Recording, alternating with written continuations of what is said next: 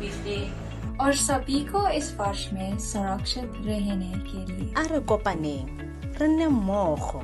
Together, we will create a better world. Join us on 15th of March 2021. Now, more than ever, it is imperative that we come together. One simple speech, one simple and meaningful speech, can make the difference in people's lives. To create a bridge to help us meet each other, though, at this unique point in our lives.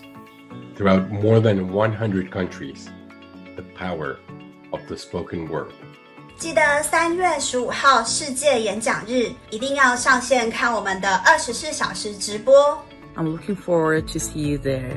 A speech is the mirror of the soul. As a man speaks, so he is. Let's be really good listeners before we start getting our message across. I'd like to invite you to come and join us to the World Speech Day 2021. Humanity is at a crossroad, and we must all meet there to make the world a better place. Join us. Join us. Join us. Join us. Join us on 15 March 2021. In this year of 2021, may all your wishes come true. 祝贺大家万事如意。 Kami mengucapkan kesihatan yang terbaik untuk Anda. और सभी को इस वर्ष में सुरक्षित रहने के लिए Este año, conviértete en la mejor versión de ti mismo. Esse ano vai ser bom. Are kopaneng, re nne mmogo. 世界をより良い場所にする。 Stoimy na rozdrożu. 全人類團結為一。希望大家3月19號會使嚟參加。 Laissez votre discours changer le monde. Sa buong mundo at iba't ibang mga time zones. มาร่วมเป็นส่วนหนึ่งกับกิจกรรมในครั้งนี้ฮะ Chúc mừng năm mới các bạn. Join us. Join us. Join us. Join us on 15 March 2021.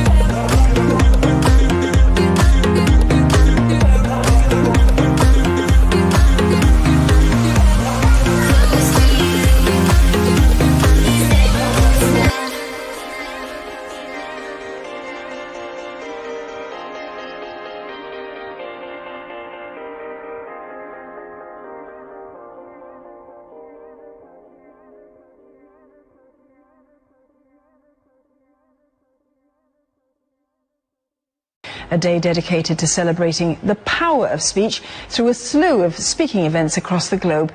And here in Singapore, more than 100 people will gather at the YMCA auditorium to speak on the causes they support. Joining me now is the chairman of the organising committee for the event, Peter Ng. Be able to speak from your heart on what matters to you as an individual. You are stronger than you know. World Speech Day theme, Humanity at a Crossroads.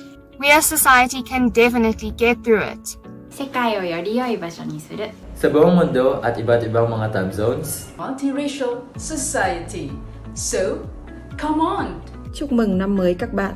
I'm eagerly waiting for 2021's World Speech Day. और सभी को इस वर्ष में सुरक्षित रहने के लिए Together, we will create a better world. Join us on 15th of March 2021. Now, more than ever, it is imperative that we come together.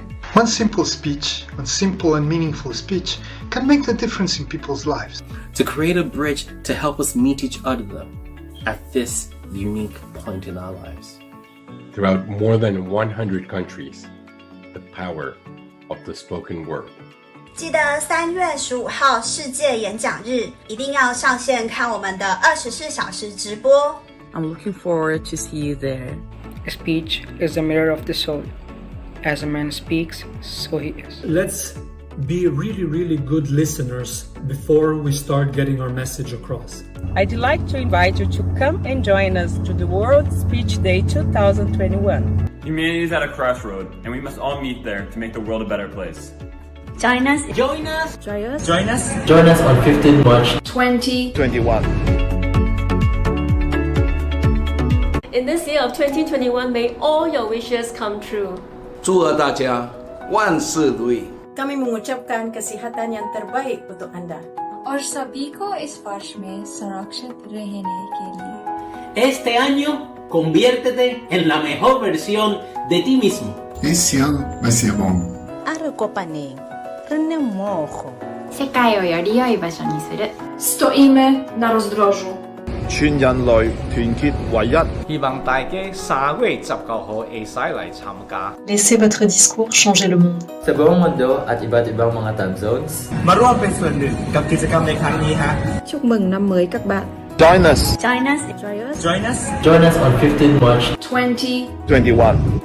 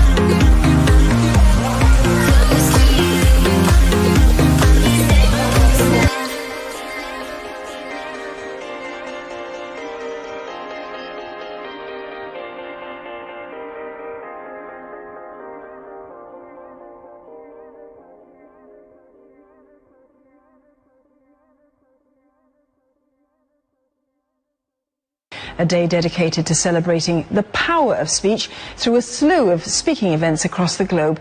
And here in Singapore, more than 100 people will gather at the YMCA auditorium to speak on the causes they support. Joining me now is the chairman of the organising committee for the event, Peter Ng. Be able to speak from your heart on what matters to you as an individual. You are stronger than you know. World Speech Day theme, Humanity at a Crossroads. We as society can definitely get through it.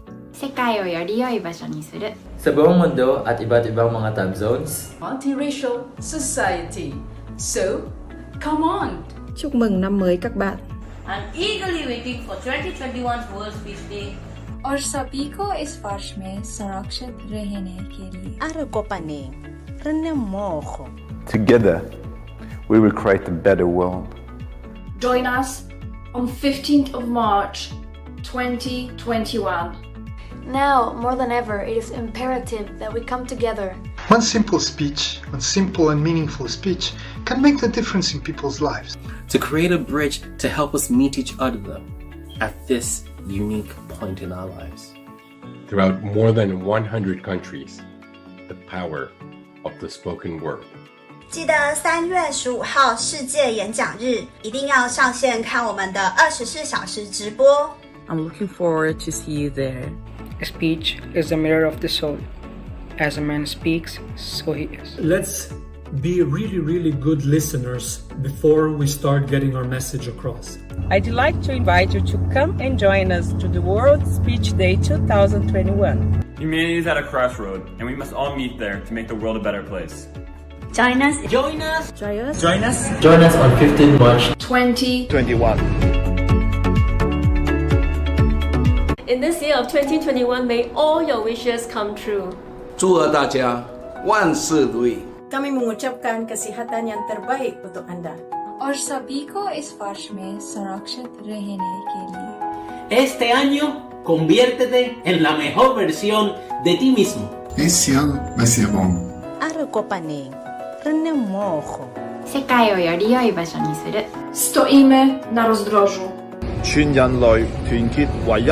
希望大家3月19號會使嚟參加。 Laissez votre discours changer le monde. Sa buong mundo at iba't ibang mga time zones. มาร่วมเป็นส่วนหนึ่งกับกิจกรรมในครั้งนี้ฮะ Chúc mừng năm mới các bạn.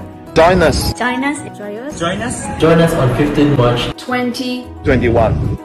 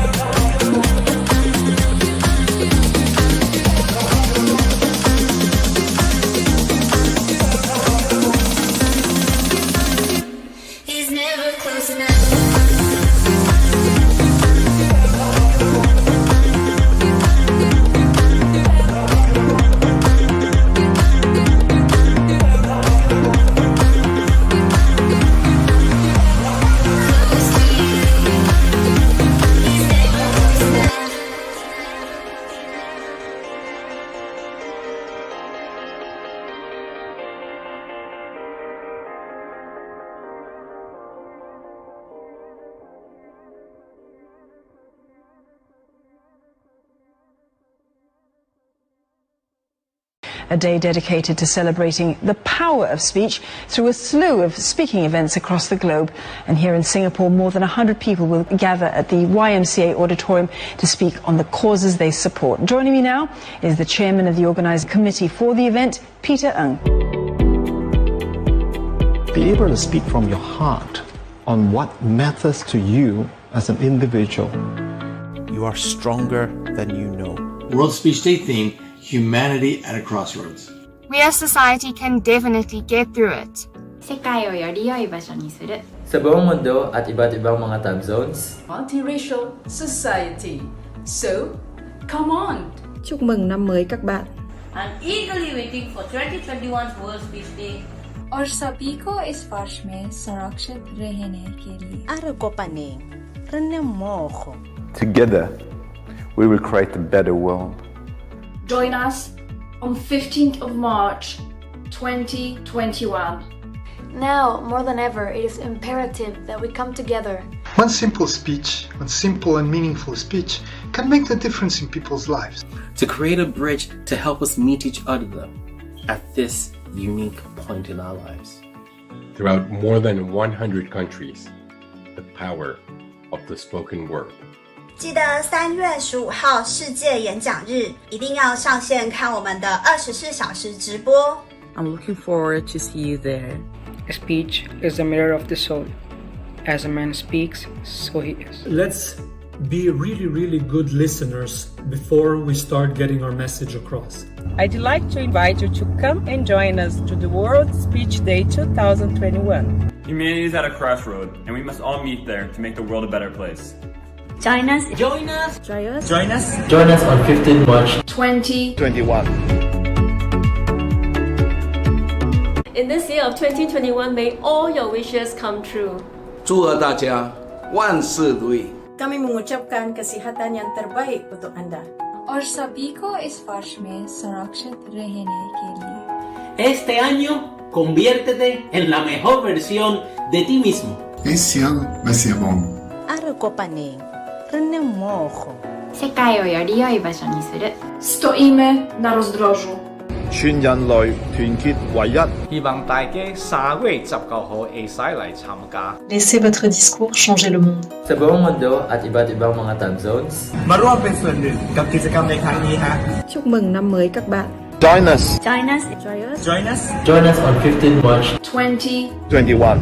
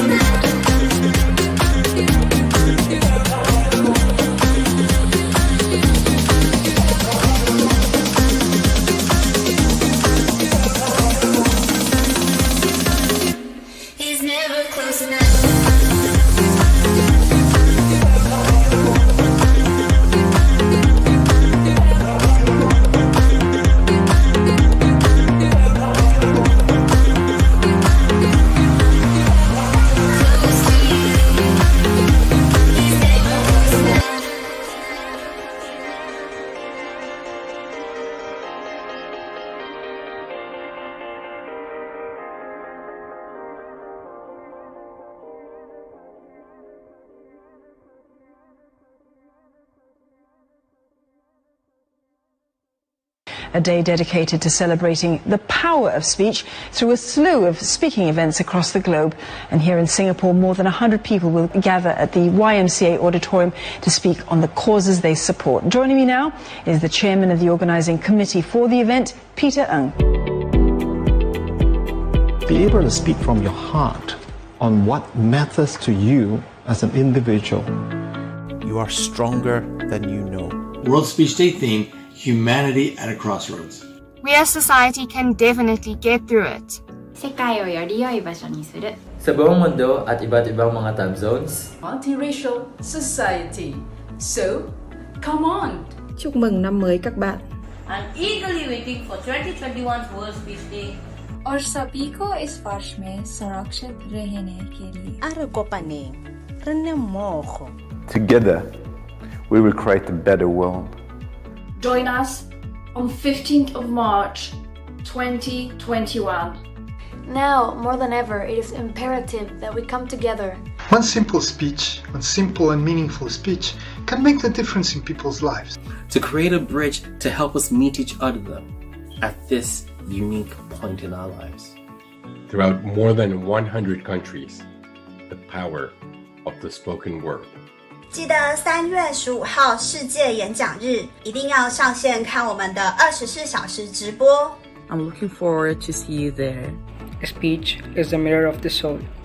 As a man speaks, so he is. Let's be really, really good listeners before we start getting our message across.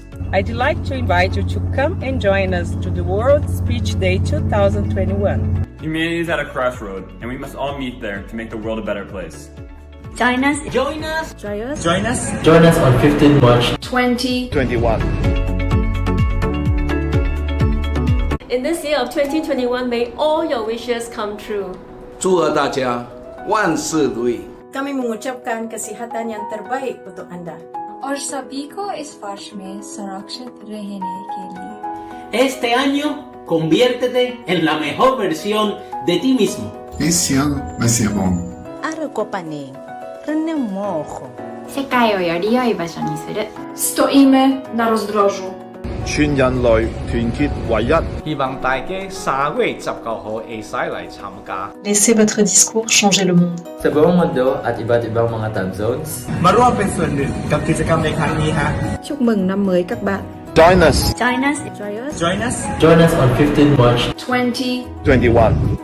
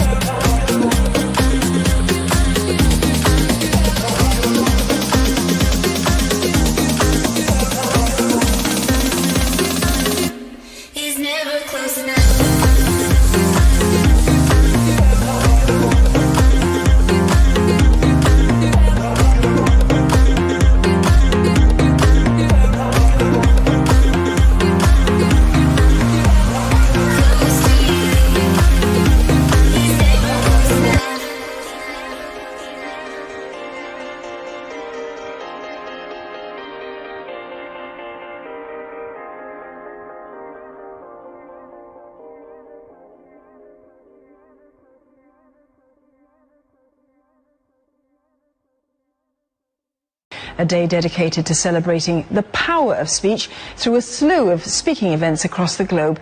And here in Singapore, more than 100 people will gather at the YMCA auditorium to speak on the causes they support. Joining me now is the chairman of the organising committee for the event, Peter Ng. Be able to speak from your heart on what matters to you as an individual. You are stronger than you know. World Speech Day theme, Humanity at a Crossroads. We as society can definitely get through it. 世界をより良い場所にする Sa buong mundo at iba't ibang mga time zones. Multiracial society. So, come on! Chúc mừng năm mới các bạn. I'm eagerly waiting for 2021's World Speech Day. और सभी को इस वर्ष में सुरक्षित रहने के लिए Together, we will create a better world. Join us on 15th of March 2021. Now, more than ever, it is imperative that we come together. One simple speech, one simple and meaningful speech, can make the difference in people's lives. To create a bridge to help us meet each other at this unique point in our lives. Throughout more than 100 countries, the power of the spoken word. 记得3月15号世界演讲日，一定要上线看我们的24小时直播。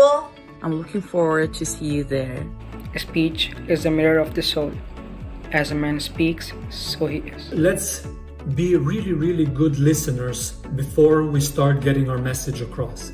I'd like to invite you to come and join us to the World Speech Day 2021. Humanity is at a crossroad, and we must all meet there to make the world a better place. Join us. Join us. Join us. Join us. Join us on 15 March 2021.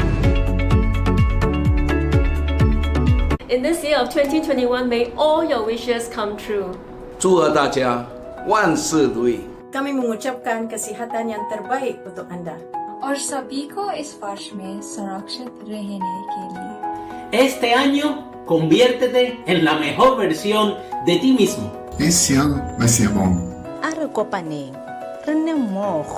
世界をより良い場所にする Stoimy na rozdrożu. 全人類團結唯一。希望大家3月19號會使嚟參加。 Laissez votre discours changer le monde. Sa buong mundo at iba't ibang mga time zones. มาร่วมเป็นส่วนหนึ่งกับกิจกรรมในครั้งนี้ฮะ Chúc mừng năm mới các bạn. Join us. Join us. Join us. Join us on 15 March 2021.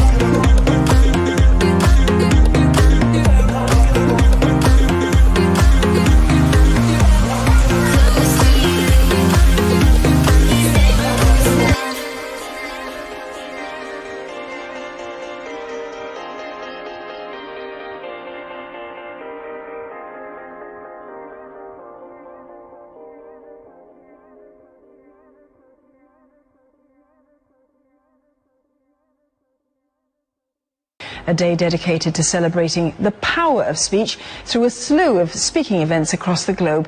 And here in Singapore, more than 100 people will gather at the YMCA auditorium to speak on the causes they support. Joining me now is the chairman of the organising committee for the event, Peter Ng. Be able to speak from your heart on what matters to you as an individual. You are stronger than you know. World Speech Day theme, Humanity at a Crossroads. We as society can definitely get through it. 世界をより良い場所にする Sa buong mundo at iba't ibang mga time zones. Multiracial society. So, come on! Chúc mừng năm mới các bạn. I'm eagerly waiting for 2021's World Speech Day. और सभी को इस वर्ष में सुरक्षित रहने के लिए Together, we will create a better world. Join us on 15th of March 2021. Now, more than ever, it is imperative that we come together. One simple speech, one simple and meaningful speech, can make the difference in people's lives. To create a bridge to help us meet each other at this unique point in our lives. Throughout more than 100 countries, the power of the spoken word. 记得3月15号世界演讲日，一定要上线看我们的24小时直播。 I'm looking forward to see you there. Speech is the mirror of the soul. As a man speaks, so he is. Let's be really, really good listeners before we start getting our message across. I'd like to invite you to come and join us to the World Speech Day 2021. Humanity is at a crossroad, and we must all meet there to make the world a better place. Join us. Join us. Join us. Join us. Join us on 15 March 2021. In this year of 2021, may all your wishes come true. 祝贺大家万事如意。 Kami mengucapkan kesihatan yang terbaik untuk Anda. और सभी को इस वर्ष में सुरक्षित रहने के लिए Este año, conviértete en la mejor versión de ti mismo. Esse ano vai ser bom. 世界をより良い場所にする Stoimy na rozdrożu. 全人類團結唯一。希望大家3月19號會使嚟參加。 Laissez votre discours changer le monde. Sa buong mundo at iba't ibang mga time zones. มาร่วมเป็นส่วนหนึ่งกับกิจกรรมในครั้งนี้ฮะ Chúc mừng năm mới các bạn. Join us. Join us. Join us. Join us. Join us on 15 March 2021.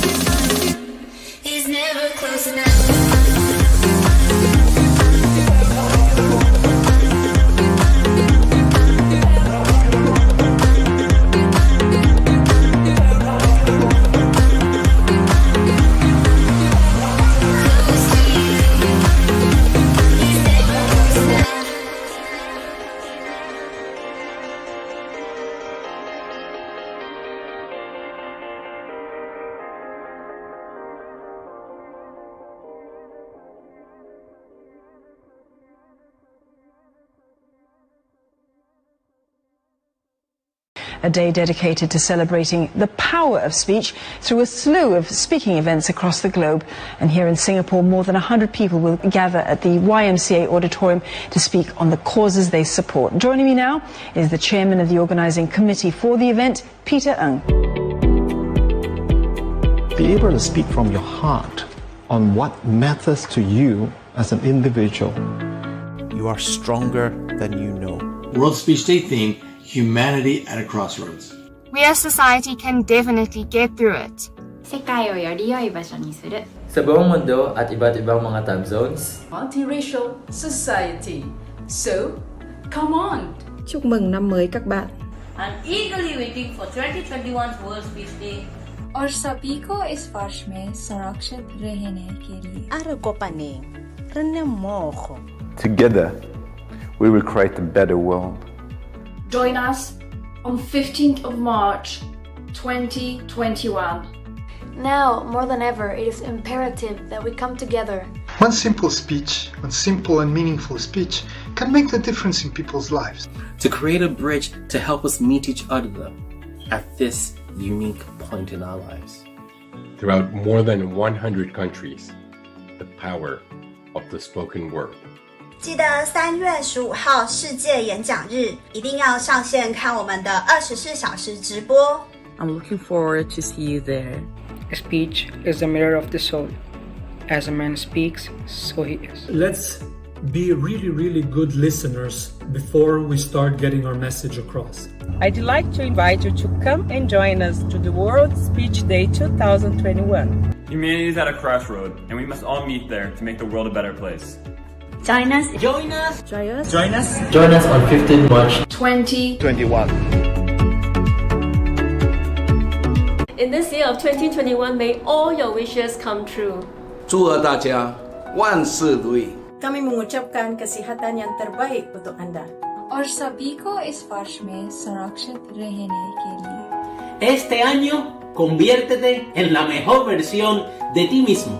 Esse ano vai ser bom. 世界をより良い場所にする Stoimy na rozdrożu.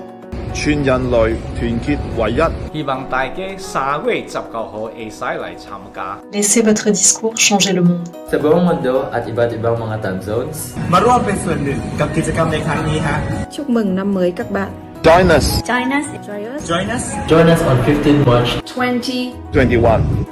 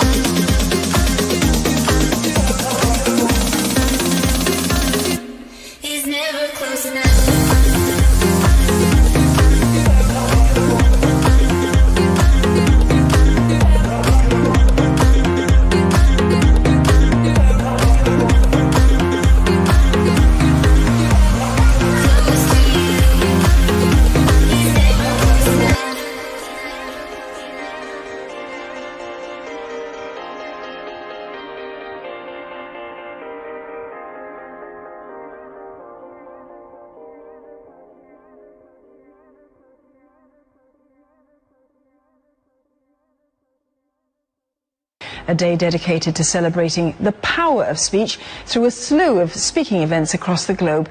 And here in Singapore, more than 100 people will gather at the YMCA auditorium to speak on the causes they support. Joining me now is the chairman of the organising committee for the event, Peter Ng. Be able to speak from your heart on what matters to you as an individual. You are stronger than you know. World Speech Day theme, Humanity at a Crossroads. We as society can definitely get through it. 世界をより良い場所にする Sa buong mundo at iba't ibang mga time zones. Multiracial society. So, come on! Chúc mừng năm mới các bạn. I'm eagerly waiting for 2021's World Speech Day. और सभी को इस वर्ष में सुरक्षित रहने के लिए Together, we will create a better world. Join us on 15th of March 2021. Now, more than ever, it is imperative that we come together. One simple speech, one simple and meaningful speech, can make the difference in people's lives. To create a bridge to help us meet each other at this unique point in our lives. Throughout more than 100 countries, the power of the spoken word. 记得3月15号世界演讲日，一定要上线看我们的24小时直播。 I'm looking forward to see you there. Speech is the mirror of the soul. As a man speaks, so he is. Let's be really, really good listeners before we start getting our message across. I'd like to invite you to come and join us to the World Speech Day 2021. Humanity is at a crossroad, and we must all meet there to make the world a better place. Join us. Join us. Join us. Join us. Join us on 15 March 2021. In this year of 2021, may all your wishes come true. 祝贺大家万事如意。 Kami mengucapkan kesihatan yang terbaik untuk Anda. और सभी को इस वर्ष में सुरक्षित रहने के लिए Este año, conviértete en la mejor versión de ti mismo. Esse ano vai ser bom. 世界をより良い場所にする Stoimy na rozdrożu. 全人類團結唯一。希望大家3月19號會使嚟參加。 Laissez votre discours changer le monde. Sa buong mundo at iba't ibang mga time zones. มาร่วมเป็นส่วนหนึ่งกับกิจกรรมในครั้งนี้ฮะ Chúc mừng năm mới các bạn. Join us. Join us. Join us. Join us on 15 March 2021.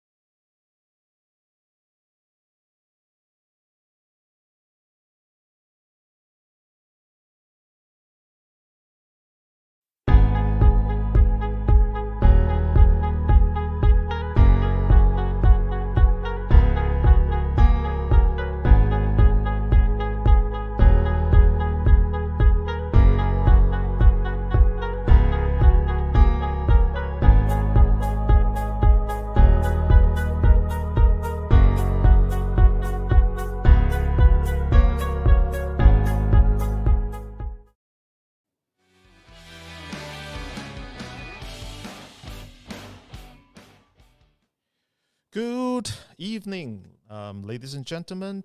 This is Peter from Singapore, and I'm very happy and very honored to be hosting this segment and to announce to you this marks the beginning of World Speech Day, because in a minute, in fact, in less than a minute, you're going to see the fireworks firing off, because New Zealand or Auckland hour has just gone into from 14th of March to 15th of March, marking the start of World Speech Day. Shall we have the fireworks, please?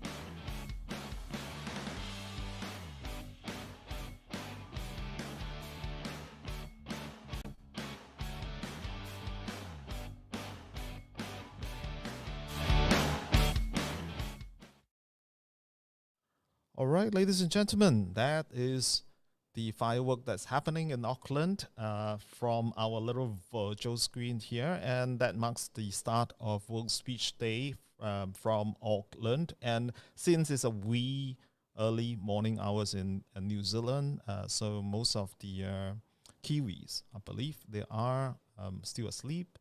So our speaking segment shall start off closer to home here from Australia and from Singapore and the rest of Southeast Asia, where folks are still wide awake. And in the meantime, I'm just going to share with you a little bit about the history of World Speech Day and how the World Speech Day Live comes about. So World Speech Day started off some 5 years ago in 2016 on the 15th of March. It started off with one man's idea to celebrate speeches, right? To find a day to celebrate speeches around the world. And that gentleman is Mr. Simon Gibson. So why don't we play a video of Simon's pre-recorded speech for World Speech Day 2021, and all of you can listen to him on his New Year message.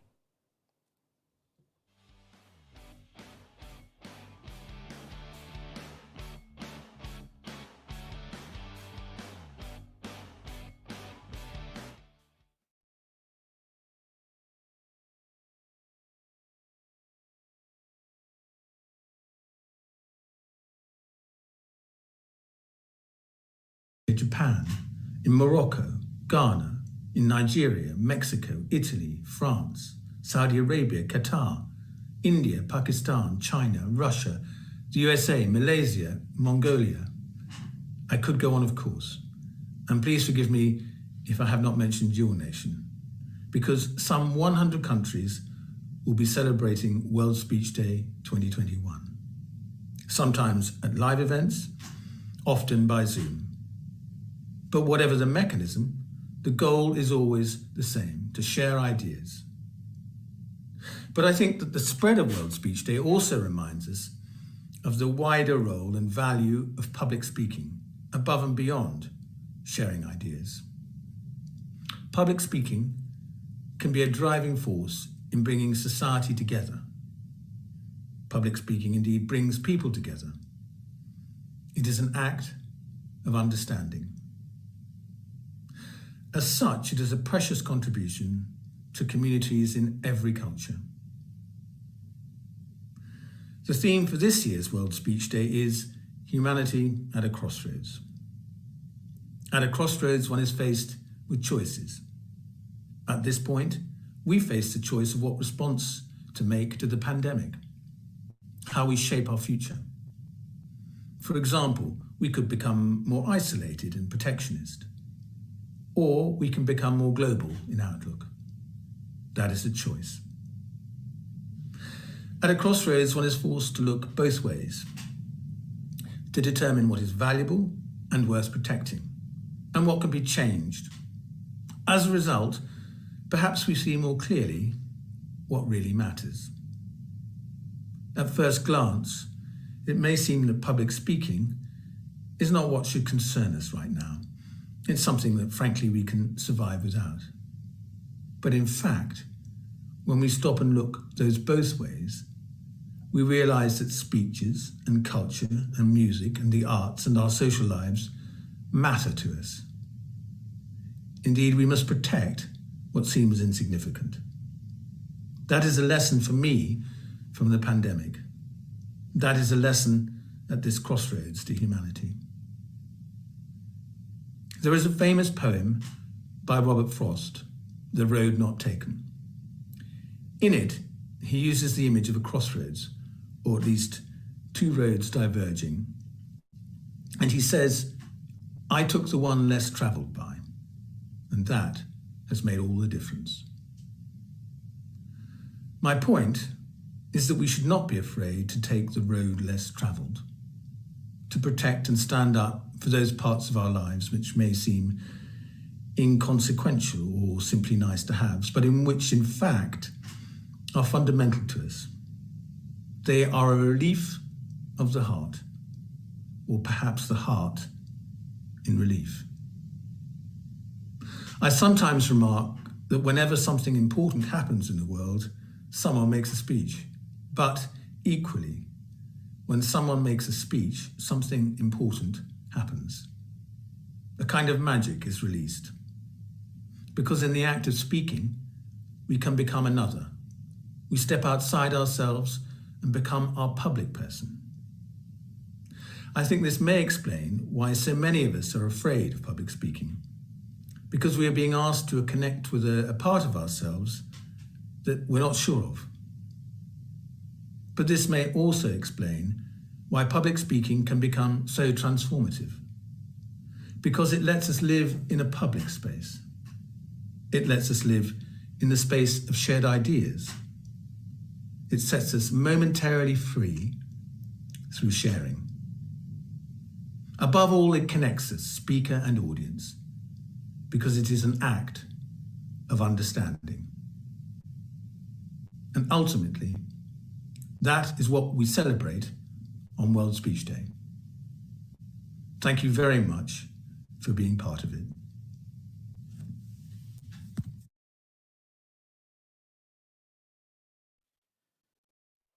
Thank you, Simon. And Simon is the founder of World Speech Day, delivering the message of hope for you on why he wanted to found out a day that celebrates speeches.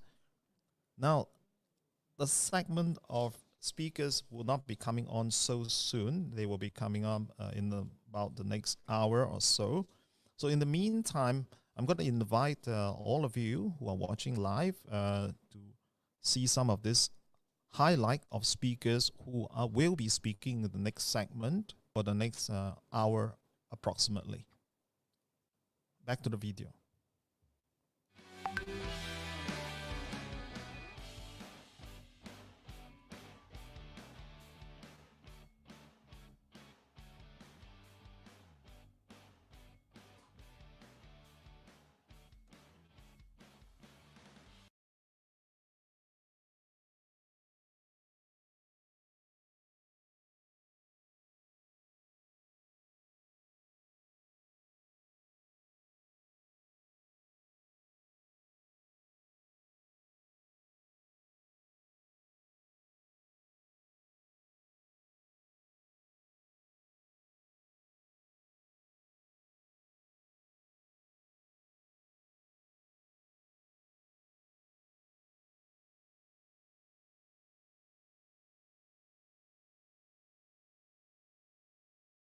World Speech Day is right around the corner, and this year's theme is Humanity at a Crossroads. This will be an incredibly thought-provoking and stimulating event. From more than 100 different countries who are collaborating to make the event amazing, extraordinary, and unforgettable. We will finally have the chance to speak about what we believe in. In a world full of change, the importance of stories remains a constant. Stories have the ability to connect people, uplift, empower, and effect change. And I'm here to tell you how excited I am to be participating in this year's World Speech Day right here online. I'm really excited and I can't wait to present my speech. Please join us on March 15th. It would be wonderful to have you join us. I'm looking forward to seeing you guys at World Speech Day. Join us. Join the International School of Foreign. I'm a student at the International School of Business. And I hope to see you there too. I hope to see you on the 15th of March. I hope to see you there. Humanity at a Crossroads. We hope to see you on March 15th. Make sure to be there on March 15th. I will see you at the event.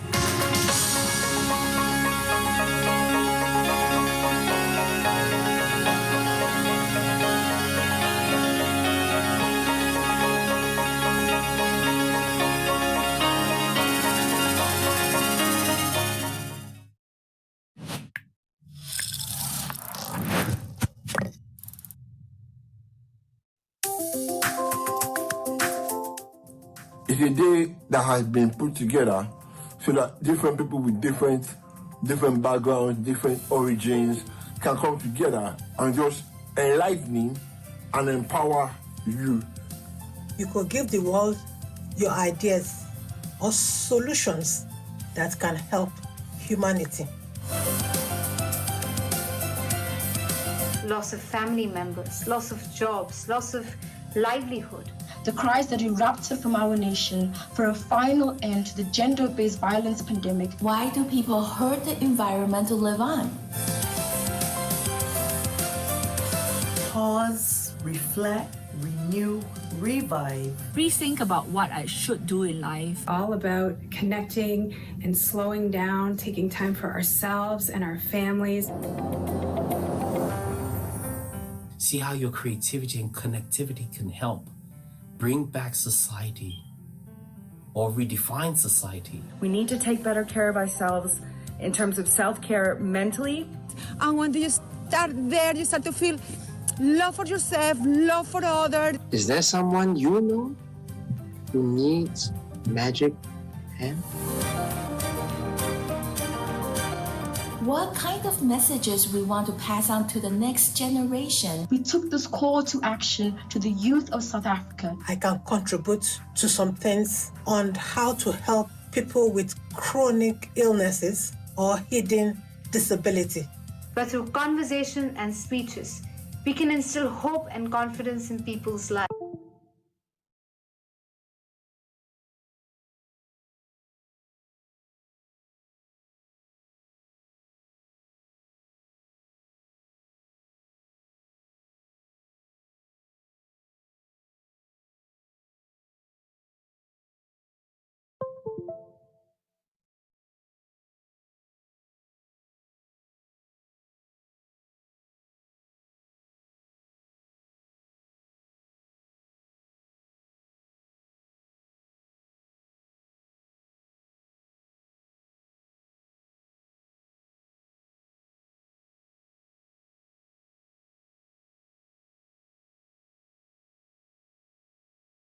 A day dedicated to celebrating the power of speech through a slew of speaking events across the globe.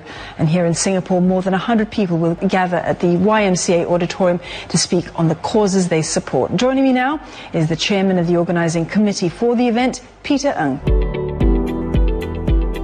Be able to speak from your heart on what matters to you as an individual. You are stronger than you know. World Speech Day theme, Humanity at a Crossroads. We as society can definitely get through it. 世界をより良い場所にする Sa buong mundo at iba't ibang mga time zones. Multiracial society.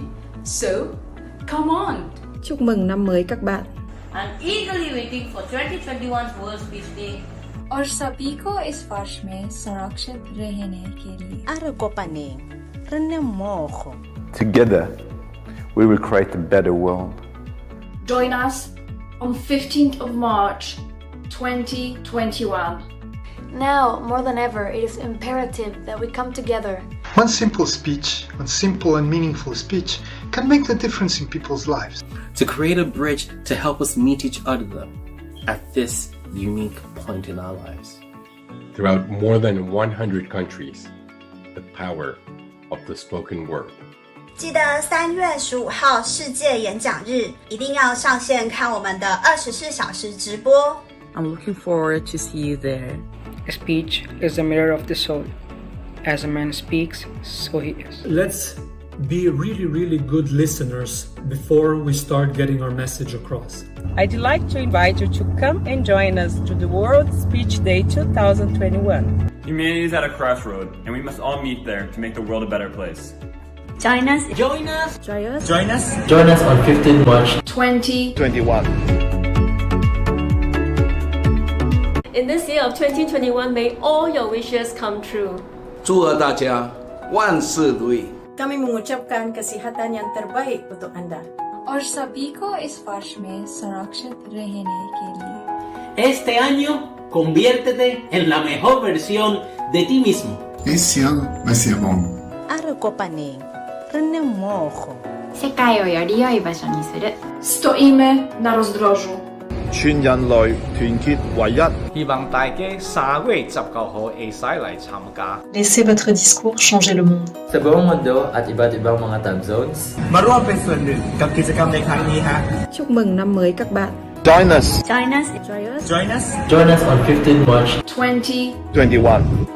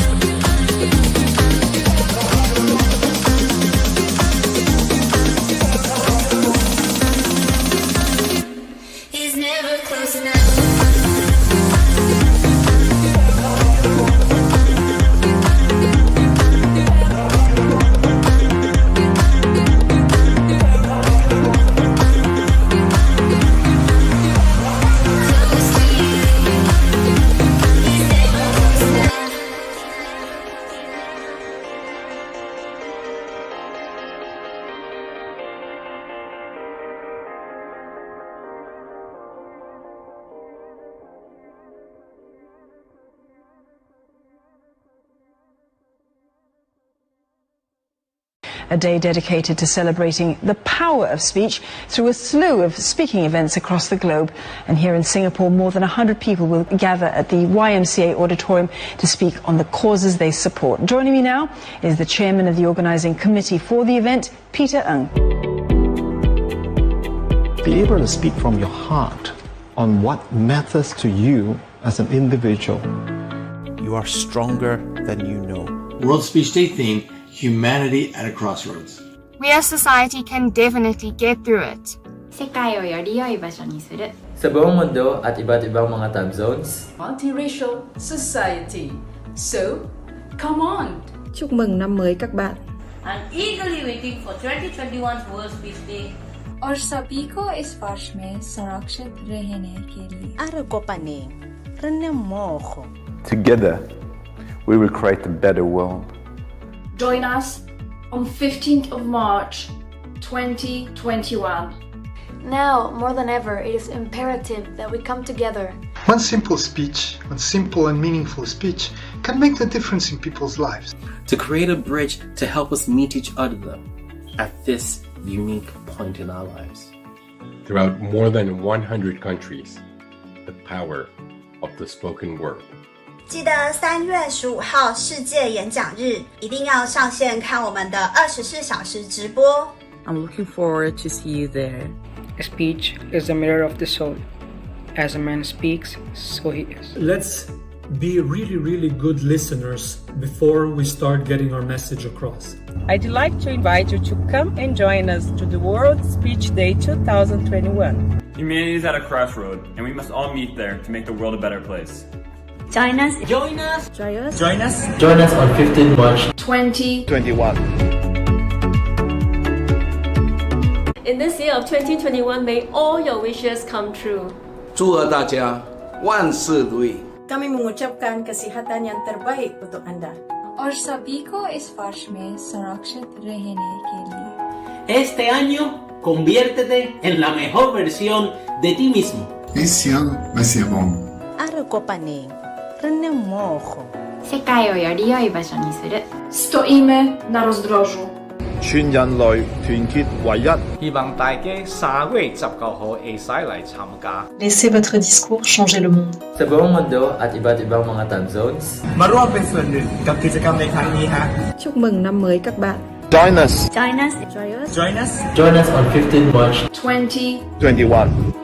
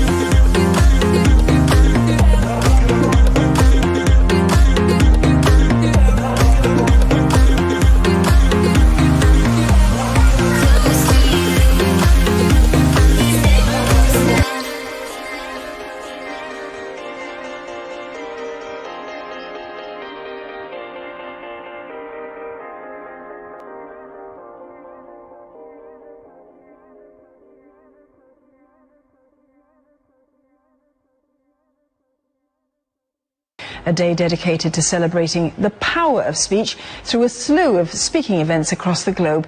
And here in Singapore, more than 100 people will gather at the YMCA auditorium to speak on the causes they support. Joining me now is the chairman of the organising committee for the event, Peter Ng. Be able to speak from your heart on what matters to you as an individual. You are stronger than you know. World Speech Day theme, Humanity at a Crossroads. We as society can definitely get through it. 世界をより良い場所にする Sa buong mundo at iba't ibang mga time zones. Multiracial society. So, come on. Chúc mừng năm mới các bạn. I'm eagerly waiting for 2021 World Speech Day. और सभी को इस वर्ष में सुरक्षित रहने के लिए Together, we will create a better world.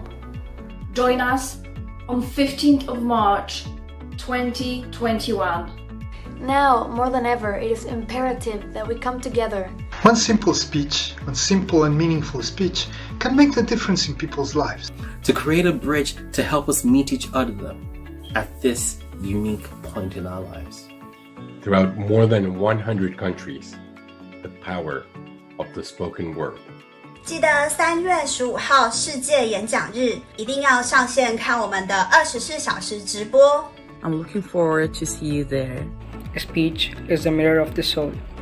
As a man speaks, so he is. Let's be really, really good listeners before we start getting our message across. I'd like to invite you to come and join us to the World Speech Day 2021. Humanity is at a crossroad, and we must all meet there to make the world a better place. Join us. Join us. Try us. Join us. Join us on 15 March 2021. In this year of 2021, may all your wishes come true. 祝贺大家万事如意。 Kami mengucapkan kesihatan yang terbaik untuk Anda. और सभी को इस वर्ष में सुरक्षित रहने के लिए Este año, conviértete en la mejor versión de ti mismo. Esse ano vai ser bom. 世界をより良い場所にする Stoimy na rozdrożu. 全人類團結唯一。希望大家3月19號會使嚟參加。 Laissez votre discours changer le monde. Sa buong mundo at iba't ibang mga time zones. มาร่วมเป็นส่วนหนึ่งกับกิจกรรมในครั้งนี้ฮะ Chúc mừng năm mới các bạn. Join us. Join us. Try us. Join us. Join us on 15 March 2021.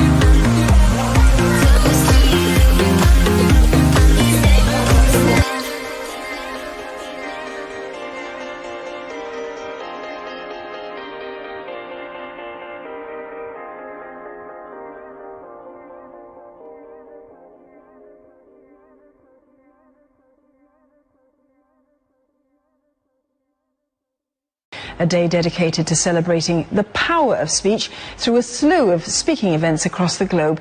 And here in Singapore, more than 100 people will gather at the YMCA auditorium to speak on the causes they support. Joining me now is the chairman of the organising committee for the event, Peter Ng.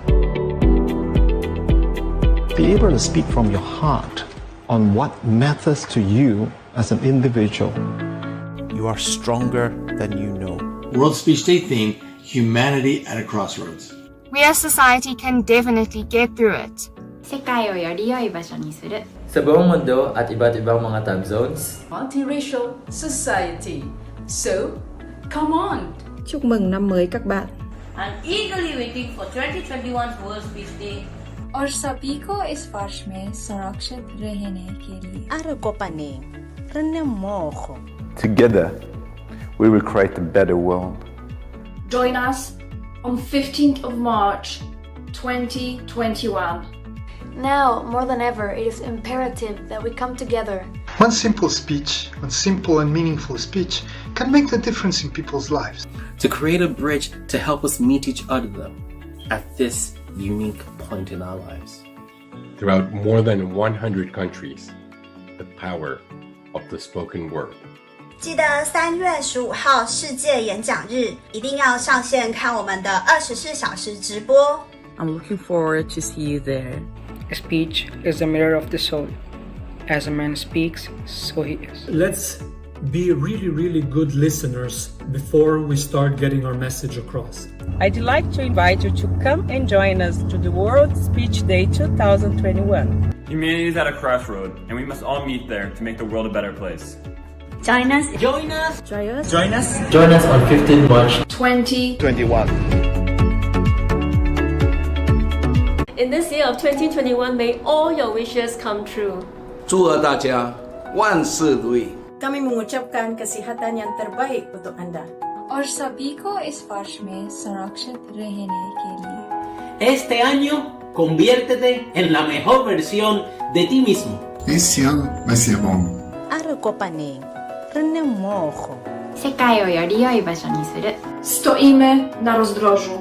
全人類團結為一。希望大家3月19號會使嚟參加。 Laissez votre discours changer le monde. Sa buong mundo at iba't ibang mga time zones. มาร่วมเป็นส่วนหนึ่งกับกิจกรรมในครั้งนี้ฮะ Chúc mừng năm mới các bạn. Join us. Join us.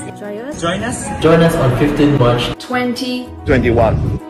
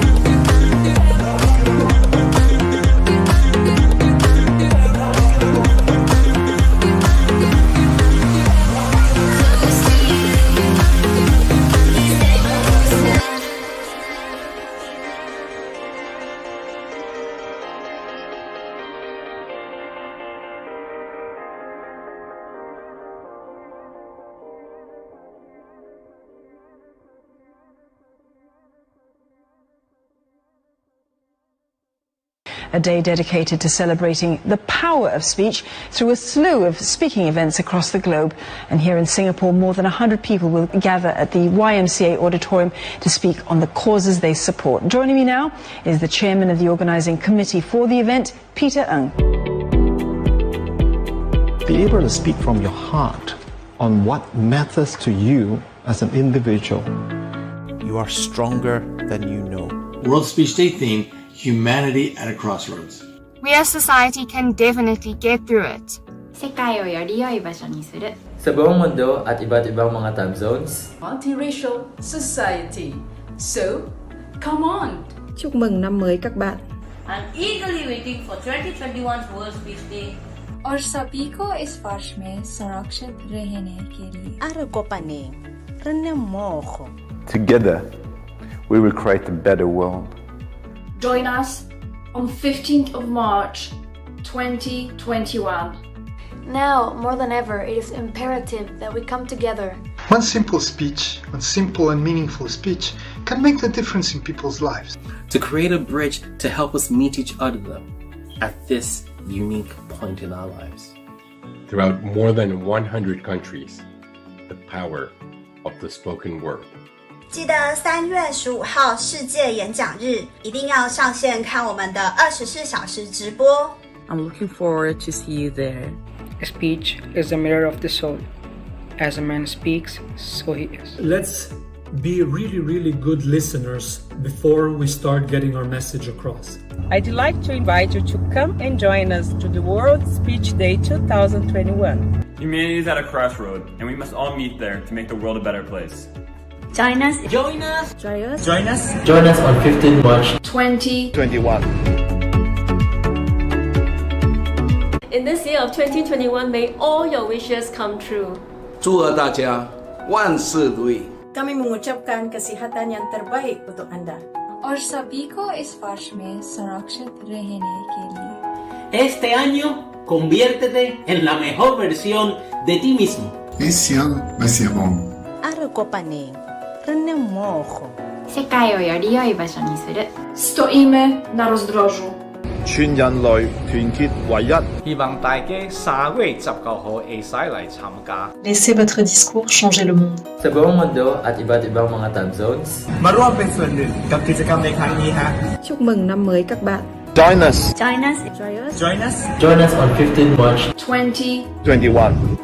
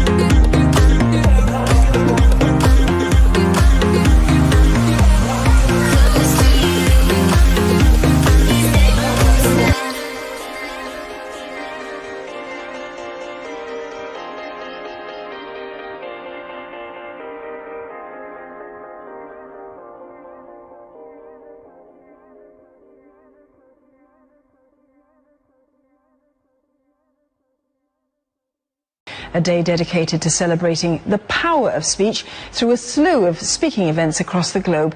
And here in Singapore, more than 100 people will gather at the YMCA auditorium to speak on the causes they support. Joining me now is the chairman of the organising committee for the event, Peter Ng. Be able to speak from your heart on what matters to you as an individual. You are stronger than you know.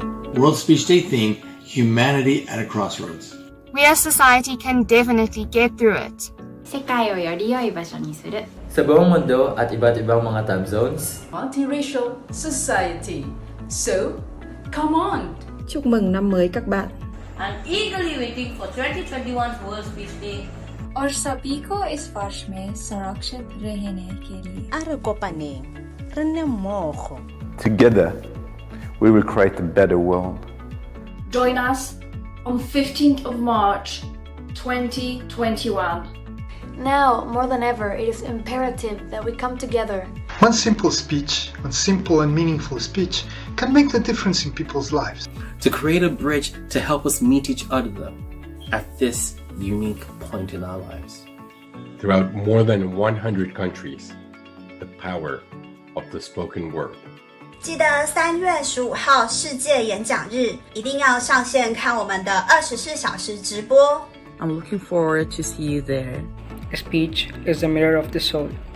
As a man speaks, so he is. Let's be really, really good listeners before we start getting our message across.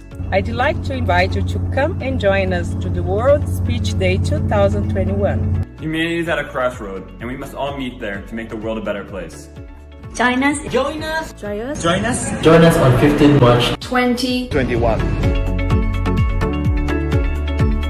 In this year of 2021, may all your wishes come true. 祝贺大家万事如意。 Kami mengucapkan kesihatan yang terbaik untuk Anda. और सभी को इस वर्ष में सुरक्षित रहने के लिए Este año, conviértete en la mejor versión de ti mismo. Esse ano vai ser bom.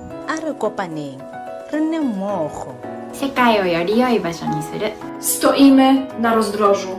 全人類團結為一，希望大家3月19號會使嚟參加。 Laissez votre discours changer le monde. Sa buong mundo at iba't ibang mga time zones. มาร่วมเป็นส่วนหนึ่งกับกิจกรรมในครั้งนี้ฮะ Chúc mừng năm mới các bạn. Join us. Join us. Join us. Join us on 15 March 2021.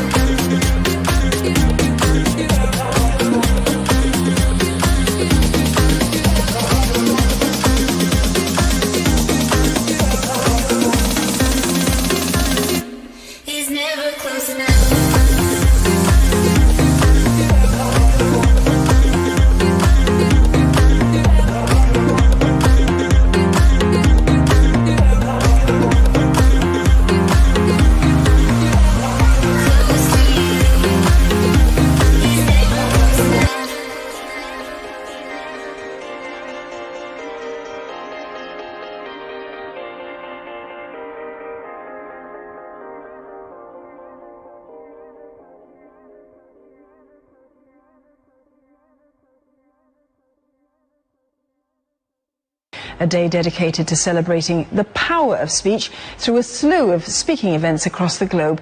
And here in Singapore, more than 100 people will gather at the YMCA auditorium to speak on the causes they support. Joining me now is the chairman of the organising committee for the event, Peter Ng. Be able to speak from your heart on what matters to you as an individual. You are stronger than you know. World Speech Day theme, Humanity at a Crossroads. We as society can definitely get through it. 世界をより良い場所にする Sa buong mundo at iba't ibang mga time zones. Multiracial society. So, come on! Chúc mừng năm mới các bạn. I'm eagerly waiting for 2021 World Speech Day. और सभी को इस वर्ष में सुरक्षित रहने के लिए Together, we will create a better world. Join us on 15th of March 2021. Now, more than ever, it is imperative that we come together. One simple speech, one simple and meaningful speech, can make the difference in people's lives. To create a bridge to help us meet each other at this unique point in our lives. Throughout more than 100 countries, the power of the spoken word. 记得3月15号世界演讲日，一定要上线看我们的24小时直播。 I'm looking forward to see you there. Speech is the mirror of the soul. As a man speaks, so he is. Let's be really, really good listeners before we start getting our message across. I'd like to invite you to come and join us to the World Speech Day 2021. Humanity is at a crossroad, and we must all meet there to make the world a better place. Join us. Join us. Join us. Join us. Join us on 15 March 2021. In this year of 2021, may all your wishes come true. 祝贺大家万事如意。 Kami mengucapkan kesihatan yang terbaik untuk Anda. और सभी को इस वर्ष में सुरक्षित रहने के लिए Este año, conviértete en la mejor versión de ti mismo. Esse ano vai ser bom.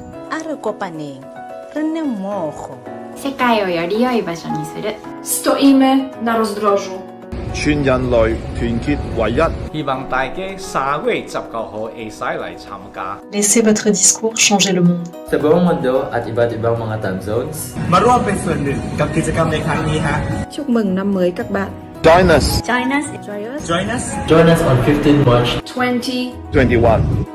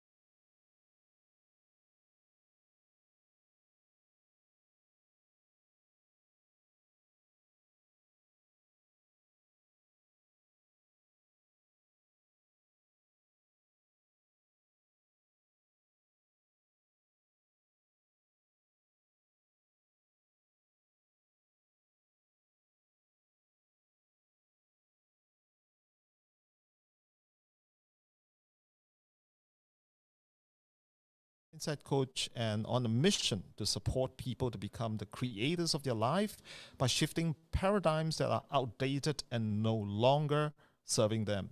When we change on the inside things, naturally it changes the outside of life for a greater good and creating incredible ripple effect in the world.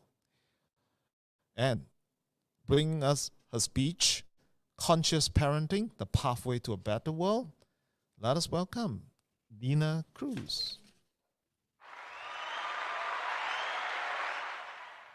Thank you. Thank you so much, Peter. Thank you for having me here. I'm so excited to be here. I'm talking today about conscious parenting and the pathway to a better world. Now, I became a mother 10 years ago, and it literally changed my life overnight, forever. I remember feeling this intense feeling of love and joy and bliss on one side, but then feeling this great sense of fear and responsibility and anxiety and this pressure that I had to get it all right and I had to do it all right, and I could not mess it up. Our children don't come with a manual. We enter this parenting journey with great intentions to do it all differently, maybe from how our parents parented us. Yet down the road, we may discover that we have actually started parenting or been parenting the same way as generations gone by. As I look back on my parenting journey, I realized I'd been trying to follow a prescribed path and a journey, trying to get everything right and do it all right, yet I was so fearful I was doing it all wrong. I was doing what I was told I should do and what was best for my child, yet I felt at times that maybe it wasn't best for me or my child. And I was trying to fix and improve things and control everything on the outside because I felt a great sense of being out of control on the inside. And I was trying to control everything, and that included my child. So I could feel some kind of sense of control on the inside and feel some kind of relief. Yet I felt more and more disconnected from myself and my truth and my child. And the more I tried to fix and control things outside of me to make me feel better inside, the more I felt out of control. And, this confirmed the paradigm that I was running, it's the mental program, this paradigm running in my mind, that I wasn't a good enough parent. So when my son was about 5 years old and my daughter about 3, I stumbled upon conscious parenting. And I'm so, so grateful I did, because when I heard my teacher speak, Dr. Shefali, everything completely made sense. The message just spoke to me, and it spoke to me really deeply. And this conscious parenting took me on a deep dive into myself And I started to question absolutely everything. I remember like my mantra became, who says that? Why? What is that about me? What does that say about me?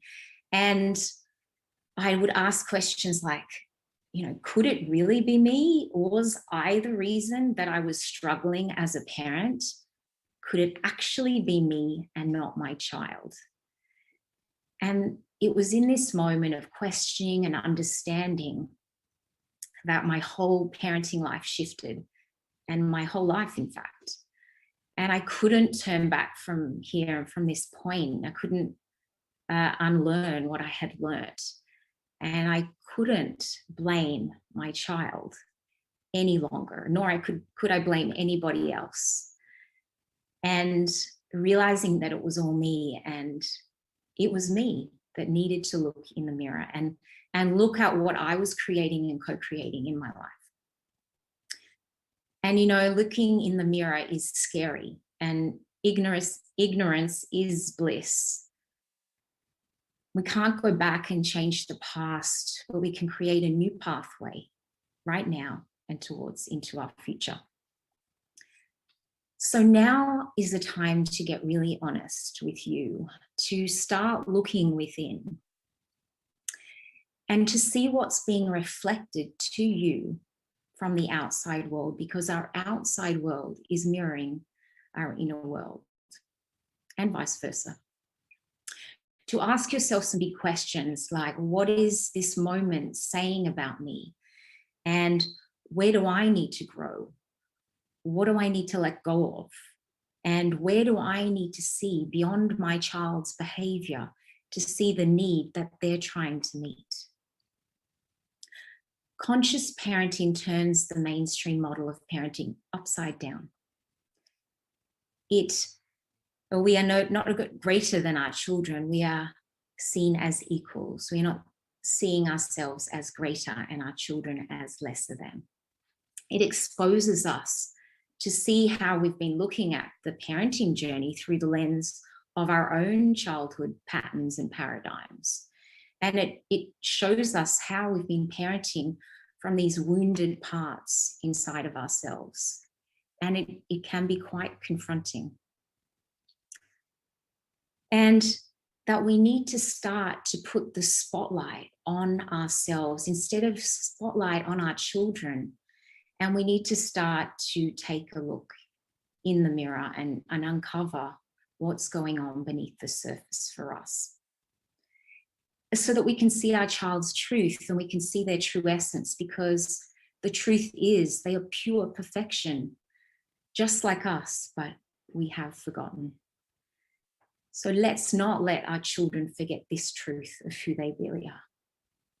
We need to dig deep. We need to dig below the surface and look at our beliefs, our expectations, our judgments, and our lack and fear-based thinking. We need to stop projecting our unmet needs and our fears onto our child and let them be who they're meant to be. I know it's so hard to do sometimes because we grew up on a diet of scarcity and fear, and it's so easy to go down that path, that prescribed path. So I want you to imagine for a moment a world where a child's intelligence is not defined by the grades that they get, that a child can speak their mind and speak up and be heard and not be punished for it. And even if they're speaking against you, imagine a world where a child is not punished for their behavior or making a mistake, but supported to learn and grow through this experience. So it becomes a learning experience, not an experience full of shame and guilt and remorse. Imagine a world where parents no longer control or dictate what their child should or shouldn't be doing, or try and correct them all the time. And instead, we tune in and we trust, and we attune to the child before us, and we trust that they have their own truth, they have their own throbbing essence and their own guidance system, and we allow them to follow their truth and follow those feelings and be in that true space and trust it, because we trust that they know what's best for them. So now is the time to step up, to hear the calling, to take responsibility for you. I challenge you to look in the mirror and do an inventory of where you're at. To ask yourself, what is my child trying to teach me? What are they saying to me? What is it reflecting back to me? To stop the blame and the shame, and to stop projecting our own burdens and our own fear onto our child. And to hold and not allow them to hold what is not theirs to hold, our stuff, our baggage. To realize that this parenting journey is all about you, not the child, which is revolutionary. And that your child is actually guiding you, like the guidepost, guiding you home to your truth, to show you the lessons that you need to learn. And growing you up, growing that little child within you, inside of you, growing that child up. And to think that we are deluded, to think that we are growing our child up. We are the guides and the ushers for our children, for the next generation. And we have work to do. We have work to do every day to release these old archaic paradigms, these parental paradigms, and set our children free so that they can be who they're truly meant to be. And we can lead with love, not fear, and allow the caterpillar to become and morph into the beautiful butterfly that they are and that they're destined to be.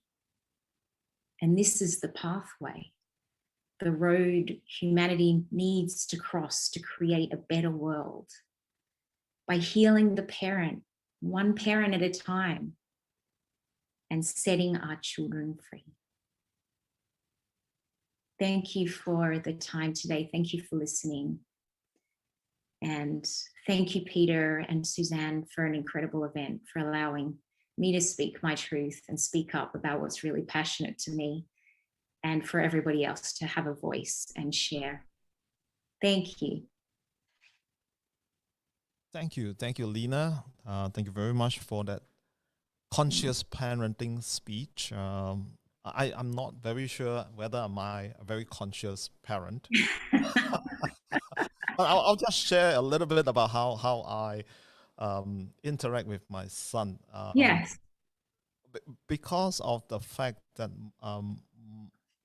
my mother have never made decision for us, is always giving us a choice in life to make the decision that we want. And that is how I believe I have brought my son up to give the option and decision in. And he's like a direct reflection of me. And in fact, I'm thinking I'm actually learning a lot from this relationship that I have with my son, as he go about his life, making choices that are a lot more sound than the choices that I've made along the way when I was at his age. Wow. Does that surprise you? Well, I couldn't say it surprised me, because we gave him the choice, Yeah. Where there's a lack of choice in the past when I was growing up, he has all the choices that he can choose, and by sharing that, it feels like a reflection of me going through life, but he makes better choices. Wow. And you look what you've created. Thank you.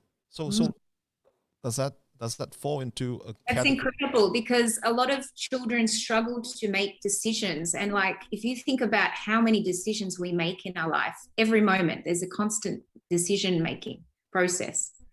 And when the parents decide for the child all the time, then they're more likely to ask the opinion of someone else and ask, well, what do you think? And the reality is, when we ask someone else for their opinion, we're getting an opinion based on their paradigm, based on their upbringing, not necessarily the best decision for us. So allowing your son to make the decisions because that's what feels right for him is the best gift you can give him.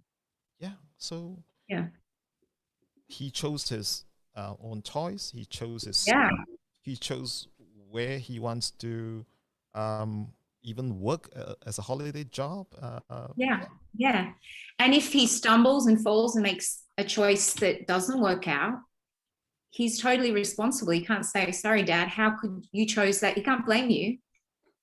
Well, that's exactly what happened. Even when he was playing volleyball and got a dislocated shoulder, Yeah. As a parent, I turned up in the hospital. I said, right, do you want to do laughing gas or do you want to do injection for anesthesia? It's his choice. Yeah, it's incredible. It's incredible.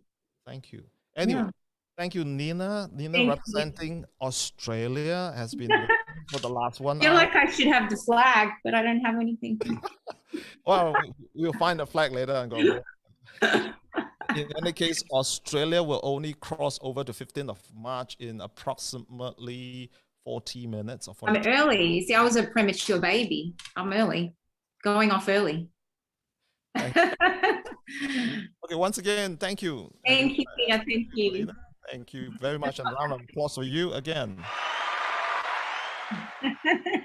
Hi, Val.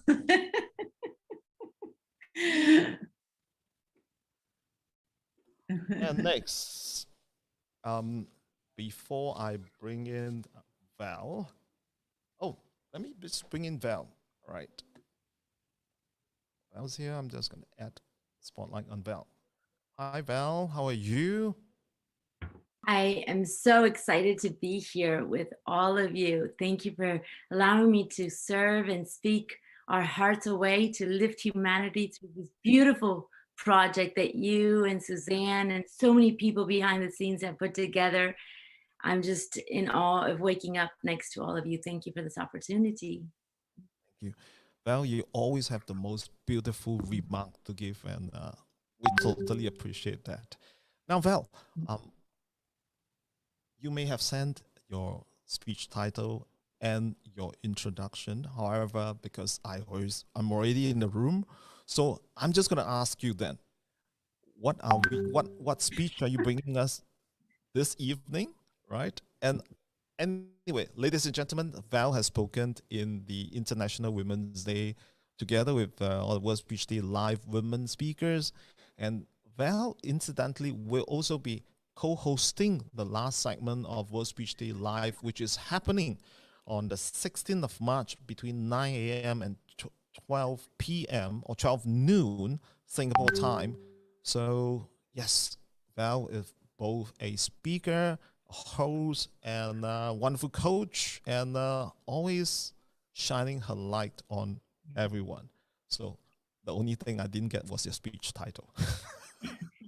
Thank you for that introduction, Peter. You said it all perfect. No expectations of anything titled or titled, because when we give this work from the heart, you might have a title, but we don't need to have an attachment to a title. But for the purpose of your answer, your question, the answer is you are a being of light. And this is what it's all about.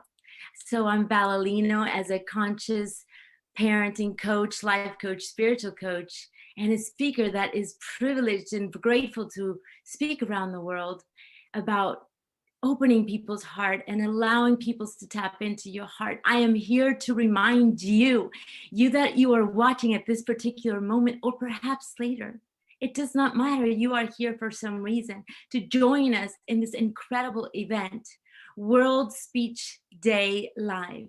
Imagine one dream, one person 5 years ago brought us to today, 103 countries, with people as incredible as Peter and Suzanne, Adobe, who allowed me to be here, all the speakers here that have lifted up my heart and continue to do so.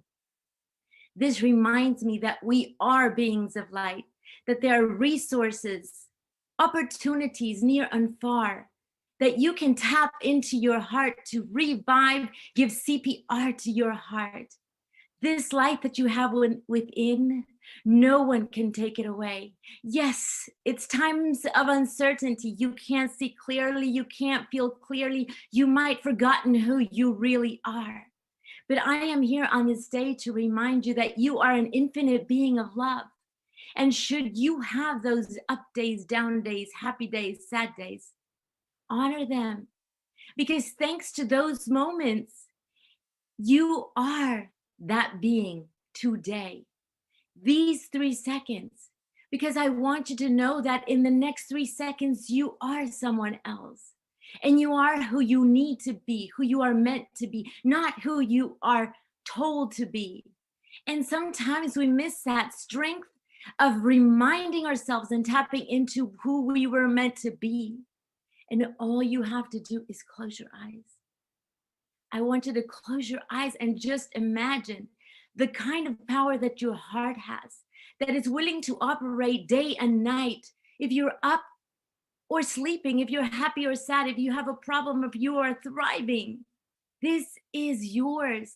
It's yours to keep until the end of time.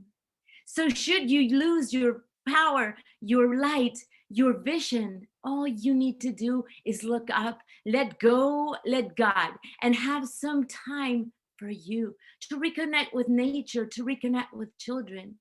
Children are the reason why I am here.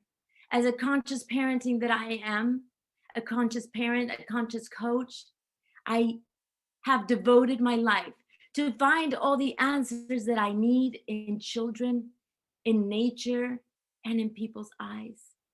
If you do not remember at this time, what is that one thing, that one aspect that allows you to connect and give that CPR to your heart, I want you to take some time today and have a space of gratitude for the simple fact that you are alive.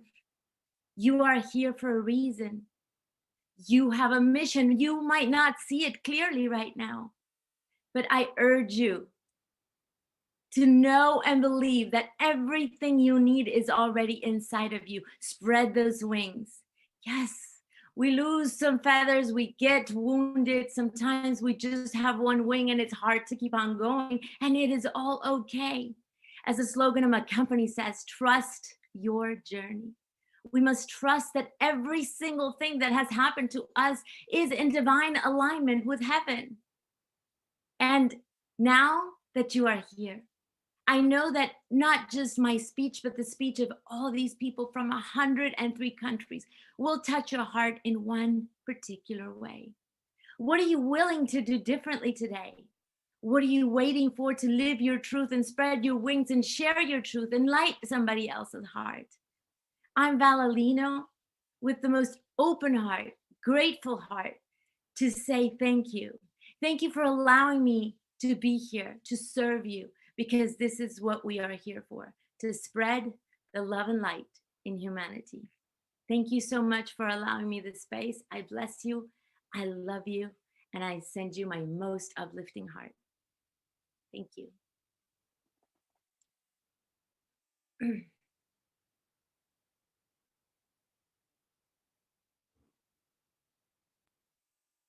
Thank you, Val. You know, every time I hear you speak, I'm just so touched and so moved by whatever message that you share. And I believe that he or she who's with a message that will move the world, will get the world moving, you know, with them. And that is who you are, the light for the people around you. You just brighten up the room right now. Thank you. Thank you. Thank you. Thank you for coming on. And I believe I shall see you in approximately, let me say, we are 2 hours away. So that's another 36 hours possibly. Yeah. I'm so excited for this opportunity. I am so excited. Thank you, Peter, for allowing me to serve in a better way and connect all the speakers and give that closing. I'm very excited. Thank you. Thank you. Thank you, Val. And that was Val Alino. She is Mexican and she is living in Colombia.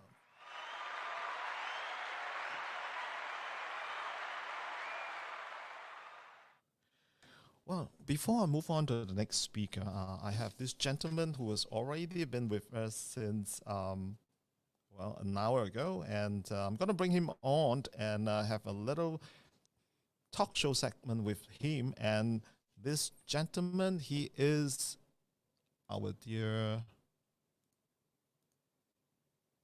John Patrick Wolf. I'm just going to add you on the spotlight. Hello, John.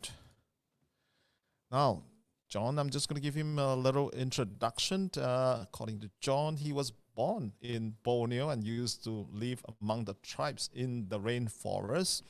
And too many friends called him the Borneo Irish headhunter. And he is also a student of classical guitar, exercising his left and right brain to relax. Wow. And he believed in paying it forward to help and coach others that are willing to help themselves. And with all the experience I have gained from the oil and gas industry, commercial diving, and John, over to you.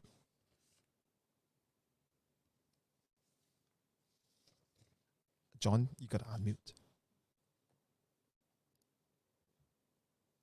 John Patrick Wolf, you got to unmute yourself. Yeah. Okay, got it. Thank you. A wonderful evening from the island of Borneo, even though right now I'm just across the border of Singapore. But as I mentioned before, I always test friends of mine. I'm born in the third largest island in the world. Can anyone guess? Some of you will look up at Google, hold your horses, and let me help you out. Borneo is like a shape of a dog. One of the countries other than New Zealand, Japan, and Borneo. It has a dog, head of the dog. But do you know it's the third largest island in the world? And yet it's 3 times the size of the UK. It is a lovely, sunny, and it can be a monsoon, cloudy, rainy. Unfortunately, now we have, other than the pandemic, we even have rainforests. Yes, we are facing the deforestation of the commercialization, corruption offices around the world, just like what Amazon is facing. But nevertheless, we strive to make our island the oldest rainforest island in the world. Can anyone guess how old is that island? It is 130 million years old. Yet, we do have modernization, internet in the city, but not as big city as like Singapore. It's smaller than that. But like I said, it's an island that is 3 times the size of UK. It even has the largest flower in the world. Can anyone guess? Some of you have seen it on a poster. In a picture, it sounds like a name of a famous hotel in Singapore. I'm not talking about Raffles Hotel, but I'm talking about Rafflesia. There's an old saying, it's even to today, it smells like a dead corpse. Yes, like a dead animal. But it is huge and great. And not to forget, it has nice, beautiful beaches, and it has the tallest, highest mountain, one of the highest mountains in Southeast Asia, and that's Mount Kinabalu. Borneo consists of not 1, not 2, but 3 different countries. The smallest country in that island of Borneo is Brunei. It is a small oil country, yet it's future rich. You do have direct flight from Borneo to UK, to Adelaide or Darwin, on Royal Brunei to Singapore. Yes, Borneo, the first place you land, it's a town that's translated from Malay. It's called Kuching. In English, it's called meow, fish. Not fish, cat, excuse me. And it will take you 1.5 hours to get just to the bottom part of Borneo. But if you had to go further up, it would take at least almost 4 hours. It's 4 hours flight from Singapore. So it's an island that is between Philippines, Singapore, Indonesia. And it's hard to miss because it is a lovely rainforest, the largest rainforest in Southeast Asia. And it has the largest cave in the world. You could put 40, that's 40747 in a cave called Mount Mulu, or the local call it Gunung Mulu. You can travel there and you can see the longhouses, the tribes. The tribes are uniquely different. But before I get to the tribes, guess how many languages are spoken in Borneo? That's around 107, close to 170 languages. We are not talking about the sub-dialect. And the orangutan, or the monkeys, are found in Borneo as well. One of the biggest places where they're not kept in cages. They go around freely, swing left tree to the right tree. It's called orangutan. And it's up in Sabah. Like I say, the countries are divided into three. Brunei, East Malaysia, that consists of two different states, Sabah and Sarawak. In case you, let me rephrase that one more time. Sarawak and Sabah. Sabah is where the land below the wind, because it has a mountain just surrounding it at 4,101 meters high, while Sarawak is what they call the land of the hornbills. And it is the largest rainforest in Southeast Asia. I remember when I brought my wife to Borneo the first time, she dressed up like she's going to South Africa.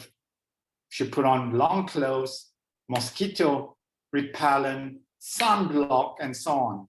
And I told her, what are you doing? She said, we are going to the rainforest. I said, hang on, don't look Borneo. Yes, we are 130 million years, but we do have JW Marriotts, we do have Holiday Inn, we do have cars, we do have four-wheel drive. So keep it where it's supposed to be. Because in the forest, the rainforest, the tribes do not use patch on, not to stop smoking, but patch on to stop mosquito. There are different ways. You can do camouflage, wipe yourself around the mud, and the mosquito will stay away from you. So it's much more eco-friendly. So back to Borneo again. Remember the first place where the plane land is called Kuching. And in the translation is called meow, cat. And it takes you 19 hours, if there's no interruption due to weather, to travel from Kuching, Sarawak, pass by Brunei, and to Sabah, Kota Kinabalu. That's 19 hours without stopping. So you can see how big it is. But let's take a step back. There's this unique, beautiful island of Brunei. Who says you can't shake hands with the prince and the princess? Oh, sorry, guys, you don't get a chance to shake hands with the princess. It's a Muslim country. But if you go in with your open mind, open heart, and open eyes, you can shake hands. The man will shake hands with the prince and all the prince of the palace. The woman, the ladies will shake hands with all the princess. Now put it down into your Google Calendar. It's the time when they celebrate Ramadan. That's right, the Muslims celebrate that. But remember, Borneo consists of Brunei, and yet it's multiracial, multi-religion, and multi-cultural. We may be apart from each other, but we have different culture, but yet we are one big family. Example, the native will say, how are you? One of the native in Sarawak is called the Iban. It says, Nama Brita. But I do have Malays who say, hang on, Wolf, you spoke wrongly. Nama Brita is name news. It makes no sense. I say, yes, go with open mind. Let your mind absorb like sponge. Because Nama Brita in the tribal language, one of the tribes in Iban is called how are you? And if you go to the land below the wind, if you remember what I told you, that's in Sabah. It's called the Kadazan. They are one of the tribes. And when they say, how are you? They will say, Onu Abanu. They mean, how are you? It's not your name. It's how are you? And when you're in Kalimantan, when they say, how are you? It's different from the Malay in Sarawak. It's different from the Malay in West Malaysia. It's different from the Malay in the mainland of Indonesia, but it has the same tone. It's called apa kabar. It sounds like a melody. It sounds like Irish, but it's not Irish. It's Indonesian because it sounds like a melody. It's like someone is singing when they speak. But nevertheless, to move along, there's so many things to explore when you're in Malaysia. Remember, Mount Kinabalu is the highest mountain, one of the highest mountains in Southeast Asia. But in Borneo, to travel from the mountain to the sea, it will be around 500 miles. Yes, you hear me right. But what's different between the huge river between Amazon and Borneo? Amazon have piranhas. We do not have piranhas. We have giant crocodiles. Humans go missing because crocodiles are huge. They could go up to 15 to 20 feet. But because of what we are facing, the same as Amazon, the deforestation, the freshwater river crocodiles are going to the sea. And many unfortunate people who love to see the sunset and who love to go out to the sea, into the South China Sea. You can walk up at 100 meters away from shore, and yet it's just 4 feet above your waist. So many people in Borneo have never seen a gigantic oil tank or tankers because they are far away in the South China Sea. It looks like half sinking because of the horizon. Hi, John. I'm back. Thank you for this segment where you keep our audience so well informed about Borneo. And in fact, John is a man of multiple talent. He speaks seven? Is it seven? 9. Sorry, nine languages. 9 languages, including dialects. Yeah. What are the languages that you speak, John? Well, Malay, Indonesian, Cantonese, Hakka, Hokkien, Teochew, a little bit of French. Yeah. Right now I'm learning Russian. Yeah. Thank you, and a basic Thai. Yeah. Thank you, John Patrick Wolf. And he's born in Borneo. He works in Singapore and resides in Malaysia. And if you ask him about the entire history of Southeast Asia, I think we probably can listen to the story till about 12 midnight. And but we'll keep it short. Thank you. Thank you very much, John. I'm going to listen to your next segment. Thank you very much. All right. It's time that we bring on the next speaker. And the next speaker is... Let me see. Where is she? The next speaker is Chan Su Meng. Su Meng, you're in the room, right, Su Meng? Hi, Peter. I am in the room. I thought that I was speaking at 9:30. Oh, we decided to bring you on since you're early, and according to my new schedule that was given to me, you are the next speaker to speak. And come on, let me give you a proper introduction.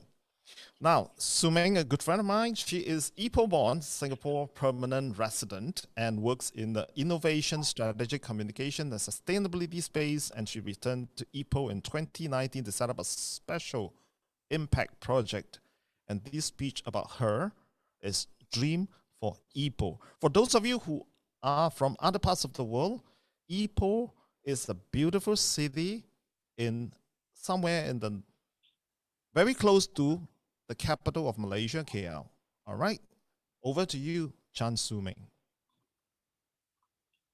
Thank you so much, Peter, and thank you for having me here. I'm so honored and excited. So, I have a dream, a song to sing, to help me cope with anything.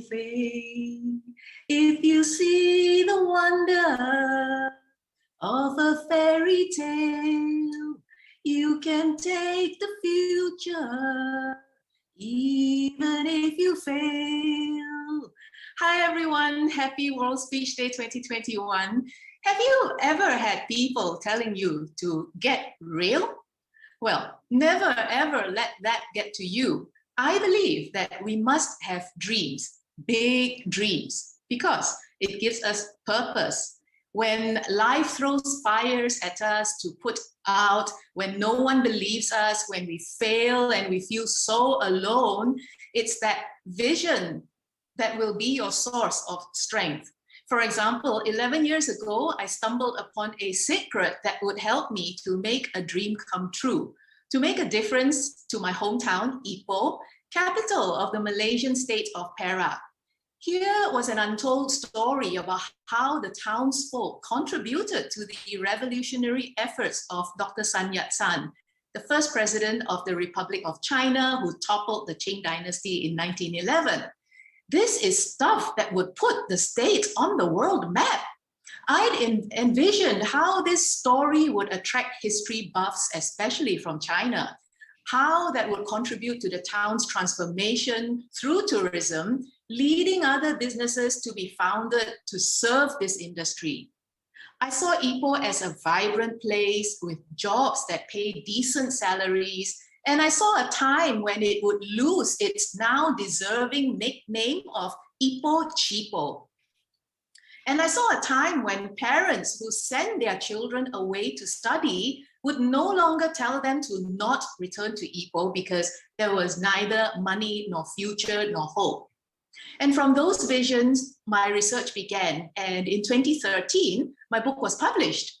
So in 2019, the opportunity came up to turn the contents of the book into a heritage trail. And the first 10 signages were installed in December that year. Over time, I've trained tour guides, and we have so many new social impact initiatives in the queue for rollout that would also bring self-sustainability. But by no stretch of any imagination can this journey be described as smooth sailing. I often wanted to give up, and we often needed financial support to take the project to the next level. Yet everywhere I turned to ask where I believed there were high possibilities, doors slammed. And on one occasion, I was harshly lambasted by a member of an association who accused me of ulterior motives as tears ran uncontrollably down my cheeks. All I wanted was to install a signage at their site to mark this history. I asked then why I put up with this. Without money, I had to do most things myself, which stretched me to incredible limits, especially with my full-time work. Time and again, I wanted to give up. What kept me going was that dream of creating livelihoods, equity, and much more. Like many others, COVID-19 disrupted our plans.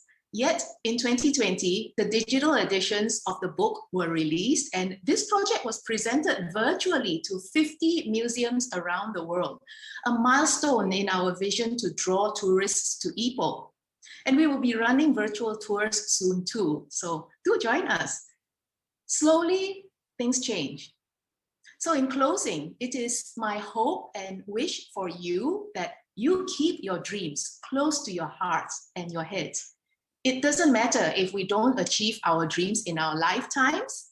What matters and what brings meaning and inspiration to our lives are the real steps and tangible actions we take to get closer to our dreams, whatever they may be.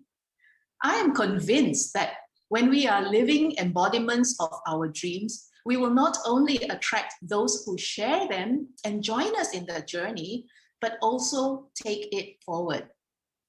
Back to you.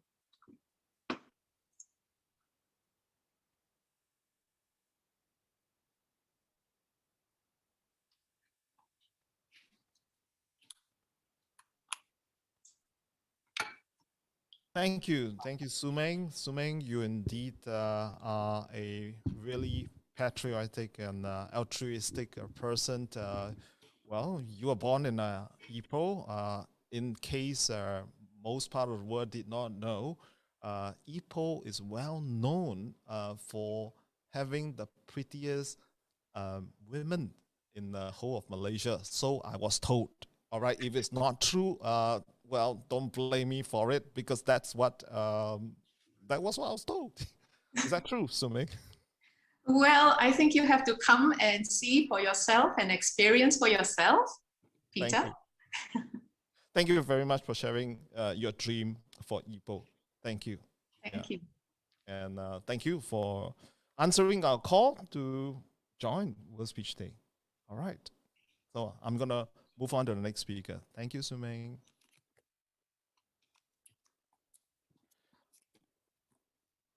All right.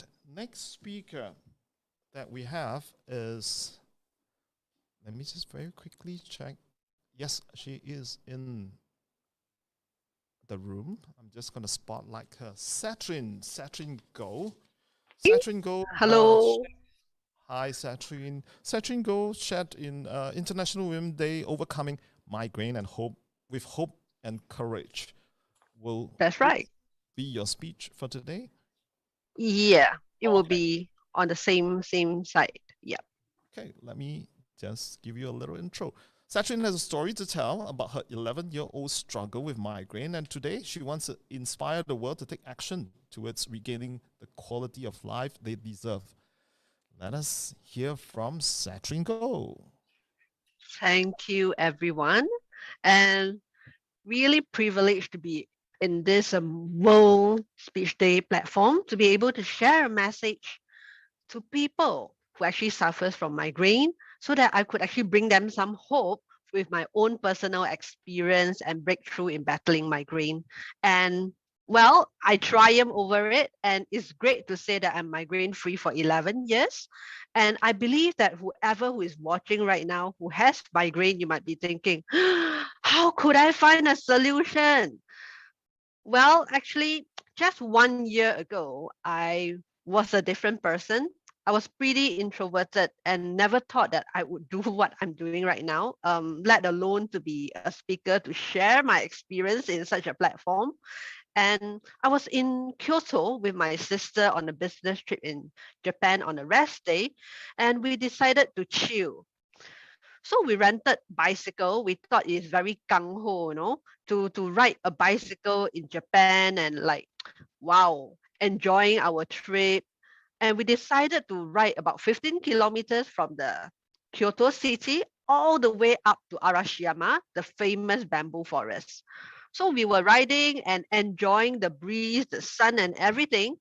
And yeah, it's evening time. So we decided to ride back to our hotel, but something terrible happened. Oh, my face should be something terrible happened, right? We were riding on the road and my bicycle just skid. And when I'm trying to move out a curb, and I felt on the side of the road with a lot of car passing by next to me. But I quickly pick up myself, despite myself actually couldn't see anything because of the trauma. Basically, it was like really scary. You are not able to see anything, or not even, your hands in front of you. And I look, there was little bruises, but I noticed one of my fingers, my little pinky here, was actually totally like move off the position that is like dropping off on itself. That is really scary. My sister arrived and we have to try to move ourselves to the pavement. And I remember sitting on that pavement in Kyoto, asking myself one critical question. Why do I need to go through all this? Why am I going through all this? What is this broken finger for? Now, it suddenly struck on me that I asked this very same question. Why do I need to go through all this when I was in that toilet at my house, vomiting every single fluid, every single acid from I don't know where is it, into that toilet bowl because of that migraine attack? The same question I asked, why do I need to go through all this? Well, I came back to seek for treatment. I went back to Malaysia and I seek for treatment for my broken finger.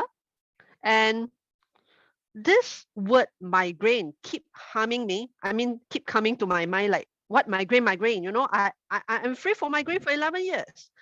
Until a certain point that I know that there's an inner voice in me that will lead me to come out and share about my experience on how I got liberated from migraine so that I could help people to be on that same journey as me.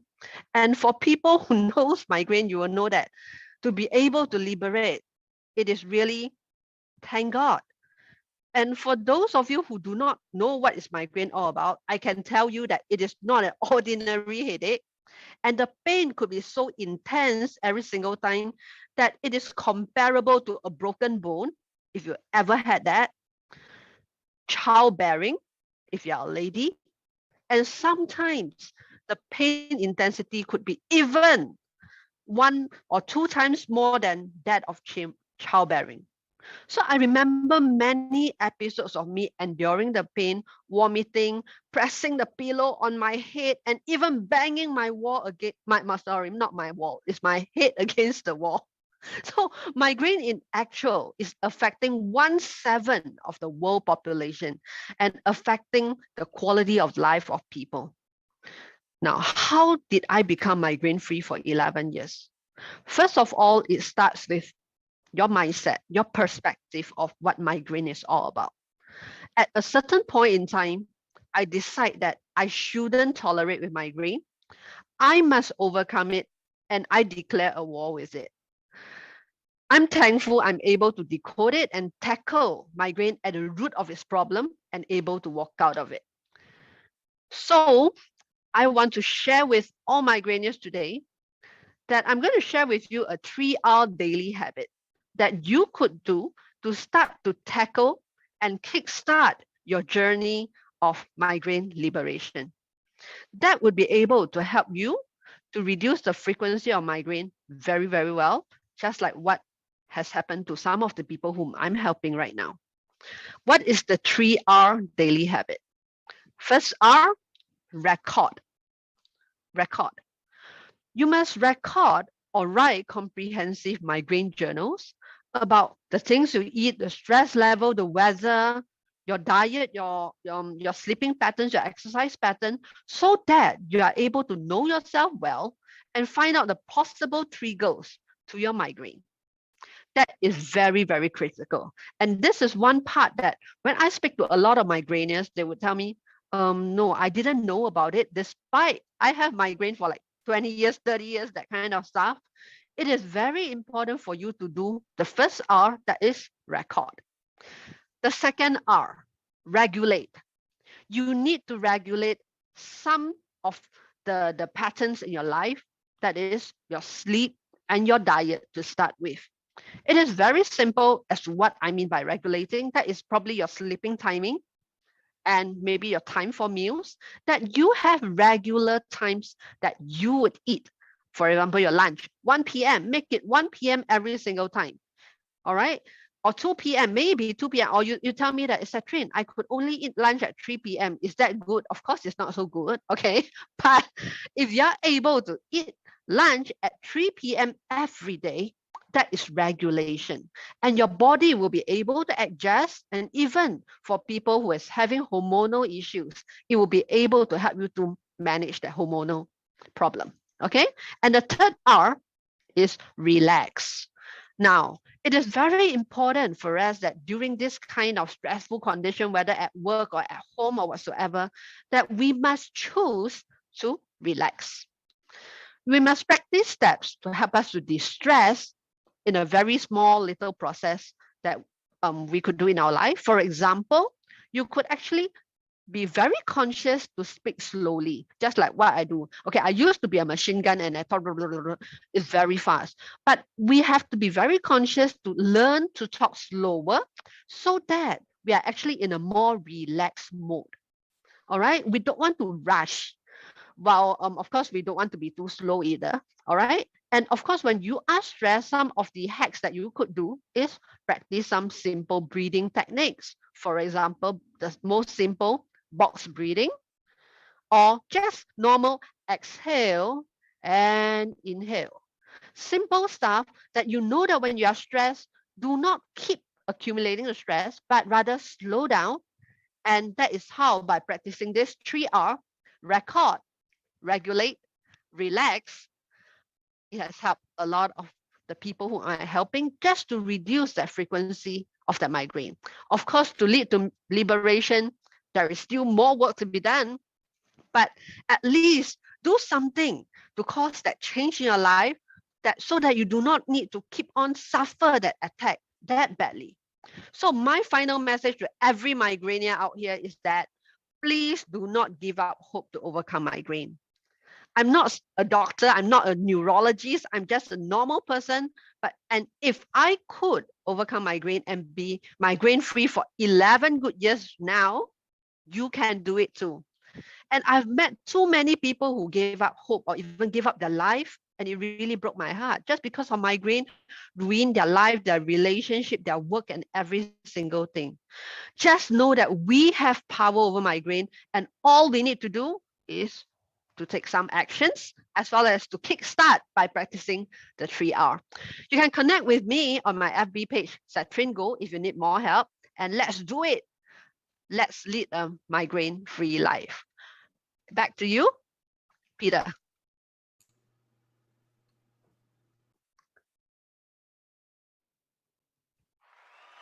Thank you. Oh, thanks for the applause. Thank you, Satrin. So it is record, regulate, and relax. That's right. It's actually for everyone, right? Yeah. Well, the relax part definitely sound like a way that I would take forth and relax my migraine if I ever have a migraine. Thank you so much, Thank Satrin. you. Now, before I call on the Taiwanese speakers, we do have our performance segment ready. But before this performance segment, I think we are about to count down to the Australian hour where we will hit, will actually transpire from the 14th of March to 15th of March. So get ready for some fireworks. So again, thank you very much, Satrin, for coming on board. And do stay around and listen to the rest of the speech. They're all wonderful speeches. I think we are about to count down. So we have a musician with us today, all the way from UK. Let us have some fireworks first. And let me just check. Is the countdown ready? Okay.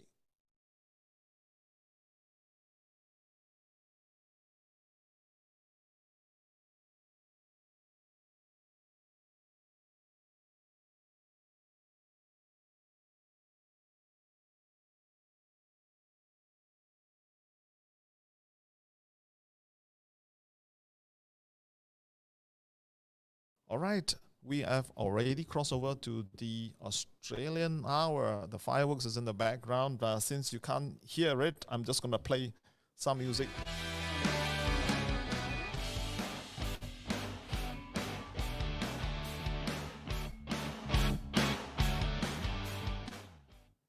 Next, I'm going to introduce this very special person whom we have invited from all the way from UK, from London. And let me just spotlight her and bring her into the screen. Thank you. Right. Sacha T is a singer, songwriter, producer from London, and she has performed on stages all across London and beyond, and is often praised for her therapeutic and soothing vocals and lyrics. Sacha T's music can only be described as inspirational, as she often draws on trauma faced in her past experiences as the foundation of her songwriting. And she is also a strong advocate for mental health and encourages people to use music to enhance the mental health and encourages musicians to look after the mental well-being.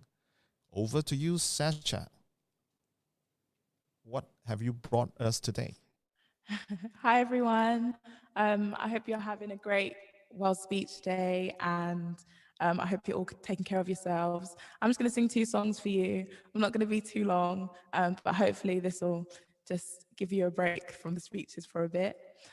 So this first song I'm going to sing is a song called Live, and it's a song basically about mental health and making sure we check on our strong friends and check on each other and make sure we're all doing okay. So this song is called Live.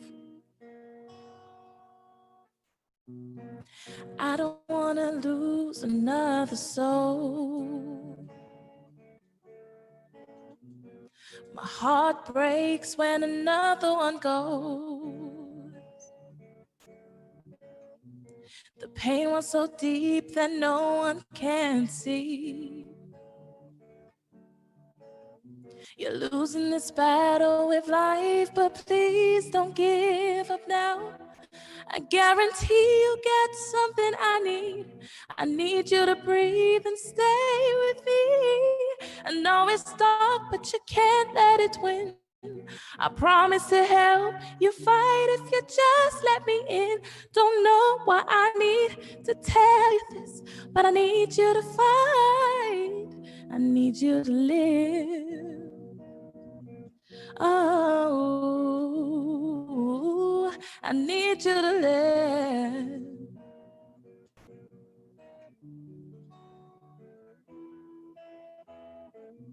Depression is something we cannot ignore. I feel like we've had this discussion before. The pain of loneliness can be so real. Oh, I'm listening whenever you need to tell me how you feel. I guarantee you got something I need. I need you to breathe and stay with me. I know it's dark, but you can't let it win. I promise to help you fight if you just let me in. Don't know why I need to tell you this, but I need you to fight. I need you to. I know it's hard to talk about. And I know sometimes you just want out. Oh, I know it feels like you will never be happy again. I guarantee you got something I need. I need you to breathe and stay with me. I know it's dark, but you can't let it win. I promise to help you fight if you just let me in. Don't know why I need to tell you this, but I need you to fight. I need you to fight on. Ba-dum-da-da-tweet, dum-da-dum-da. Ba-da-da-dum, tweet-da-dum, da-da-da-da, ba-da-dum, die, da-dum, die. Fight on, on, on, on.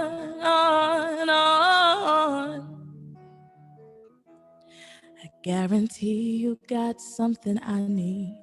I need you to breathe and stay with me. I know it's dark, but you can't let it win. I promise to help you fight if you just let me in. I don't know why I need to tell you this, but I need you to fight. I need you to live. Thank you, guys. So that one was called Live. Again, just a reminder that we all need each other to survive and we all need to lean on each other. I'm just going to sing one more for you today. And this song is called Sunshine in My Pocket. And it's basically a song that says, if you ever need some sunshine, if you feel like you've lost your smile or lost your sunshine, you can always borrow some of mine. Because I'm always smiling and I always have sunshine to give you. So this is called Sunshine in My Pocket.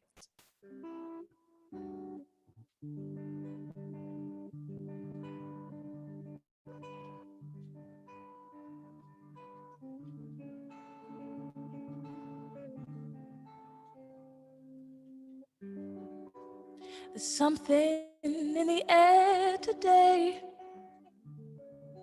Something about the way you say good morning has changed. It's like you don't believe your words. Before I ask you why, I just want to say this first. It's okay to not want to smile. Okay to put your worries on and not feel good for a while, 'cause that's what makes us human. No, I'm right by your side to help you put your happiness back on. I always keep a spare if yours is lost somewhere. So if you ever need a little bit of sunshine, take a look in my pocket.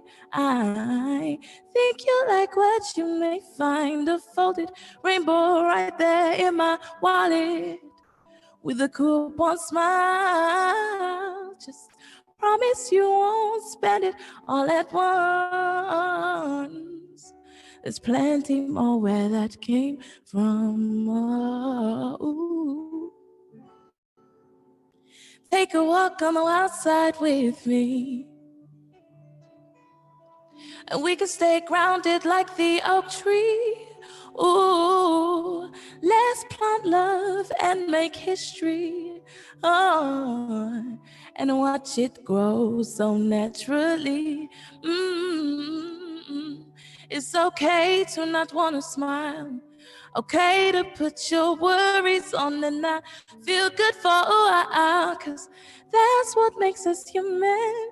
No, I'm right by your side, yeah. Help you put your happiness back on. I always keep a spare if yours is lost somewhere. If you ever need a little bit of sunshine, take a look in my pocket. I think you like what you may find. A folded rainbow right there in my wallet with a coupon smile. Just promise you won't spend it all at once. There's plenty more where that came from. Ooh. I know you're scared and I know the reason. You know sometimes you just have to believe in you and me. It's what I'm here for. I'm yours. Oh, ooh. So if you ever need a little bit of sunshine, take a look in my pocket. I think you like what you may find. A folded rainbow right there in my wallet with a coupon smile. Just promise you won't spend it all at once. There's plenty more where that came from. Ooh. So if you ever need a little bit of sunshine, you can have mine anytime. Thank you. Thank you. And that was Thank you. Shasha T. Shasha. What is the song title? The first one was called Live, and the second one was called Sunshine in My Pocket. Sunshine in the Pocket. That's such a beautiful song. Is it any time? I mean, is it going to be available anytime soon that we can download from iTunes or some other place? Yeah, definitely. So I'm just recording at the moment, and hopefully that'll be out soon. But if you want more information, you can follow me on Instagram or find me on Facebook. Just type Sasha T, which is SACHA. And my Instagram is Sasha Official, which is SACHA, then official, and you should find me. And then you'll find out when it's coming out and stuff. Thank you for the original score, original music, and that beautiful song that you have brought to us. Thank you very much. You just bring our event, World Speech Day Live, to a next level. Certainly. Oh, thank you for having me. Yes, thank you very much. Okay. Thank you. Okay. Let's move on. Next, we will bring to you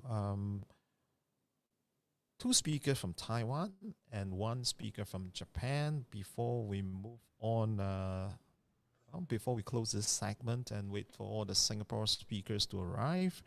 So coming up next soon will be Buffy Chang and then Millie Leong and Nori-san. So for those of you who have not given me your speech title, it's now a good time to give me your speech title. But of course, Buffy has already given me a speech title. Let me look for Buffy.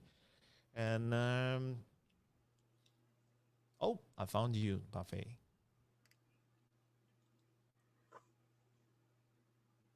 Hi, Buffy. Hang on. Let me give you a proper introduction, Buffy. Buffy is from Taiwan, of course, and she is an entrepreneur. She is a trainer and also a mother of who wants to help women fulfill their dreams and goals to the fullest. And what have she brought us today? What is her speech? Her speech is Scarcity versus Abundance Mindset. Over to you, Buffy Chang. Thank you, Peter. It is an honor to be here, especially after the beautiful voice of Sasha, and that's beautiful songs. So, hi everybody, I'm Buffy from Taiwan, and I'm very honored to be able to speak here today to share with you some of my experience. Okay, I grew up in Taiwan, and I lived in France before, and then I lived in US for the past 15 years. So I have two kids. One is 8 years old and one is almost turning 12 in 2 months. So, and I just moved back to Taiwan recently, a few years back with my family again, okay? So having living in two places and having traveled the world for over 20 countries, I like to be an observer. I like to see the differences between cultures, between the society atmosphere. And before having kids, I'm always the observer. I like to see the differences. I like to compare the cultures. But after having kids, starting to ask questions, okay, I'm actually forced to give out answers. Okay, so I start to have to answer to those events and day-to-day life, and a positive answer to my kids, okay, and positive solutions to raise a better generation, okay. For example, okay, one of the things that they ask me is about traffic. Okay, we live in Taiwan right now, okay, where the sense of the right of way, okay, is almost non-existent, okay. While in the States, okay, when you're at the crossroads, you stop at the stop sign, okay, you yield to the person who's supposed to have the right of way, and you see people at the four-way crossroad that waiting for each other to pass, okay, and versus in Taiwan, okay, people fight for the right of way, either if you have it or not, okay? And stop sign is for reference. I once parked at the stop sign, it got honked, and my kids asked me why. I couldn't explain, okay? Because the person behind me have an emergency to go, or I have no idea. Okay. And the other thing is what my son has found out, because he went to American school in Taiwan for 4 years, but then I transferred him to local school so he could learn better Chinese.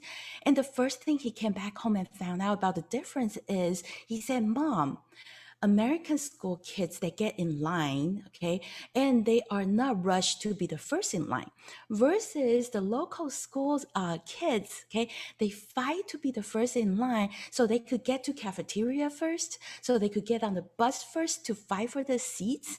And that's the first difference they found out, okay. And recently we're house hunting, and what we found out about the difference is, okay, in the States, the real estate agents have a giant database that everybody look at, this shared database. Okay, so you could access to all the information you want, and depending on which agent you work with, they all work together. Okay, but then in Taiwan, each real estate have their own database that you can cross over. If you are looking for the listing from A company, B company cannot touch it. Okay, and when B holds the resources, C and A cannot share it, cannot touch it, and cannot even show people the houses. Okay, so I'm really puzzled on what this whole thing is about. Okay, and it leads me in finding the answer for my kids. It leads me to an experiment that an ethologist, an American ethologist, John Cahoon, has conducted during 1960s. Okay, he created a mouse, a rat utopia. Okay, he put about 12 mice into a heaven cage. Okay, they supply the mice with unlimited food, unlimited water, and help them with shelters, places to sleep, places to hide. Okay, and they found out these 12 mice were happily living together, having kids, and no fighting and no hoarding resources whatsoever, and the environment was peaceful and clean. Okay, but we all know rats duplicate themselves pretty fast. Okay, so when they multiply and multiply, it eventually become very overpopulated, and it leads to a lot of behavior issues, including drastic increase of violence, abandoning their own young ones, and they start to hoard foods, hoard waters, and even they start developing reproduction issues. Okay, so I start to tell my kids about this story and say, you know what? Maybe overpopulation is the problem. However, for the past year, okay, we have all suffered from this pandemic. Okay, so we all have, some of us has seen the news. Okay, some of us has seen the news and see how people fighting to get in line for food, for masks, and some of us actually experienced it ourselves. Okay, and in Taiwan, there was a rumor that masks uses the same raw material as tissue paper, and people even rush to the supermarket, start fighting for tissue papers. Okay, so it was a chaos. So is overpopulation the only issue? No. Okay, so I bet a lot of you guys online have heard about the parable of heaven and hell. Okay, one person died, and he said, God, please show me what hell is like and what heaven is like. So God opened one door and said, this is hell. Okay, so he saw a whole bunch of people gathered on a round table with plenty of food on the table. But each of them all look very famished and very irritated. Okay, and then they were almost at the age of being angry and frustration because they were all holding a very, very long spoon. Okay, in Asia culture, a very, very long chopsticks. The length is over their arms, so they couldn't get the food and feed themselves, and they were so frustrated because they couldn't get fed.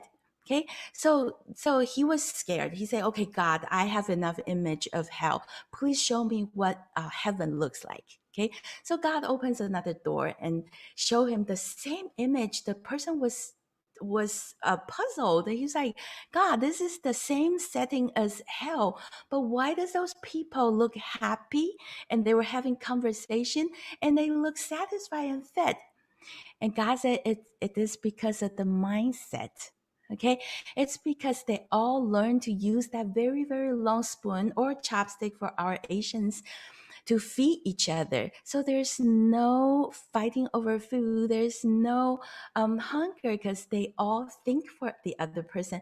They all feed the other person and serve other person. Okay, so this is actually the answer that I come out for my kids, that I'm teaching my kids. There are two mindsets in us. One is the scarcity mindset. When we focus on what is wrong with our lives, what we don't have, and what is missing, and we need to either fight to protect ourselves or fight for the resources. Versus another set of mindset is abundance. Okay, we believe there are enough to go around to share, and we view this world as a place that have unlimited opportunities, and we trust in our own ability to make positive impact, and we work together to help each other to succeed instead of always only competing with each other. Okay, so with two different mindsets, scarcity versus abundance, you are looking at, you keep taking and taking from the society versus give and give back to the society. You are looking at fear and insecurity versus feeling safe and content. You're looking at criticism versus being the movement of change. You're looking at being negative and being pessimistic versus being positive and optimistic. Okay, that's totally different. And how we shift from scarcity mindset to abundance mindset, I have suggested my kids to do these steps, and I'm more than happy to share with all you guys. One is to recognize our pattern. Okay, when we run into issues, when we run into events, what is our pattern? Do we think like a scarcity mindset or abundance mindset? Okay, and the second one is the most important one. We need to practice gratitude. Okay, Oprah Winfrey once shared, if you look at what you have in life, you will always have more. If you look at what you don't have in life, you will never have enough. Okay, so start to practice gratitude to know that what we have is enough, and is a giving, a blessing that we have those. And three, start thinking big. Okay, be the bigger person. Okay, we yield to other people in traffic. Okay, we give out to other people, not because we have to, it's because we can be the bigger person there to initiate this movement, and knowing that there is enough to go around. And the number four is to take action. Okay, it only takes one person to take one step ahead to influence the whole world. So let's be the change at this humanity crossroad, and let's be the impact to the world. Thank you everybody for letting me to share these ideas, and God bless everyone. Thank you.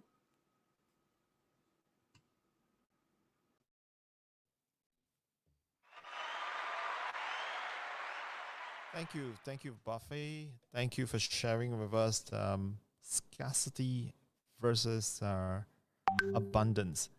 And you know what you've just shared reminded me of one word from I believe is a Zulu language. I wonder if you've heard that before. It's called Ubuntu. Ubuntu.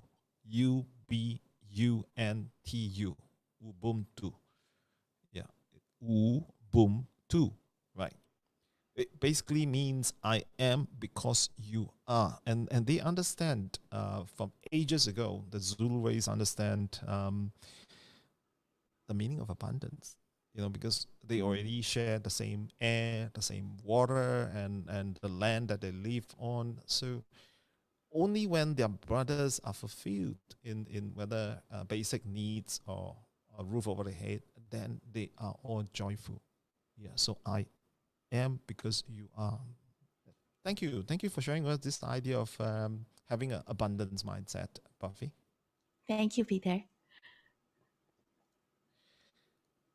Next, we have another speaker from Taiwan. Let me look for the speaker and make sure that she's already here. Oh yes, she's here. The next speaker will be speaking about paying it forward. Now, how interesting, from scarcity versus abundance and now to paying it forward. Millie is an entrepreneur who wants to help other women start their business and become financially independent. And today she's going to bring a speech to us called Pay It Forward. Over to you, Millie Leong from Taiwan. Thank you so much, Peter. Hello, everyone, and welcome to World Speech Day Live. And today we want to talk about pay it forward and making an impact in the world. Now, my name is Millie Liang, and Peter introduced me. I'm an entrepreneur, best-selling author, and international speaker, and also Global Goodwill Ambassador by GGA in 2019. I'm so honored to be here today. And first of all, I want to ask a question. Do you believe that we can all make a change, make a difference, and make an impact in this world? I certainly believe so. And I believe that you can do that no matter what your age is, what gender, what social status, what your skin color, or how much money that you have or you don't have. It doesn't really matter. We can all create the change we want to see in this world in our own very special and meaningful way. There is no impact that is too small in this world. So you may be thinking, how can I contribute and pay it forward in a meaningful way? So let me ask you a few questions so that you can dig deeper into your heart and soul and see what that is the change that you want to see in this world. Number one, first of all, what changes do you most want to see in this world? Are there certain areas in the world that you want to contribute to? For example, for me, I want to help underprivileged children. I've been to some volunteers and I've seen children who are in very poor environment and don't have a chance for education in school. So over the years, as my business continued to grow, I have put a percentage of my business profit to donate to organizations so that I can build schools for children. And so over the years, been very blessed. I've been able to donate and build 3 schools for underprivileged children in developing countries, so they have a chance for education. So the children are now going to those schools, and I feel really blessed and happy about that. So my point is, for changes that you want to see in this world, chances are that there are organizations out there that are doing amazing job, like nonprofits or the other organization. Look them up, see how you can contribute to them. They need resources. So if you have the time, effort, money, you have resources, or if you have connection or knowledge, please give what you can and donate what you can. I'm sure that they'll be very happy to use those to help more. Now, number 2 is that the question is, what are some of the things that you're really passionate about and you cannot stop talking about with your closest friends? I find that one of the things that I cannot stop talking about with my closest friend is financial education and building businesses. And I'm so in love with that topic. No matter it's coffee or tea or meeting my friends over Zoom or in person or party, I'm always talking about that topic. So I encourage you, if there are things that you want to talk about, for example, in my case, how to manage money, how to build business, or how to establish residual passive income stream, do that and share that gift, share that knowledge with people that you care about. Now, number 3 is, are there things in life that you feel that frustrates you and you want to change? For example, for me, I love to protect the environment. And I have to be honest, sometimes I see people drinking from plastic bottles and plastic straws, and that annoys me a little bit. And because I've watched documentary and seen that, did you know that if you do use those one-time plastic, it gets in the water, it actually hurts the sea animal, the dolphins, the fish, and the turtles, etc. So since then, I've been bringing my own bottle and my own plastic, my own metal straws whenever I drink bubble tea. I don't know about Peter, you like bubble tea or not, but I love bubble tea. I'm essentially addicted to it. So a few times a week when I go there, I just get my own bottle and my metal straws to make sure that I protect the environment. And over the years, I also organize my friends to clean up the beaches whenever we can. On a nice day, we go pick up the garbage from the beach. You see, these are really just small, tiny things, and it don't cost much money. But I do believe that small actions like that can have a ripple effect. When other people see you do that, you're leading by example. And when people see you do that, more people will take on and do that. So never underestimate what you can do in this world. there's really no impact too small in this world. And yes, you can make a difference. You can lead by example and start influencing others and making a change in this world. It's all about being creative, resourceful, and taking actions. So pay it forward. The world needs you. Start today and start making that difference you want to see in this world. Thank you so much, everybody. And thank you so much again, Peter and Suzanne, for organizing this event.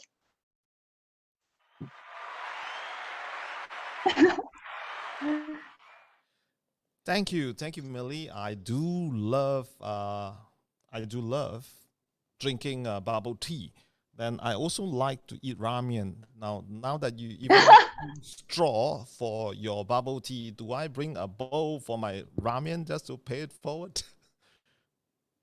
If you want to, yes, definitely. I think anything will help. Yes.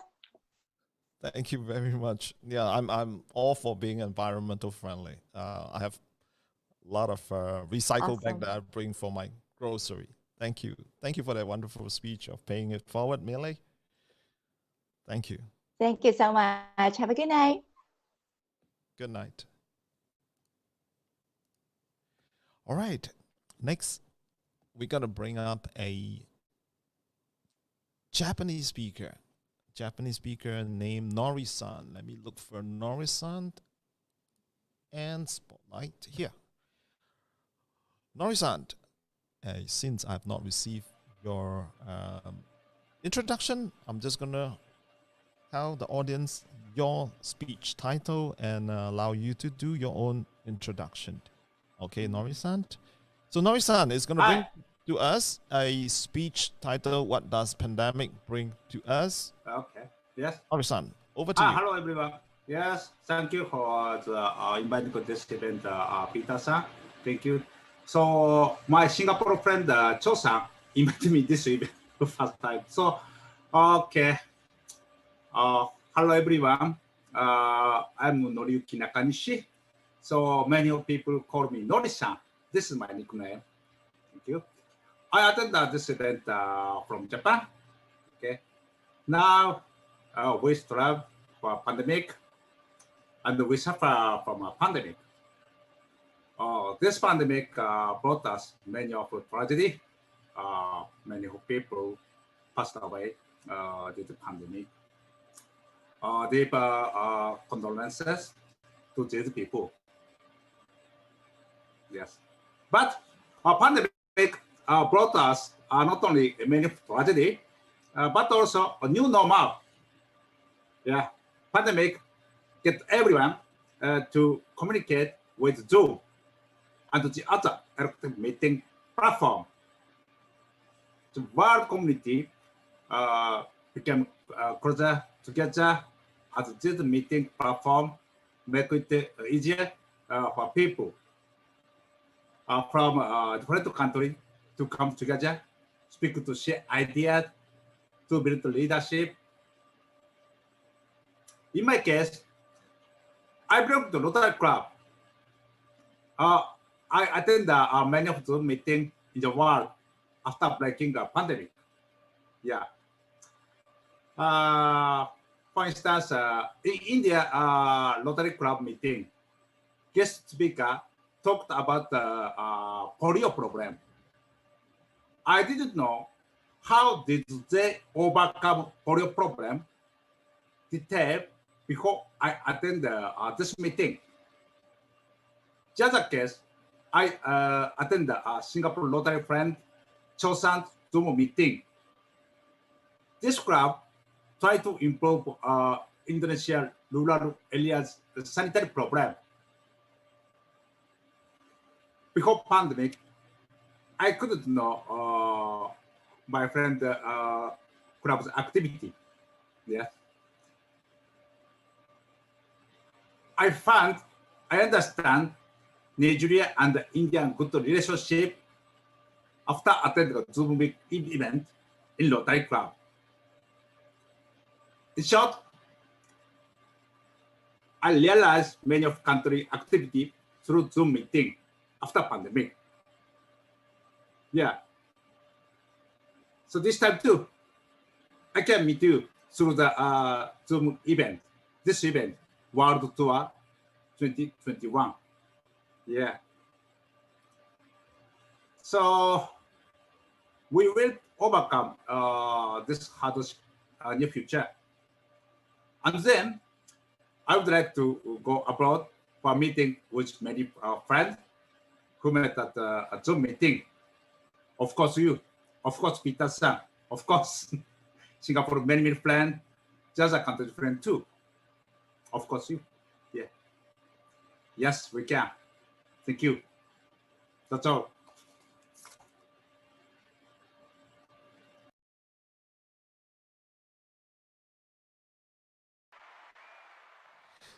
Thank you, Nori-san, about the opportunities that the pandemic can bring us. Yes, yeah. Thank you very much, and that wraps up this segment. And I am going to go into announcement mode. Thank you. I'm gonna remove you from the screen, Nori-san. Thank you very much. All right. Before we bring on all the Singaporean speakers in the next segment, just going to announce to you that if you are watching from YouTube or Facebook, you would have seen a lower ticker, a running ticker that has been telling you there's going to be hourly draw, right? It has been since 2 hours since we started the program proper. So we should be drawing 2 names from the YouTube channel, #World Speech Day Live. So in the next few minutes, probably 22 minutes, we will be looking out for those who have given us a comment. And I see some of the winner who from the International Women's Day is back with lots of comment. Jaron Neo, I think he won something in the International Women's Day. So yes, keep the comment coming for our speakers, right? Some of this comment will be featured during their speech along their speech segment. So meanwhile, I'm just going to sign off for the next 20 minutes to look out for some of the better and valuable comments that's going to help our speaker and, motivate them and let us watch some other speakers' highlight of what's to come over the next 40 hours. Yeah.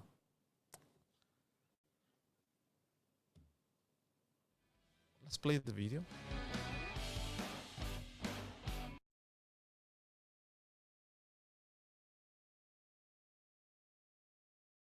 Community all around the globe. My name is Alejandro. My name is Mia. My name is Luis Fernando. My name is Alberto. My name is Isis Elizabeth Leja Mesquiti. This year, our topic is Humanity at a Crossroads. I am very excited and grateful to be able to participate on March 15 in World Speech Day. I'm very excited to see you hear all your speeches. I am going to be very happy to see you on World Speech Day 2021. Stay tuned. It was a pleasure to meet you, and I look forward to meet you again. See you soon.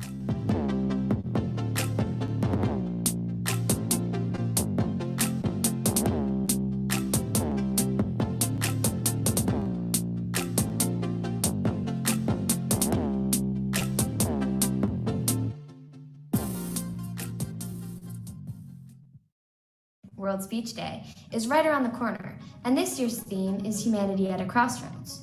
This will be an incredibly thought-provoking and stimulating event. From more than 100 different countries who are collaborating to make the event amazing, extraordinary, and unforgettable. We will finally have the chance to speak about what we believe in.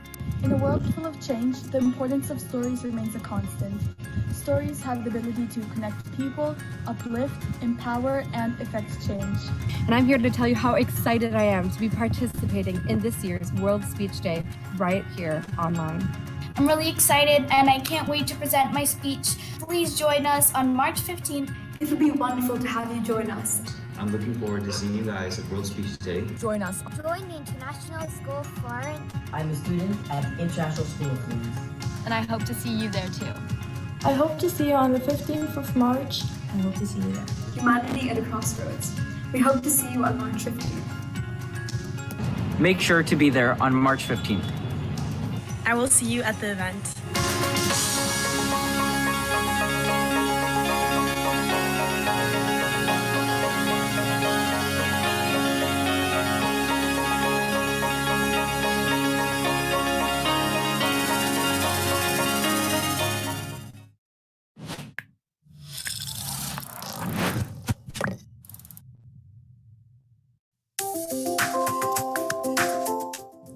It's a day that has been put together so that different people with different backgrounds, different origins can come together and just enlightening and empower you. You could give the world your ideas or solutions that can help humanity. Loss of family members, loss of jobs, loss of livelihood. The cries that erupted from our nation for a final end to the gender-based violence pandemic. Why do people hurt the environment to live on? Pause, reflect, renew, revive. Rethink about what I should do in life. All about connecting and slowing down, taking time for ourselves and our families. See how your creativity and connectivity can help bring back society or redefine society. We need to take better care of ourselves in terms of self-care mentally. And when you start there, you start to feel love for yourself, love for the other. Is there someone you know who needs magic hand? What kind of messages we want to pass on to the next generation? We took this call to action to the youth of South Africa. I can contribute to some things on how to help people with chronic illnesses or hidden disability. But through conversation and speeches, we can instill hope and confidence in people's lives. Save this date and share with as many people as possible. Be ready to participate. And I hope you'll join us then on March the 15th. See you and be inspired.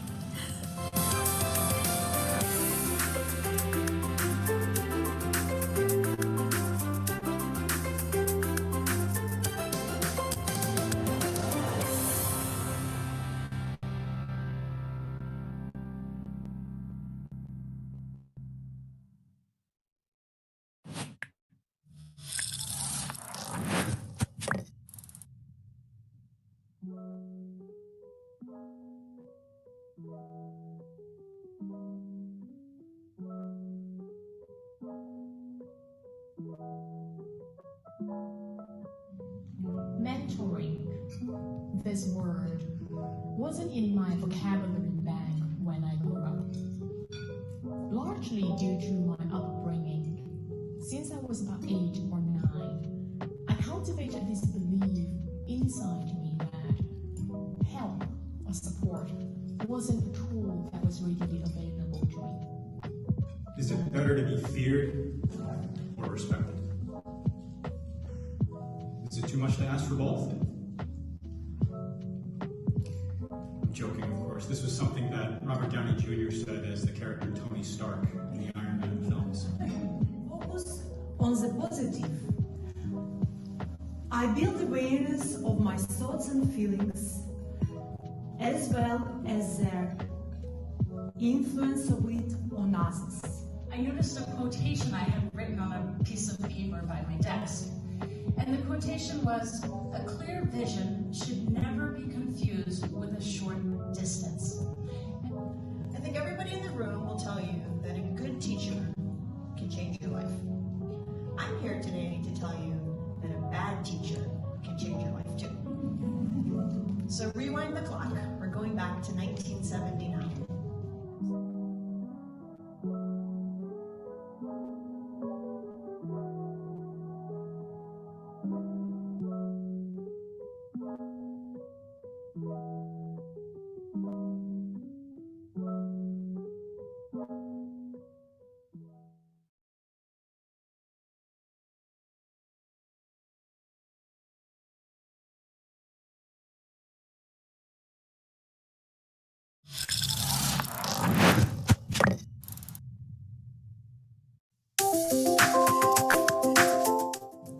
It's a day that has been put together so that different people with different backgrounds, different origins can come together and just enlighten and empower you.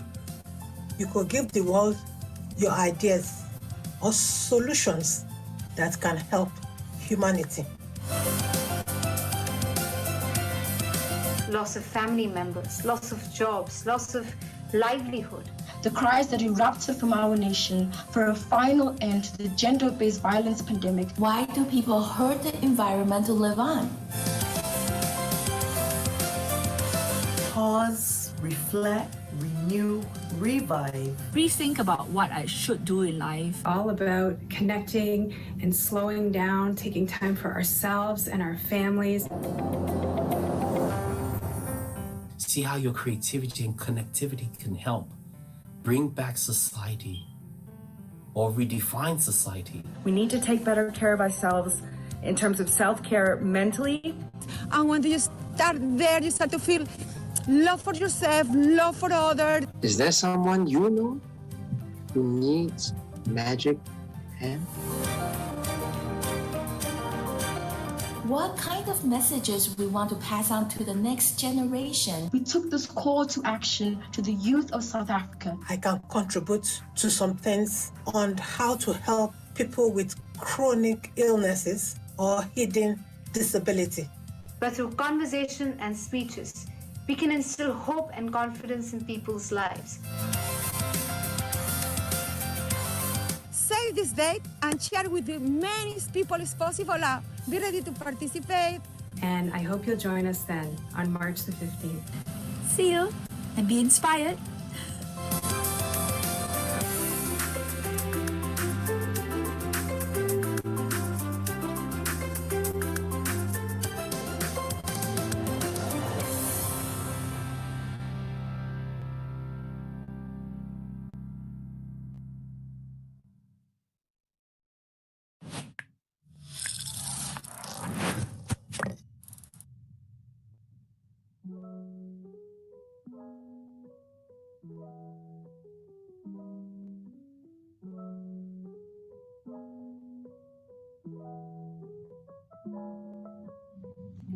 Mentoring. This word wasn't in my vocabulary bag when I grew up. Largely due to my upbringing. Since I was about 8 or 9, I cultivated this belief inside me that help or support wasn't a tool that was readily available to me. Is it better to be feared or respected?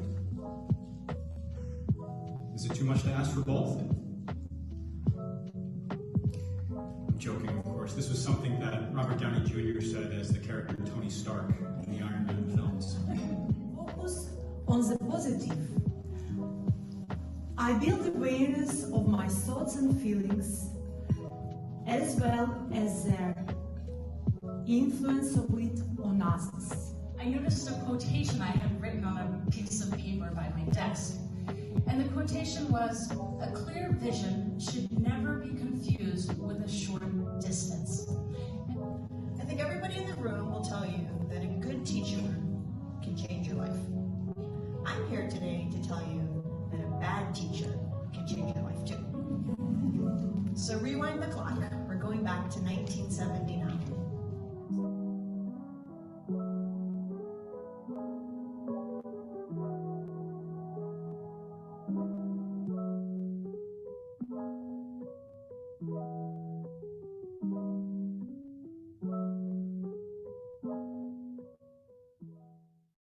Good morning, day, afternoon, or evening to all of the World Speech Day community all around the globe. My name is Alejandro. My name is Mia. My name is Luis Fernando. My name is Alberto. My name is Isis Elizabeth Leja Mezquiti. This year, our topic is Humanity at a Crossroads. I am very excited and grateful to be able to participate on March 15 in World Speech Day. I'm very excited to see you and hear all your speeches. I am going to be very happy to see you on World Speech Day 2021. Stay tuned. It was a pleasure to meet you, and I look forward to meet you again. See you soon.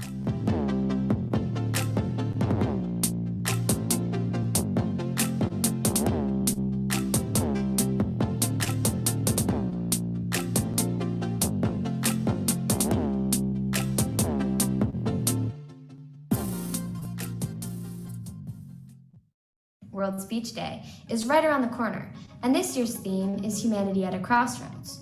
This will be an incredibly thought-provoking and stimulating event from more than 100 different countries who are collaborating to make the event amazing, extraordinary, and unforgettable. We will finally have the chance to speak about what we believe in.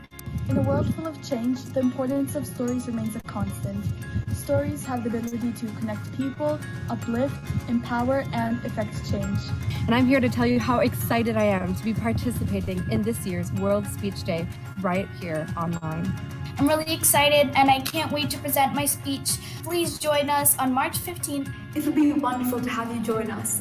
I'm looking forward to seeing you guys at World Speech Day. Join us. Join the International School of Foreign. I'm a student at the International School of Business. And I hope to see you there too. I hope to see you on the 15th of March. I hope to see you there. Humanity at a Crossroads. We hope to see you on March 15th. Make sure to be there on March 15th. I will see you at the event.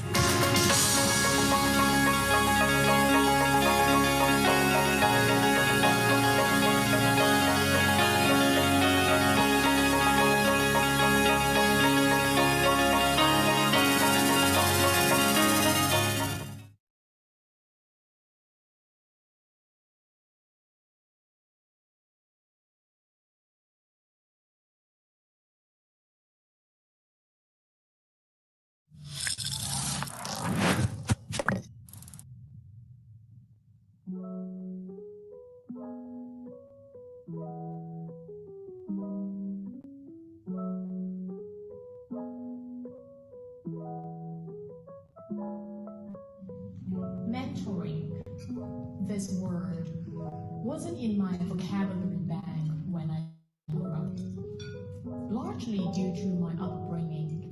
Since I was about 8 or 9, I cultivated this belief inside me that help or support wasn't a tool that was readily available to me. Is it better to be feared or respected? Is it too much to ask for both? I'm joking, of course. This was something that Robert Downey Jr. said as the character Tony Stark in the Iron Man films. Focus on the positive. I build awareness of my thoughts and feelings, as well as their influence of it on others. I noticed a quotation I had written on a piece of paper by my desk. And the quotation was, "A clear vision should never be confused with a short distance." I think everybody in the room will tell you that a good teacher can change your life. I'm here today to tell you that a bad teacher can change your life too. So rewind the clock. We're going back to 1979.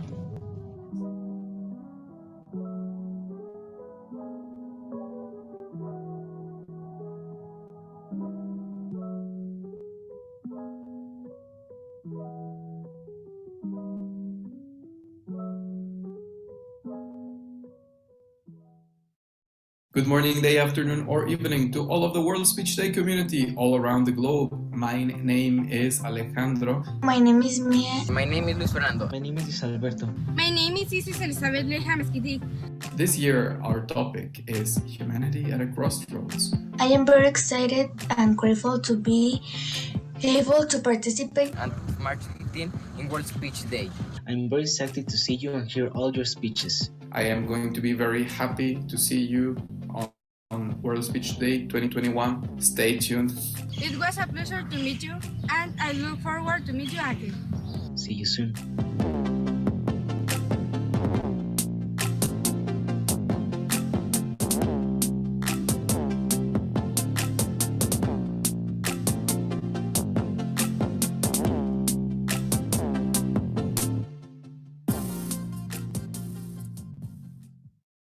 World Speech Day is right around the corner, and this year's theme is Humanity at a Crossroads. This will be an incredibly thought-provoking and stimulating event from more than 100 different countries who are collaborating to make the event amazing, extraordinary, and unforgettable. We will finally have the chance to speak about what we believe in. In a world full of change, the importance of stories remains a constant. Stories have the ability to connect people, uplift, empower, and effect change. And I'm here to tell you how excited I am to be participating in this year's World Speech Day right here online. I'm really excited and I can't wait to present my speech. Please join us on March 15th. It will be wonderful to have you join us. I'm looking forward to seeing you guys at World Speech Day. Join us. Join the International School of Foreign. I'm a student at the International School of Leeds. And I hope to see you there too. I hope to see you on the 15th of March. I hope to see you there. Humanity at a Crossroads. We hope to see you on March 15th. Make sure to be there on March 15th. I will see you at the event.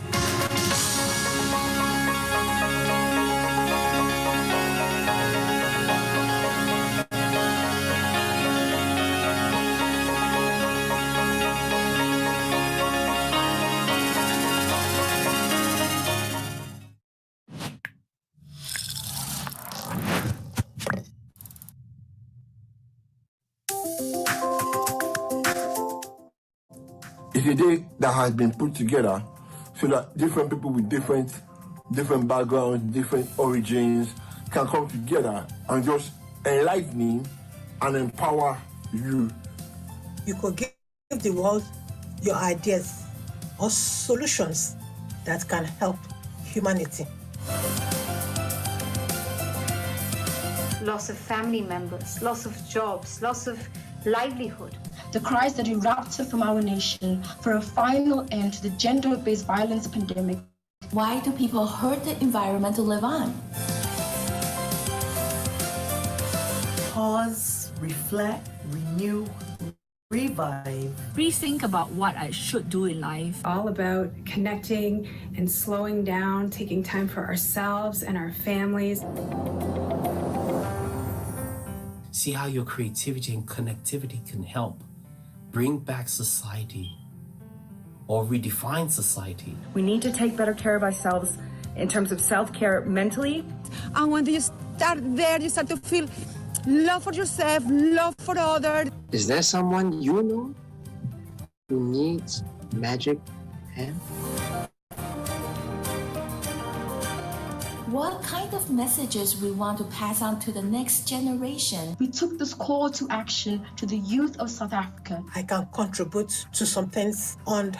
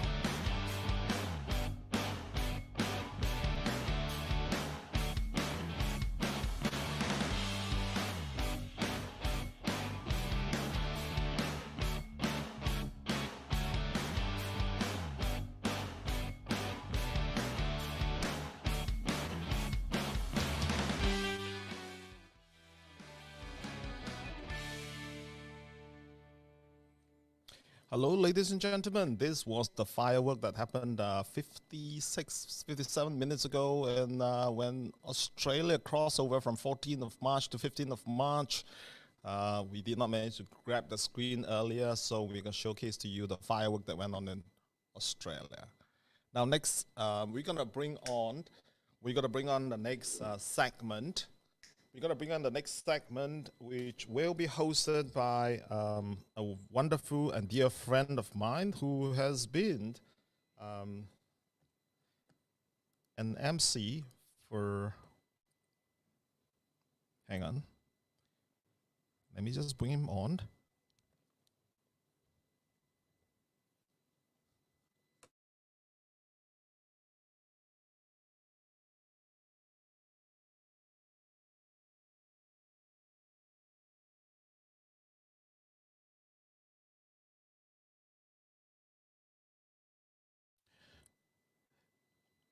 Bringing on the next segment for our Singaporean speakers, I'm going to introduce you a new MC for this evening. Let me just remove my virtual screen first. And this MC is a dear friend of mine who is an international speaker who has spoken in 40 other countries, and several hundred and thousands of audience have listened to him speak. He's also a trainer who has been supporting World Speech Day events for the last 5 years, since the very first World Speech Day that happened in Singapore, 15th of March.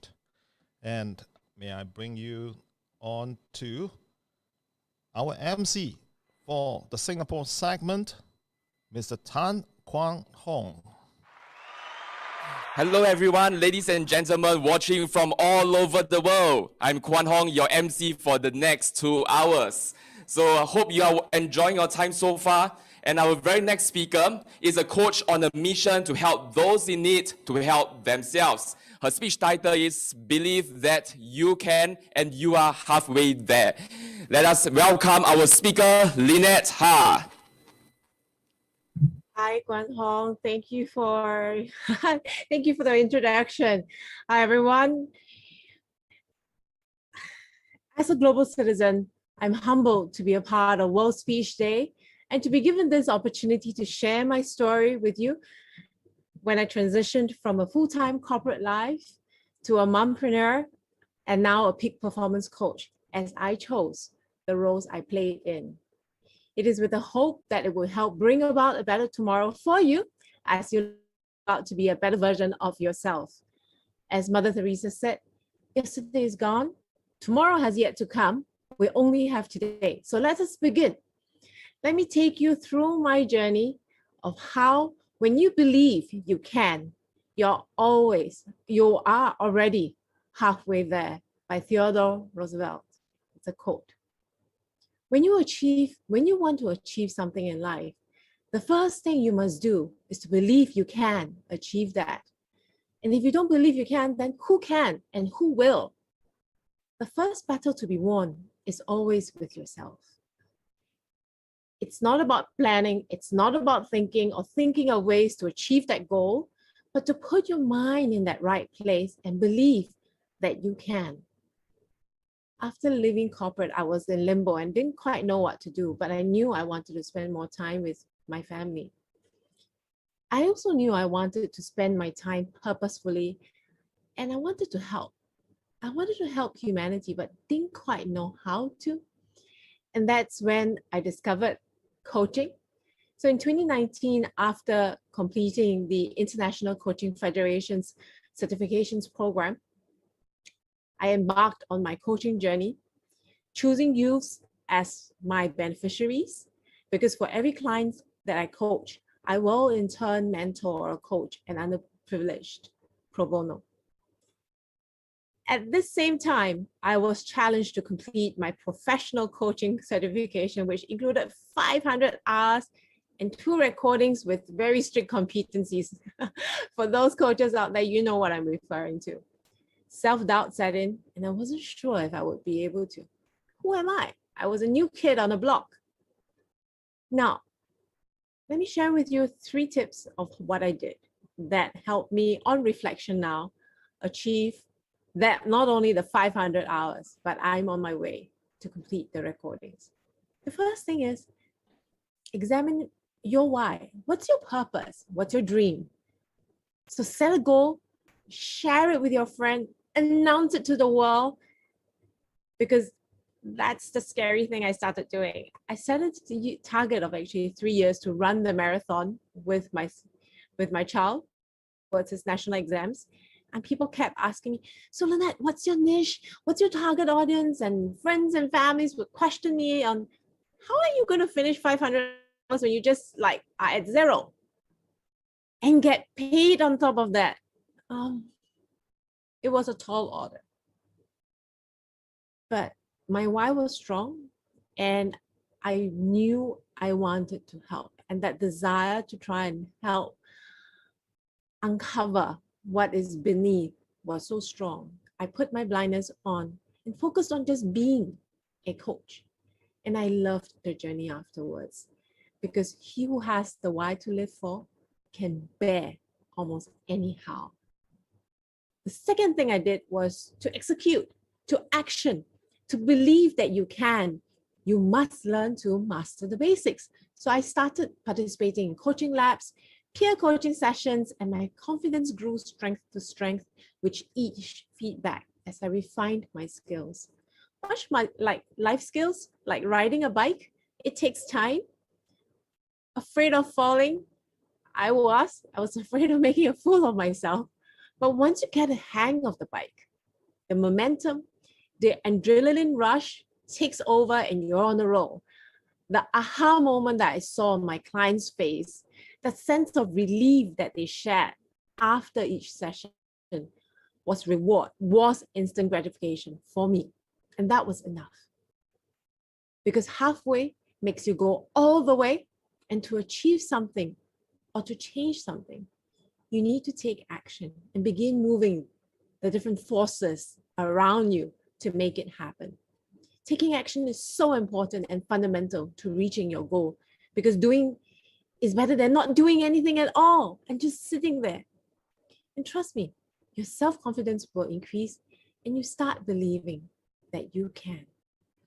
Now, the third thing I mentioned was to explicitly share. Shout out to the world. Not only that, but share the wisdom and share the knowledge that you've gained. Because I started spreading and I started advocating about coaching because I simply fell in love with it. I shared best practices with friends, with fellow coaches around, and I realized I was actually inspiring those around me to take action for themselves because they were touched. Now, the point is, in the first year, last year, to be exact, I've achieved more than 500 hours of coaching conversations. And I'm working towards submitting my recordings. Because when the pandemic struck, everything went online. Borders were blurred, cross-cultural coaching started, Italy, India, France, just to name a few. Coaching has not only benefited myself, as when you coach, you actually are self-coaching, my family, and of course, my clients. What is so motivating about Theodore Roosevelt's quote is that he's encouraging us to believe that we can do it. And if and when we actually start believing it, we will be able to do it. He knew people didn't believe that he could. But that wasn't a permanent condition. It is only so if you allow it to be. You can start developing your belief systems and start to believe you can, even though there may be that little voice there that of fear, but believe that you can. And that's the halfway mark. It's when you travel, does it make sense for you to stop halfway at your destination, make a U-turn, go home? No. When you're halfway to achieve your goal, you believe you can, you won't quit, you won't go back, because you will just keep on doing it until you reach it. Quitting is hard when you believe you can. Success is hard. It demands discipline and focus. And you must be willing to make sacrifices to achieve what you want. Because once you start building that, you are unstoppable. People that don't believe they can quit at first try. People that believe they can wouldn't quit easily. Just that little step, one step at a time, makes us resilient. And we will go through whatever it takes just to reach our goals. By building that inner belief that you can, you gain courage. Courage that will make you go ahead and just do it. Like what my child had written for his work. Just do it. you know, regardless if you fail or not, you are willing to take that action. You have stepped forward for yourself, not for anyone else. People that succeed are those that have the courage to take that first step. They don't need to know much to start doing it, just like I didn't know much when I first started doing it. I was lost. But with each tiny step that I took, my confidence grew and I started believing that I could. And I just wanted to be a coach. And guess what? I'm a coach. I am being a coach. So you have nothing to lose. Start to believe that you can from now on, and you are already there. You're more than halfway there. I believe that everyone has greatness within that's just screaming for attention. So life is a choice. What is yours today? Believe that you can, and you are halfway there. I'm Lynette Har, your coach, facilitator, and also mentor, community leader with the Women of Courage Asia, wife and mother to 3. Thank you for listening to my speech. I'm signing off. Thank you.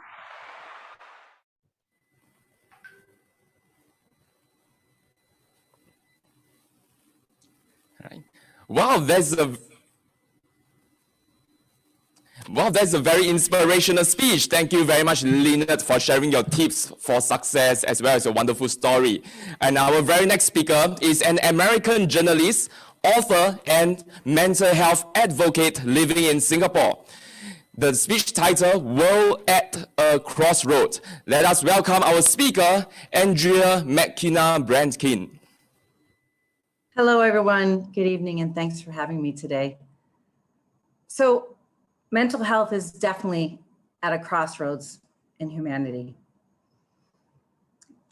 It's not just talking about mental health, though. We know that with the pandemic, people are facing isolation, fear, stressors that they didn't have before, living and not being able to go outside or associate with people or see workmates or friends or family or hug their grandkids. People are living inside their heads a lot more than they had to before. And that's really, really hard. And I know it's taking a toll on our humanity and on our world and communities. I have it on good authority how hard it is to live inside your head. I suffer from bipolar disorder, and I wrote a book about it called Bipolar Phoenix. And I wanted to share some of that experience about me being at my crossroads, and with my book, being able to get through recovery, writing my story, sharing my story, and sharing that message of rising like the Phoenix and recovering and doing better and helping each other. So as I said, it's not just talking about mental health, but how do we come up with the solutions? I mean, we have vaccines, we have more support, hopefully coming from communities with the pandemic, but inside, what are the solutions that we have for ourselves? And how do we do it? People ask me all the time as a mental health advocate, how do I do it? How do I find out if I'm sick or I need help? How do I help someone? How do I do it? So let's talk about that for a minute. To improve the quality of mental health in your life and your community, in our world, at these crossroads. So the first thing is with you. You got to have no judgment for yourself. If you have to look at your own mental health and say, I'm having problems, I need help, you need to be able to do that. And I give you permission to do that for yourself. You're not selfish. You're not out of line. You're not taking too much of the world's attention to take care of your mental health. You deserve it. You deserve it. And for us, we need to have no stigma. Don't turn away from people because they have a mental health problem. Yes, they can be diseases. Yes, sometimes it's just temporary because of pandemic or a work stress or relationship stress. But there's a you and the we. The you, no judgment for yourself and others. The we is no stigma. Let's create a world with no stigma for mental health. So with all these problems and issues and crossroads that we're at, we'd make a decision to turn the correct way, the right way, and support each other with no stigma. Going back to you. Take a look at yourself. How are you doing? Are you functioning? Are you having problems with anxiety? Write it down. What's going on? What's hard? Are you arguing with people? Are you not able to speak your mind? Can you not make decisions? What are the things that are affecting the quality of your life can be from mental health issues. We need to be able to look at you and see what's going on. Be honest. Give yourself the time. For us, look around at the people around you, your family, your community, your friends, your husband, your kids. See how they're doing. Check in. And let's get people to the resources that they need. The hospitals, the doctors, the therapists, the service organizations, so we can help each other. At the crossroads of humanity with mental health, let's talk about mental health, let's listen, and let's find a way that we can move forward together. You are not alone, and we are not alone. Thank you so much.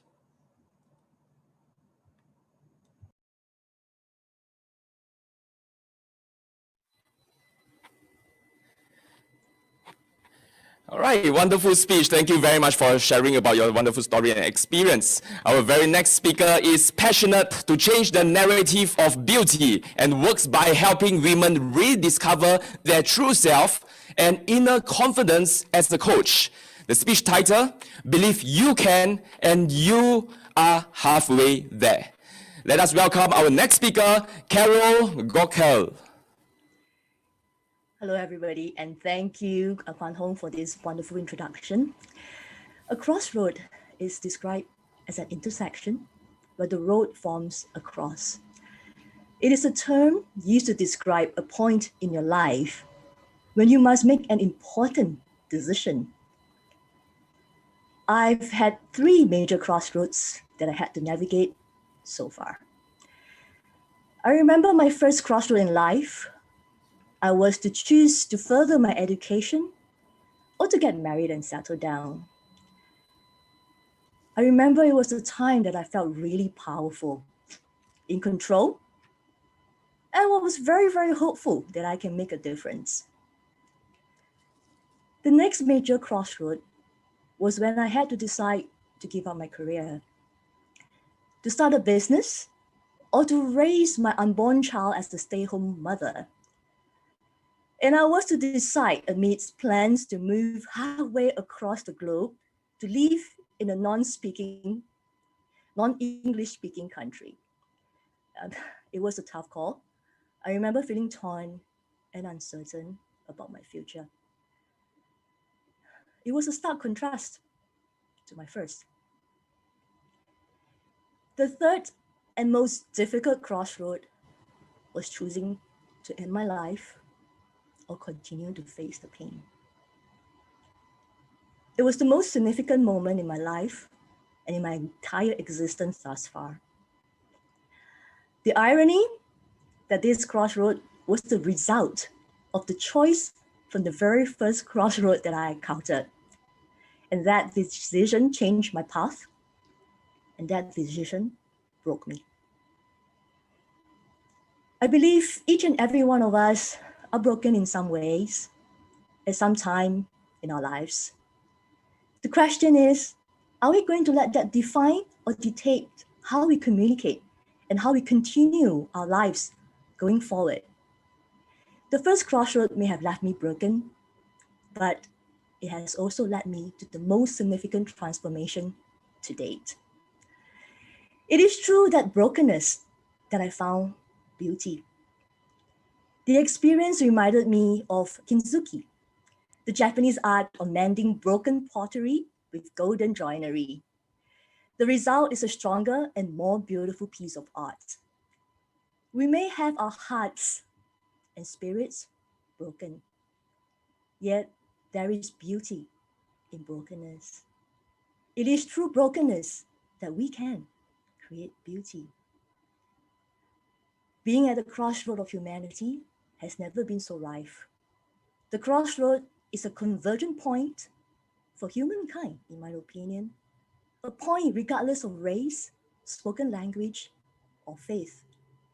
Though we are all different, and yet we are the same as we love, we cry, we celebrate, as we live and experience our lives as one humankind.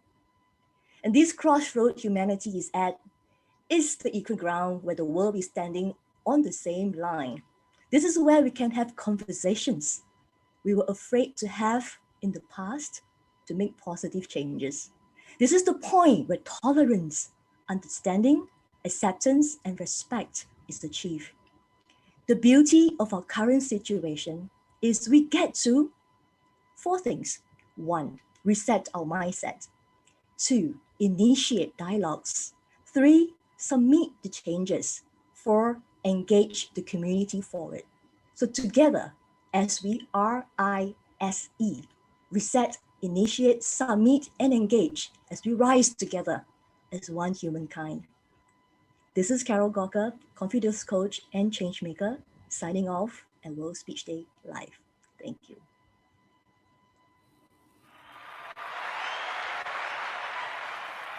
Wow, what a wonderful speech. Thank you very much, Carol, for the wonderful speech. And I'm loving all the speeches so far. I hope you are enjoying yourself this very moment. So at this stage, let us welcome our very next speaker. Our next speaker is a financial advisor and life coach by profession who wants to share her experience in imposter syndrome.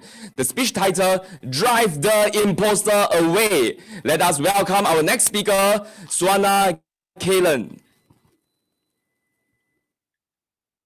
Thank you so much for the wonderful introduction. A wonderful World Speech Day to everyone here and the audience listening on YouTube and Facebook Live. When we talk about crossroads, humanity as crossroads, I think understanding ourselves is the first step.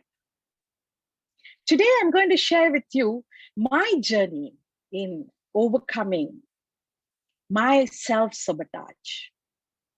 That little inner voice that keeps telling me that I'm not good enough. I'm sure you all have gone through this, and we go through this on a daily basis.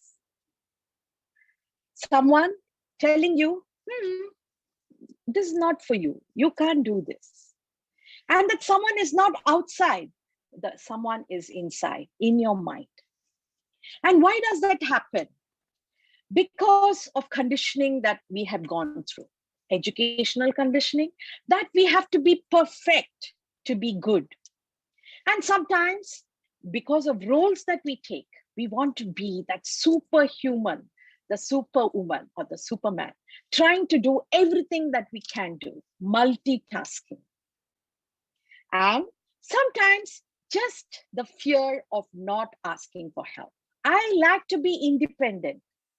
I don't want to ask for help.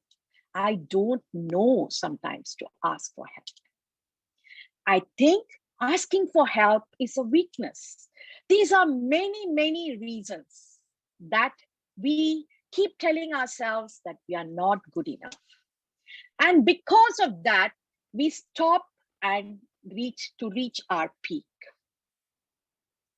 I have gone through this many a times in my personal life and also at work. And because of that, I have had issues that sometimes make me feel very, very upset. But friends, today I'm going to share with you what are those little things that I'm doing. And hopefully you can follow too, to stop that inner voice telling you that you are not good enough. Someone telling you that you are an imposter, you can't do it. The first is the awareness of the thoughts and feelings. And when we become aware of our thoughts and feelings, then we can take an action. I like to use this mantra that I find has helped me from being always fearful of taking chances. And that is, I am enough. Very powerful words. When I tell myself I am enough, at whatever stage I am able to do something. I don't want to say, listen to what I'm telling inside. I just keep telling, I'm enough. At this point, I'm enough. And if I'm not enough, someone from outside will tell me, I don't need to tell myself that it is not enough. I keep telling myself, I am enough. And this has worked very well. And I would encourage all of you to try to say that I am enough. We all have the potential. It's just that we are scared to take the chance.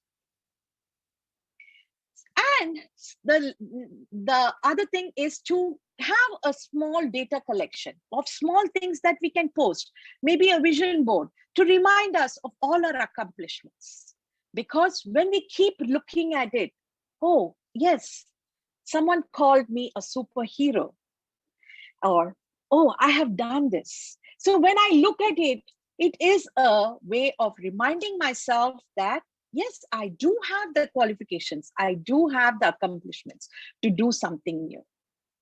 So that when you constantly keep telling, this is basically a way to tell your subconscious, to tell your something that is inside that you are capable of doing. And this, the other thing that I do is sometimes when these thoughts come, I write it down and put it into a box. I call this an imposter box. It's only for myself, but I can always revisit. And when you write down something, in a way, you're letting go of it. And this is something that you can try to let go of those chatter that keeps telling you that you're not good enough. And if you want to revisit it, you can always visit it when you feel like opening that box to see what are all those talks that you had.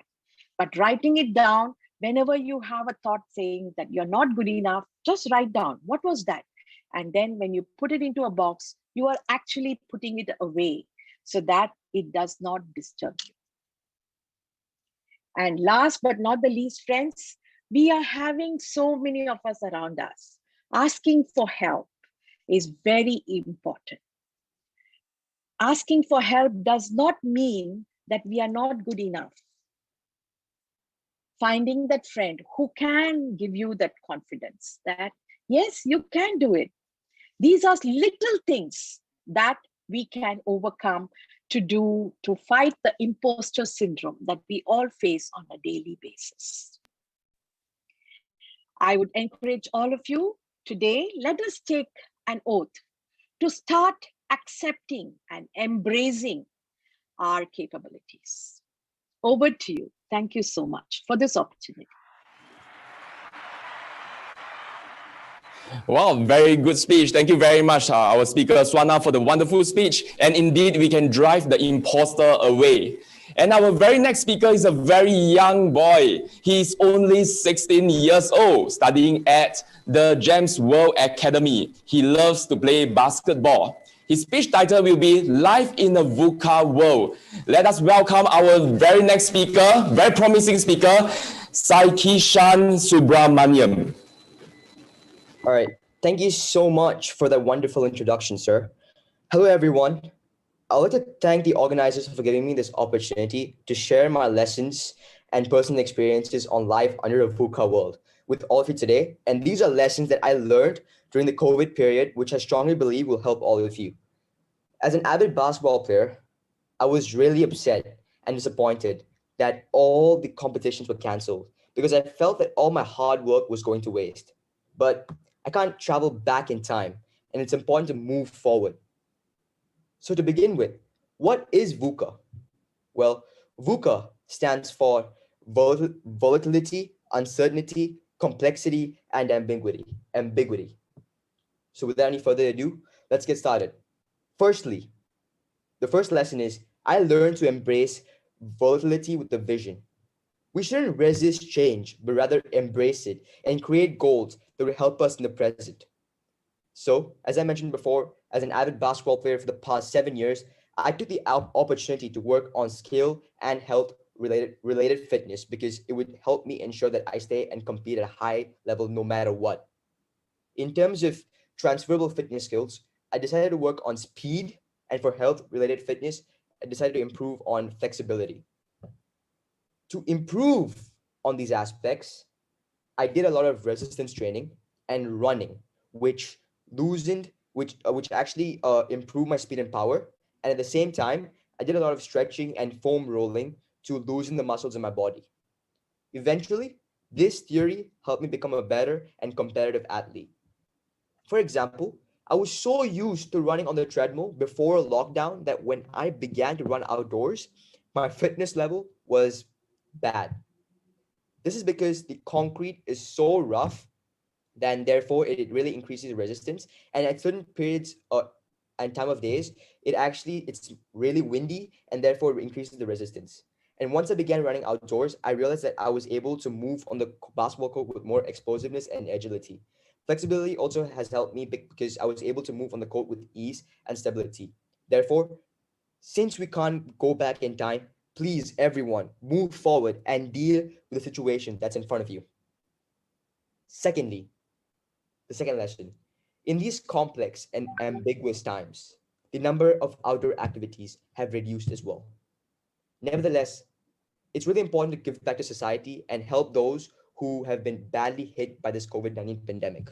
So I decided to use this time to give back to society in any way possible. And along with a few friends from my school's student council, we did a virtual workshop at a special needs organization in Singapore called Rainbow Center with kids with special needs.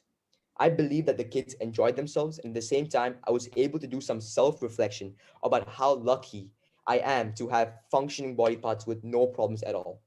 This helped me realize how grateful I should be for everything that I have, and you all should appreciate what you have before it's gone.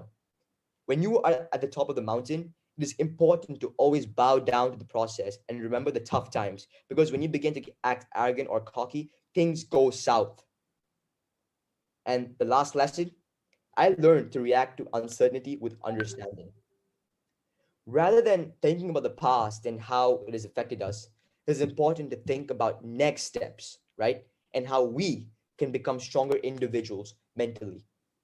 Therefore, I took the time during the pandemic to embrace failure and learn from my mistakes.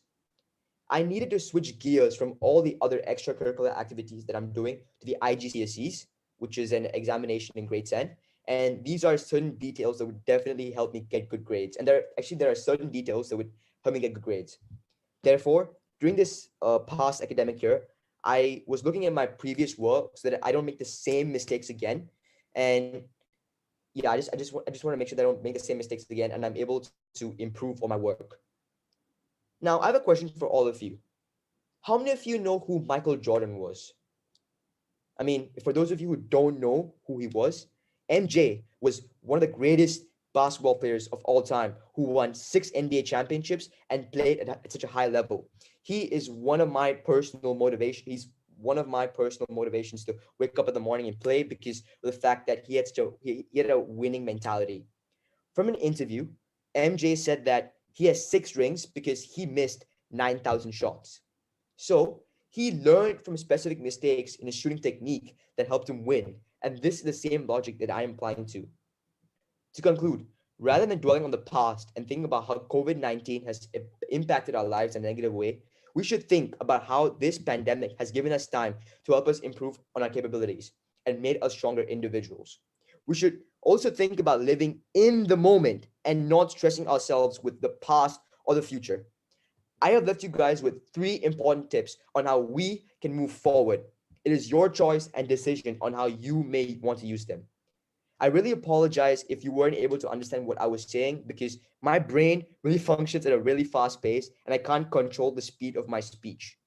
Hope you all understand, and thank you so much for giving me this opportunity. Back to you.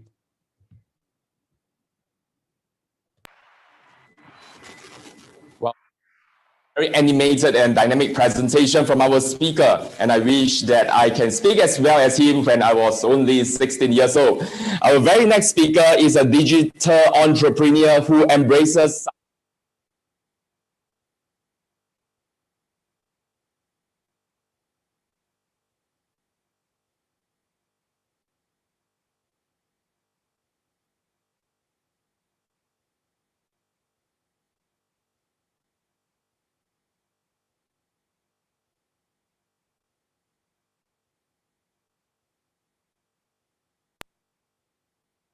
Right, let us welcome our speaker, Lim Swee Kim. Lim Swee Kim.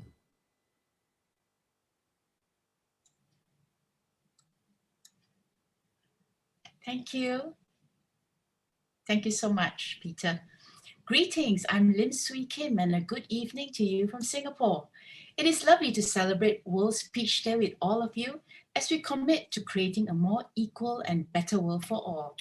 Many of us know Sir David Attenborough, the natural historian and broadcaster, who had taught us about the importance of all living creatures. Sir David actually reminds me of my late father, Lim Hock Seng, who had passed away in 1996. And perhaps this is why I feel a strong affinity with Sir David's appeals to us to do more to protect our one and only planet Earth. We had taken so much from Mother Nature, especially in the last 100 years. And thankfully, during the COVID-19 pandemic, we have begun to realize how much natural resources, plants, animals, the human race had destroyed. We had many warnings about global warming and had seen crazy weather all over the world, resulting in fires and floods, and also tragically loss of life. So much human effort and monies have been spent on growing crops and rearing animals for meat, yet the yields disappointed because of droughts and diseases and natural disasters like earthquakes and tsunamis. Fortunately, some of us have been doing our best to build a healthy, sustainable planet for all. We congratulate the world's most green and climate-conscious countries, including Denmark, Luxembourg, Switzerland, France, Austria, and several more European countries. Denmark, for example, shows the most consistent, cutting-edge commitments towards clean and green climate change initiatives. It has long-standing policies and programs to protect public health, including the decrease of greenhouse gas emissions and the preservation of natural resources. The presence of wildlife in their forests and natural habitats is a clear indication of their successful green policies. In Asia, Japan leads the Sustainability Index with their reliable public transportation, clean water, renewable energy, and grid efficiency. The World Economic Forum reported that only 2.3% of Japan's population is exposed to unsafe drinking water. Singapore has the honor of being in second place in Asia. It performed well due to low air and water pollution, with efficient energy and transportation systems. I'm proud that Singapore also has the most efficient electric grid, with only 1.8% of its total electric power produced being lost. But Singaporeans still have a lot more work to do. We overconsume on petrol, food, and various other consumables due to poor old habits. For example, we need to increase our reliance on clean energy sources, such as renewable energy, which presently constitutes less than 2% of our total usage. Now, New Zealand is a clear leader in renewable energy, with 24.6% of its energy production in renewables. It is also a leader in air quality and green spaces. Did you know that it has an estimated 10 sheep to every New Zealander? But one area which all countries need to give higher attention to is our waste. We need to reduce our plastic waste. Guess which countries score poorly? Yep, it is Singapore, Japan, and New Zealand again. But this time, tops in the negatives. Plastic waste is very harmful to our ecosystems. It is the root of many of the world's problems affecting our sea creatures and also our soils. Many countries do not realize that the distribution of microplastics through our sewage systems is causing a huge danger to our water supplies and also animals in the sea. This is due to plastic particles from our garment fibers when we wash them and they flow into the sewage and harm our soils and seas. Thus, we hope that everyone from all our communities around the world will turn this COVID-19 pandemic from a tragedy into an opportunity for us to reset, reorganize, and rebuild a better sustainable planet for ourselves by healing our one and only living planet and Mother Earth. Ms. Claire Chang, a dear friend from the Rotary Club of Suntec City and one of the founders of Banyan Tree, had begun her sustainability walk for more than 30 years now. We must continue this important walk for the sake of humanity and our living planet. The economic shutdown in many nations because of COVID-19 has resulted in a sharp drop in pollution levels and the return of wildlife. Thus, this lockdown year has provided us with a glimpse of what a sustainable planet we can be.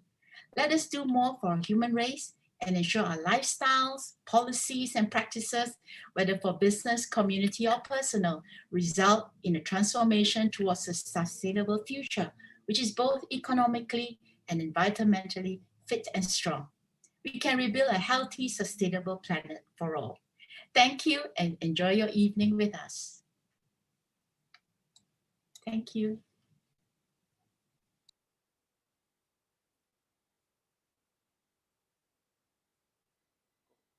Well, thank you very much for your wonderful speech, Swee Kim. I certainly learned a lot about sustainability.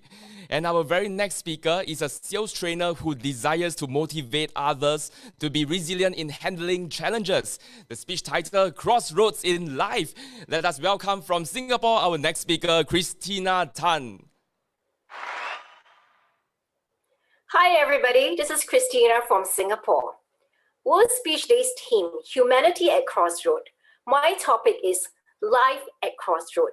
During this pandemic period, lives have been impacted. Many have lost their jobs, and some even their lives. So what are we faced with? Job losses, increasing debts, relationship tension, financial strain, and mounting pressures. What about yourself? Have you lost your income streams? Are you trying to look for a job but doesn't seem to have anything in sight? So what do you do in the meantime? Are you open to look at other income revenue streams? Look at what you have now instead of what you don't. No one knows when the pandemic will end, and no one knows when the next job will come. Do you have skill sets? Do you have hobbies that you are good at, such as cooking, bakery? What about painting, photography, or even writing? Are you able to capitalize on the digital media or social media platform to monetize your skills? Would you consider picking up entrepreneurship skill sets so that you can start a low-cost home-based business? How about being a YouTuber, TikToker, Instagrammer, ebook author, or even be a podcaster or an online trainer to share about your skill sets, expertise, and experience and monetize what you are good at? Would you even consider being a sales associate? Because most companies look for salespeople to increase their revenue. How about being open to consider financial advisory role, a property agent, and even telemarketer? In Singapore, an air stewardess and her designer husband have turned it into a home-based business, improvising their mom's fried prawns fritters. In fact, during this trying period, many low-cost home-baked bakeries have also sprung up. Pandemic or not, economic crisis or not, we will face life's crossroad some point in time due to various situations. Look at J.K. Rowling, the author of Harry Potter. She was in a tough situation, neither a pandemic period or economic crisis. As a single destitute mom on welfare services, raising a baby, she today has a 1.2 billion net worth. And that was truly an inspiring story from rag to riches. How about Janine Alice, who started Boost Juice in her humble kitchen in year 2000? Today, she has a footprint over 13 countries with a turnover of 315 million. Looking closer at home is Bengawan Solo, started by Anastasia Liu, baking Indonesian delicacies in her unauthorized public apartment. She too started humbly in her little kitchen with 45 outlets island-wide in Singapore with a turnover of 35 million. You may ask, this is a humongous number. How can I ever achieve that? May I remind you, they too started with a very humble beginning. The world is evolving towards a gig economy.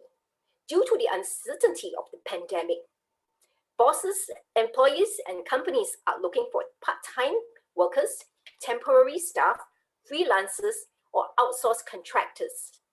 They are no longer opening up permanent roles. And look at US itself. About 1/3 of the workforce is in some form of gig economy. This number, magnified by the pandemic, is going to continue to rise. The security of a stable job with a regular income is going to be soon a thing of the past. For myself, I have moved out from my comfortable sales leader role to start a sales training and coaching business. And that was before the pandemic started.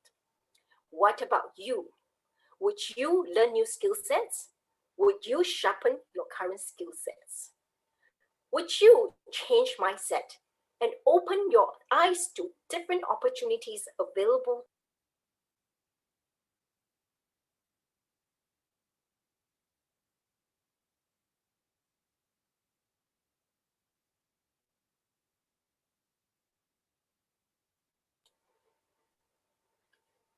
Sorry, do I start all over again?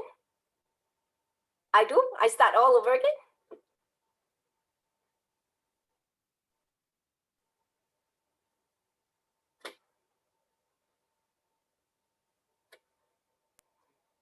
Start from the crossroads. Oh, okay, so I got muted. Okay, the last part, which is the punch part. This is a crossroad sign if you drive. So multiply your opportunities and cross out negative thoughts. Be positive and add on to new possibilities. So let's charge through life crossroad. Thank you.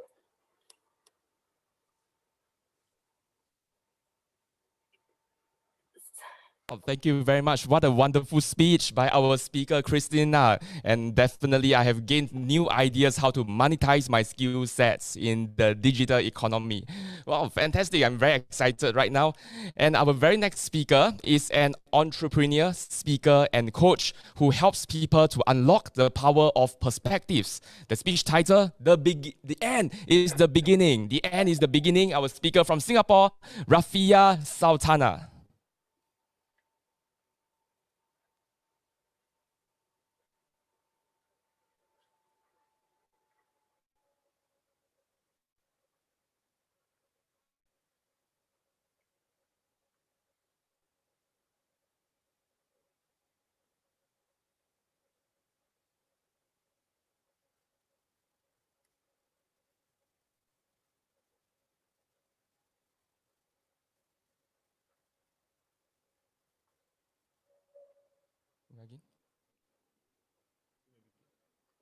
Hi, you may begin. Hello. Hello.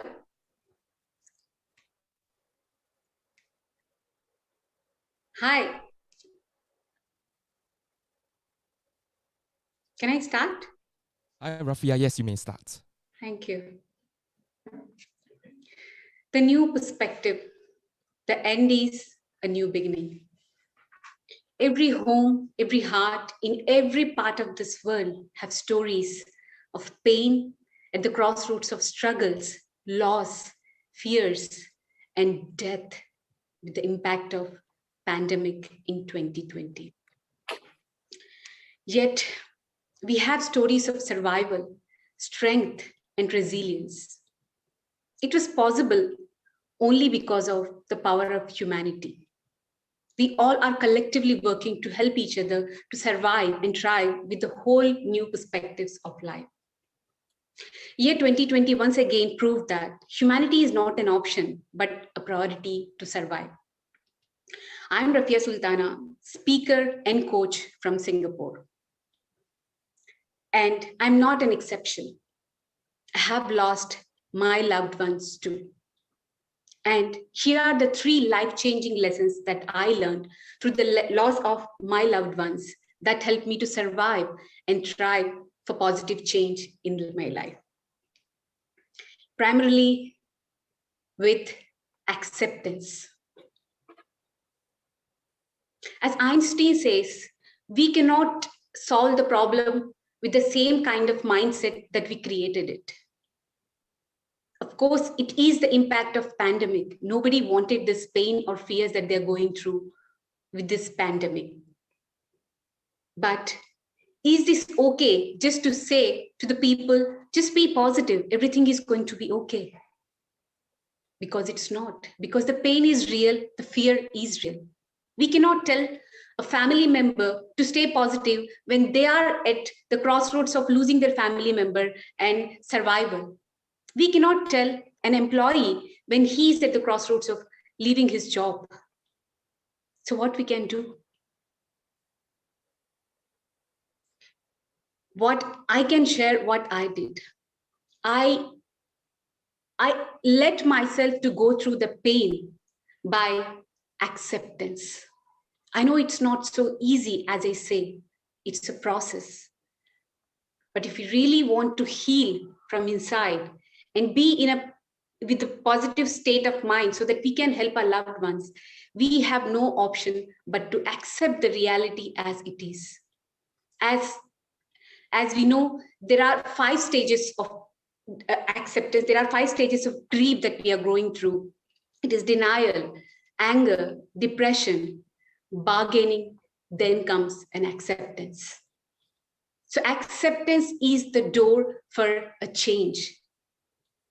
Acceptance is the door to invite a new beginning in our life with the whole new perspective. And how we can do that? There are many different ways. But with that given time, for me, the fastest method is having a gratitude. Gratitude about what you've already there, what is already there in your hands, the people who are already there in your life, the opportunities that you are still having. If you have a bread, butter, and if you have a shelter, you are still can be in your gratitude.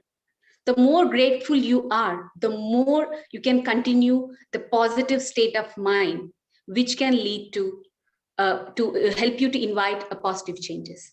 The second point is mind shift. What is mind shift? How to shift our focus from pain to possibilities that can bring positive change in our lives. And that is by changing our perspectives. We must understand the fact that as long as we are in the victim mode, our mind cannot find solutions. We need to find solutions because we are still alive and there are people in our life to take care. There are responsibilities in our life to take care. So we need to find solutions to survive and thrive, to bring positive change in our life and also for the people who are in every other person in your life.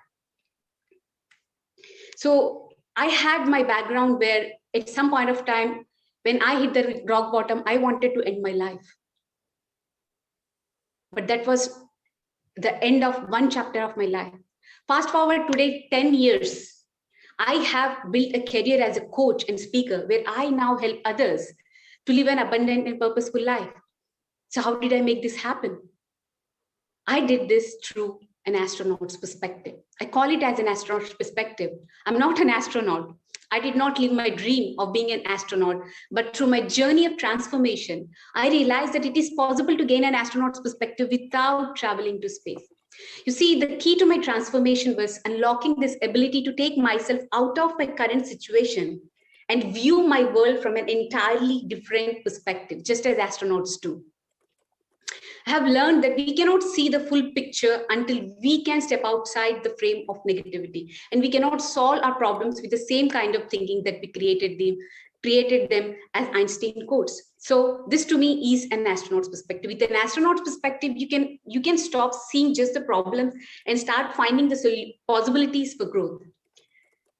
And ladies and gentlemen, just like I found to gain an astronaut perspective, I promise you, you don't need to fly into space. All that it takes is believe that you are much more than your pain, fears, and failures. Believe in yourself because you can. And the third lesson that I learned is empathy. After having an 8 years of journey of my self-discovery and self-mastery, I thought that I'm immune to any kind of pain that comes in my life, because I thought I created a support system that I can help myself to get out of whatever pain that comes in my way, in my journey. But that's not true. Due to pandemic, when I lost my loved ones, I realized I'm not an exception. This pain is real. No matter what technique, no matter what tool that I apply to myself, I have to go through this pain to get out of it. So the biggest realization for me is I am not immune, and nobody can be immune to any kind of pain and grief unless they prioritize their physical, mental, and emotional health as a primary priority, as equally as the professional and personal goals. I was busy reaching my goals. I was busy running to achieve my milestones, but I left behind my physical, mental, and emotional health. I was helping others, but I did not help myself. So when I lost the loved ones, it hit me so hard. I could not focus. It felt like my heart and mind and soul is not in alignment with each other. I had to stop everything. So I took a break of 4 months. I took a digital detox journey for 4 months where I learned amazing lessons. So empathy with yourself is important. Empathy with others is equally important, because when you nurture and plant the seeds of empathy, you are being more creative to find solutions for others. Because in the end, all that matters is how we care for each other, but not how we survive, how we compete with each other. Let us help each other to survive the pain and try for positive change.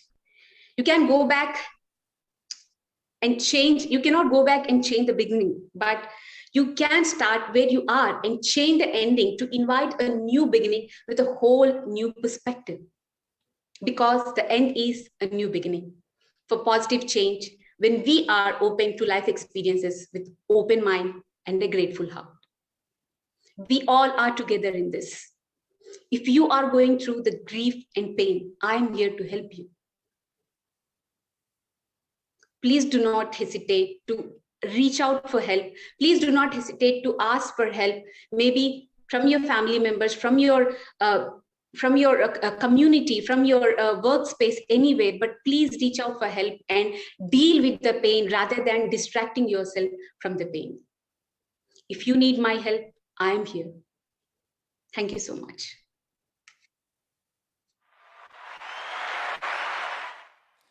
Thank you very much to our speaker, Rafia, for showing us how to be resilient in such a difficult moment. Thank you so much. So our very next speaker is an experienced human resource professional who helps others to discover and transform into better versions of themselves. And her speech title is My Leadership Growth Through the Pandemic. My Leadership Growth Through the Pandemic. Let us welcome our speaker from Singapore, Dong Mai Chin. Hi, everyone. And this is Ching, based in Singapore. So tonight, I'm here to present my speech on my leadership growth or journey during the pandemic. Now, looking back on 2020, it was a year of reflections, awakenings, and resiliency for all of us, wasn't it? Our traditional pathways of success was quickly made uncertain by the COVID-19 pandemic. Wow, the year 2020 taught me many lessons. As leaders, we all strive to be transparent, build authentic connections, and demonstrate courage with others. In the journey to become an effective leader, I have learned that leading through empathy and compassion can go a long, long way in my leadership journey. You may ask me, what is empathy and compassion in leadership? Well, I personally believe that it is the ability to acknowledge the emotional impact, to offer open communications, and build deep emotional connections with others. To infect others with your positive energy and show them how much you care about them. It's all about putting aside business as usual measures and stepping up by having honest and tough conversations around people's needs, such as childcare, mental health, financial burdens, so on and so forth, to connect with them deeply at the human level. Now, deep human level connections require a deep understanding of what really motivates people around us so that we can quickly address issues, put ideas and resources in place to support their well-being. I learned that having genuine compassion for others starts with having compassion for myself. It involves acting the same way towards myself when I am having a difficult time, suffer, fail, or notice something I don't like about myself. Now, imagine if I am overloaded and out of balance. It's impossible for me to help others find their balance. I remember the pandemic hit Singapore last March 2020. It was when I took time at home to clear my leave, my annual leave. And soon after, I received a notice that we were not to return to the office. It was then my work and life changed and never be the same as it was. I started to fear and panic about my future, the future of my loved ones. I felt hopeless, depressed for being locked down here with uncertainties. If I could travel back to Vietnam to see my mom, as I did not know how to manage works and life at home, my usual days got longer with the missings of movement, human interactions. I was overwhelmed and struggled to find my balance back. It was a turning point when my mental and physical health got worse and I had to seek doctor's consultations. As there was many why questions run through my head, I started to realize that I could not change the reality by blaming myself for what have happened, but to accept it. I finally woke up and took actions to transform my lifestyle, take care of my own health more, instead of fighting against stress, fluctuations, and self-criticism. I set boundaries for my work and life, getting quality sleep, taking breaks during the day, working out, and control my diet with taking health supplement. Now, looking back, I was glad that I did it right to transform myself through this difficult time, to become happier with full positive energy by letting go of self-criticisms for what I could have done differently. Most importantly, I have compassion for myself and give myself kindness and care. And I really want all of you here to know that we all learn and we continue to learn from each other. When the going gets tough, the tough gets going. As women, we naturally show our compassion and empathy to others, but to ourselves. So to all the men and women out there, you are deserved to have compassion for yourself, listen and care for yourself, be kind to yourself so that you can continue to extend your care and kindness to others and inspire others, people around you with your compassion. Now that is humanity. There will be many hard days, weeks, and months ahead. Things will not always go the way we want them to. You will encounter fluctuations, losses. You will make mistakes, bump up against your limitations, fall short of your ideals. This is a human condition, a reality shared by all of us. The more you listen to yourself and care for yourself, the more you will be able to feel and lead others through compassion. As you honor and accept your humanness, you can make the world better by making yourself a better person. Thank you so much for this opportunity for me to come out and share my story with you. So back to you, the host.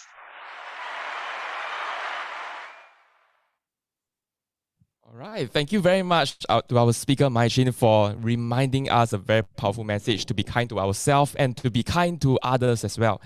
Thank you so much. And our very next speaker is a business consultant who supports youths at risk. And the speech title, Skills for the New Decade. Let us welcome our speaker from Singapore, Mark Lee. Mic check. All is good. Right. Hi, good morning, good afternoon, good evening, depending on which part of the world you're from. My name is Mark Barbas. I'm glad to be here in this World Speech Day.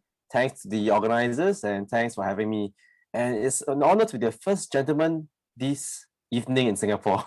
So my name is Mark and I'm glad to share with you this title of my speech today, Skills for the New Decade. It's not too long ago that we just put 2020 behind us. And we just moved into 2021. And just in case you didn't know, we actually moved into a new decade. Yes, 2021 is actually a new decade. I believe there'll be a lot of excitement despite the COVID-19 that will cause somewhat of a challenge. That brings to me a 4-letter bad word. I think it was mentioned by an earlier speaker. This 4-letter bad word is really VUCA. Volatile, uncertainty, complex, and ambiguous. Yes, we are going to go into a new normal that awaits us, not just in the way we live, but really in our work as well, especially as a new professional. So that is why I'm proposing this topic on the new competencies that new professionals will need as we progress beyond COVID-19. Even the World Economic Forum has proposed 10 skills that we need to learn to be ready for 2025. And even the Singapore Skills Future, which is the government agency in charge of learning in Singapore, has proposed 16. So I want to advocate 10 foundational competencies that youths and those who are coming to the workforce need to have to prepare themselves as they progress into either employment or entrepreneurship. And that is a new normal that we gotta look forward to. And why are these skills important? Because we are going to be working through the internet. We are going to be working through this little pinhole here. We are going to be working across cultures. And therefore, I want to propose one of the many 10 competencies that I mentioned in my white paper, and that is about culture. So cultural intelligence, cultural quotient, this is proposed by Dr. David Livermore. And culture is so important because we are working in the global village right now. And very often we come in touch with several people from different countries. And being in Singapore, I feel very blessed because we are a melting pot of nations and cultures. And it's very easy for us in Singapore to connect. But in my experience living in other countries, in Philippines and in India, it is a bit different. And let me share with you an anecdote, an experience I had that it's a bit of a cool experience. This is what happened when I was very young and stupid. Yes, stupid back then. Now, I was in India, Chennai to be exact, and I was in the office. I was doing some work there, and I was expecting a guest. So I was doing some work, my hands became dirty with ink because I was fixing the printer, and suddenly my guest came in. She was early. Yes, it was a her. So when she walked in the office, being a typical young kid in Singapore, I would say, hi. I greeted her. I reached out my left hand to her because my right hand was dirty with some ink. Guess what? She gave me a hard stare.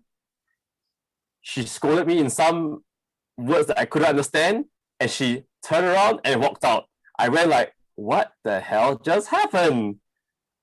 So I asked from friends, and I discovered that I was very rude to offer my left hand, because in India and in many Muslim countries as well, offering a left hand is a very rude gesture, because in these countries, they use the right hand to eat and left hand to wipe. If you do not know what that means, go ask your parents or someone who's a Muslim and let them explain to you. So you see, cultural intelligence and cultural knowledge is extremely important. And let me share one more ethic. This is in Malaysia. not too far from Singapore. I run events for companies and schools, and there was this event that I did, and I got my staff to write names in different colored pens because we want to get them into groups as an activity. And lo and behold, one of the color happened to be red. And when a particular participant picked up the name tag in red, he started creating a fuss because names in red means that the person is dead. So that was another cultural shock for me, despite being so close. But like I said, then I was young and stupid.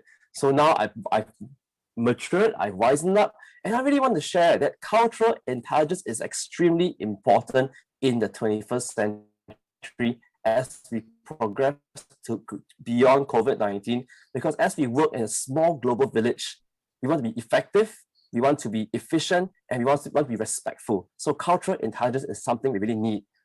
So as the world works towards recovering from pandemic, I call upon nations, I call upon NGOs, schools, particularly youth who are preparing to join the workforce or who are keen to be entrepreneurs, to embrace and learn cultural intelligence, raise their cultural quotient, not just IQ, EQ, bring on the CQ as well.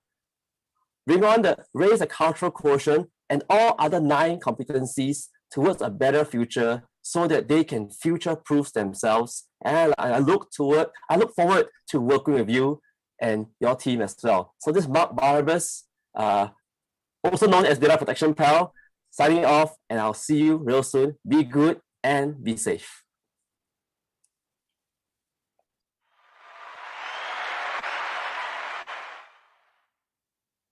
Wow, thank you very much. Fascinating story about cultural intelligence. Thanks so much for sharing these wonderful stories.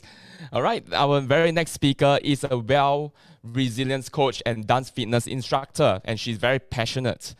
The speech title is My Struggles in My Weight Loss Journey. Let us welcome our speaker from Singapore, Natalie Nancy Tan.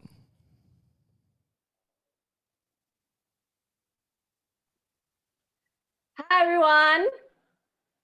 This is Natalie. Thank you for having me. Looking at me, most people would not believe that I have some medical issues. I was diagnosed with hypertension and hypothyroid in September 2019. Through proper dieting and exercising, I managed to clear both conditions by 2019. Unfortunately, during the lockdown in April 2020, I gained 6 kilos. And when classes resumed in July, I remember my students gasped when they saw my figure.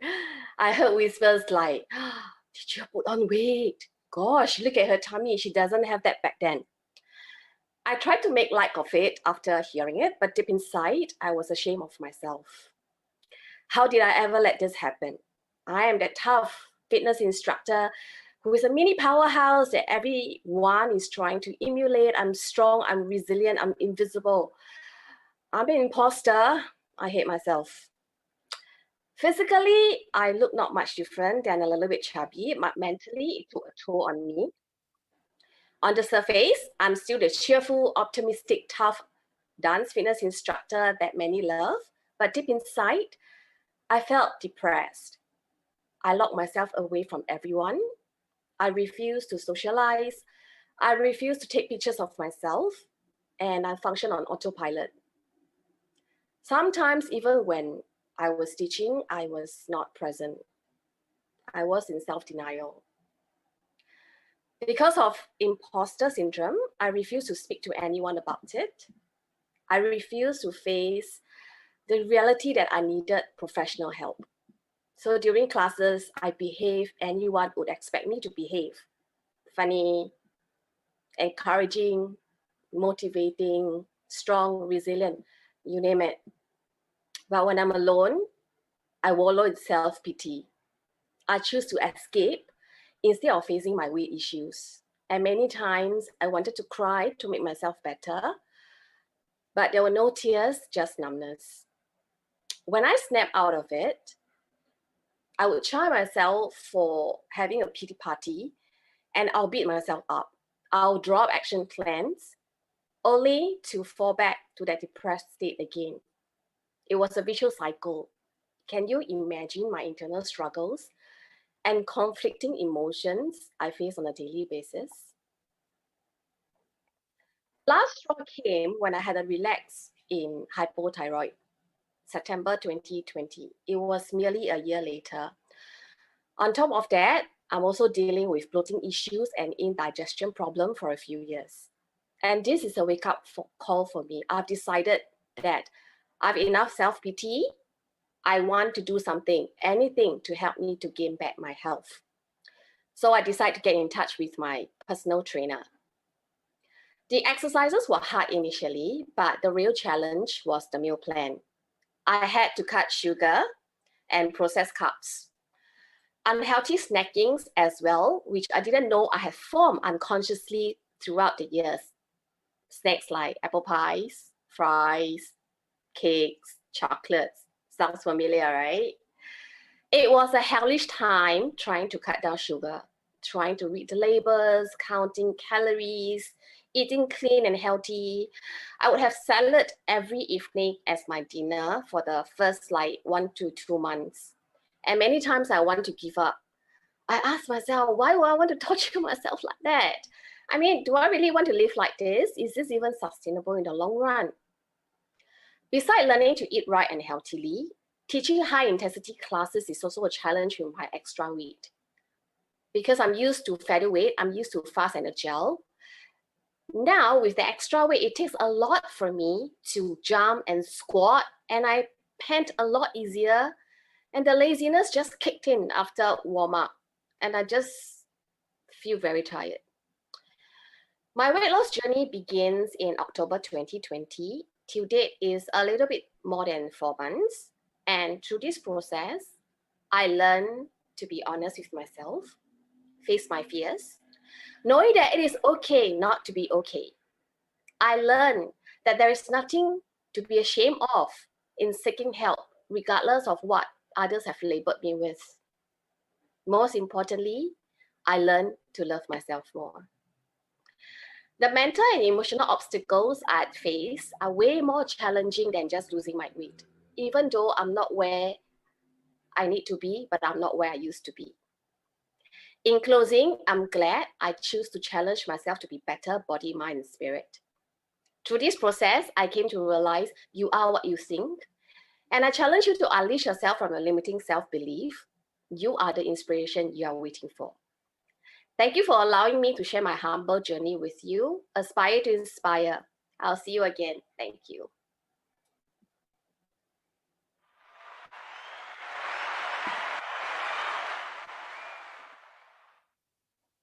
Wow, thank you very much for the very inspirational story, and we are so glad that you managed to overcome your challenges and emerge stronger.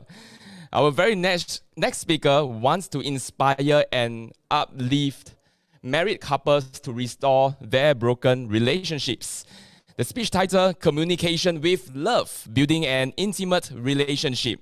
Our speaker comes from Singapore. Let us welcome Teresa Chong. Hi everyone, my name is Teresa Chong. I'm passionate about enriching women's life, helping women to regain their self-confidence so that they could be financially and emotionally independent, so that they could be a strong support to their husband, and of course, a happy marriage. My speech of tonight is Communicating with Love, Building an Intimate Relationship. While I was enjoying the feast during the Chinese New Year dinner with the companion of my husband and children, I felt sorry for those children who had to choose to either have their reunion dinner with only the daddy or the mommy who have been divorced. Reports show that there is a sharp increase in number of divorce cases during and after the lockdown. 10 years ago, while I was at the T-junction wondering if I should end my marriage, which I was not happy, I was sitting at the couch looking at the starry night, yet felt so empty. I looked at my son, who was 1 year old at that time, sleeping soundly next to my husband. I did not know why, but I felt jealous. I thought the arrival of my son has grabbed the most attention and love from my husband, I felt being isolated. 10 years forward, I knew I made the right choice of choosing not to leave my marriage. Many has changed since then. My relationship with my husband has improved a lot, and my character has changed as well. Today, I would like to share a message. There is still hope, even if you are experiencing bitterness, coldness, or harshness in your marriage right now.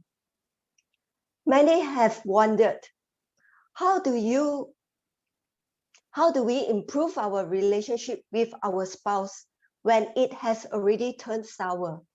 Can the broken vase that has been shattered be patched back? Our minds have always been wired to pick up the mistakes of others, including the flaws in their personalities or characters. To change this, we first need to move ourselves from a selfish to a selfless attitude. When I attended my marriage counseling session 10 years ago, I was telling the counselor tons of the flaws in my husband's characters that he needed to change. I was hoping that the counselor agreed with me and stood by me. Luckily, she did not. If not, I would have not salvaged and thrived in my marriage today. As professionally as she could, she showed me I should first change myself. Of course, at that time, I did not understand why. Since then, I have learned Gary Chapman's 5 love languages. I began to realize it is more effective to speak other people's love languages. Instead of focusing on the negativity and the feeling of not being loved, I observed and pushed myself to speak my husband's love languages. It was not easy. It was hard, in fact. As I thought I wanted to give up at that time, I started to notice the change in my husband's response. That encouraged me to keep walking on my journey. You might say, that's you, Teresa. I have no feeling for my spouse anymore. I do not love him or her anymore. No, no, no. Love is an action. It's not a feeling. Do not drive by our emotions or our feelings, because there are times that our moods swing. Go and love our spouse each day. Take baby steps each day. Hold on to the marriage vow and persevere. Be it a simple act of service or a word of encouragement or a hug before leaving for work. All this would deposit the love into the love bag again and revive the love. I hope my message today inspired you to take a small action to work towards your marriage goal. Thank you. My name is Teresa.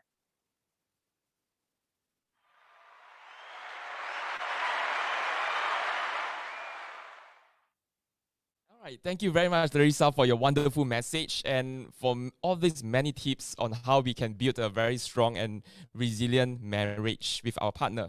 So thank you very much, wonderful speech. Our very next speaker is a real estate agent who has overcome depression towards motivating others to make things happen in their lives. The title of the speech, What Am I Grateful For in This Pandemic? Let us welcome our speaker from Singapore, Anna Ng.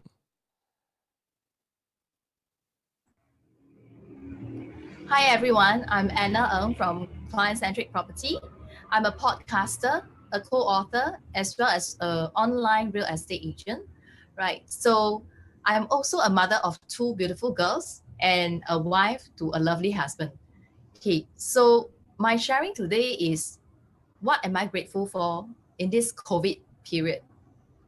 To be frank, when I chose this title, I was thinking this is an irony because in this COVID, when it first started last year, we lost our mother-in-law who was very dear and close to us in just a matter of 1.5 months. She didn't die of COVID-19. She died because of a sudden exploration to know that she actually got lung cancer stage 4. Of course, when the news came to us, we couldn't take it and we thought perhaps chemotherapy is the way to go. And so we encouraged her. Until today, most of us are still feeling like regretful, guilty. Is this really the best way out for her? Because it seems that once you go on chemotherapy and things don't go well, the life seemed to have been shortened in just 1.5 months, and everything, all the joy that she had inside her life was taken away from her and away from us. She didn't say much to me. She only said good things about me. But towards the very end, I expected her to say something like, you should be like that, you should be like that. But she didn't. What she only said to me was, Anna, be a good mother to your children. I was thinking, since my girls went to primary 1 and 2 and 3 and 4, she has been the pillar of my life, our family, taking care of my children.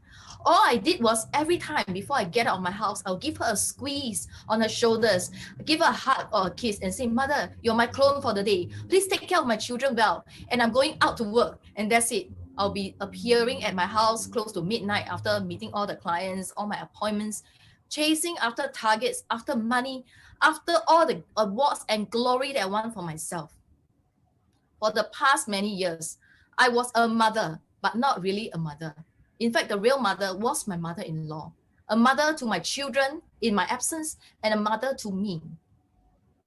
After she passed away, I think very hard to myself how fragile life could really be it someone contracted COVID-19 or even someone got lung cancer. Doctors just say, oh, she got terminal stage of lung cancer, stage 4, and that's it. It was announced, and 1.5 months, everything was gone. So I felt life is really short. What am I working so hard for? We can't bring the money to the next life. We can't bring the awards to the next life. I can't bring anything. What is there left for me? Why are we working so hard for? And in this COVID, we're actually forced to stay at home during the lockdown period. And most times we feel even more painful to think about the times she spent with us, and we don't really have even that few minutes to talk to her or even enjoy much with her or to bring her to a favorite restaurant, So, and this period of COVID, why am I grateful for it? Is because this period allowed me to slowly think about what's so important in life to all of us. Is it family? Is it the awards I want to stand on stage where everybody whom I do not really know well to clap below on the stage for me and say, oh, Anna, you're doing so well? Or is it more to really focus on the family, to give that kind of quality time where I really can look into their eyes whenever they're talking to me, smile, and really hold that gaze. And even with my husband, give him a peck on the cheek every morning when he sets off for work. Or prepare nice dishes for the family to enjoy and have funny little conversations we really would like to have at the dining table every time. Just spend it 1 or 2 hours on dinner. Or running around a mob for the customers, running the errands, which actually they can do themselves, but I want to do it value added. So there is a balance that I'm trying to hold right here. And in this COVID, I'm grateful because I decided to do something really for ourselves. I spend more time with my children. I do more dishes. I do more things bonding with my family. For my girls, my husband. And during this period, I discovered that, hey, I really want to be an author. And so I became a co-author in the book, Voices of Courage. I want to be a podcaster, and so I became a podcaster. I want to record, leave a legacy for me, my children, my family. I want to do a lot of cooking channels on YouTube, and I did. I did about 20 over episodes. I want to be a trainer. I asked for the chance in ERA. Give me the chance to be a trainer. I want to be a trainer on how to do FB Live, which I have been doing 100 over series. So all of this I achieved. I didn't stand on stage to get awards I always wanted last time. But I got all the things that's close to my heart, to give love to the people I love, to give time to the people I care, and to give concern for my friend who's maybe about to commit suicide because she told me her husband just committed suicide and she's left with a small baby. And because of all this, I decided to put my time for. I found it's even more meaningful. It's even more meaningful to save lives. It's even more meaningful to uplift. It's even more meaningful to motivate my children, to let them know that mommy can do all this. And it's not at the expense of others, it's at the expense of myself, my time, my effort, my love, my passion. And now, I want to share with you, have you smelt the roses in this COVID-19? And if you haven't, well, I have. So please go ahead and try. Thank you.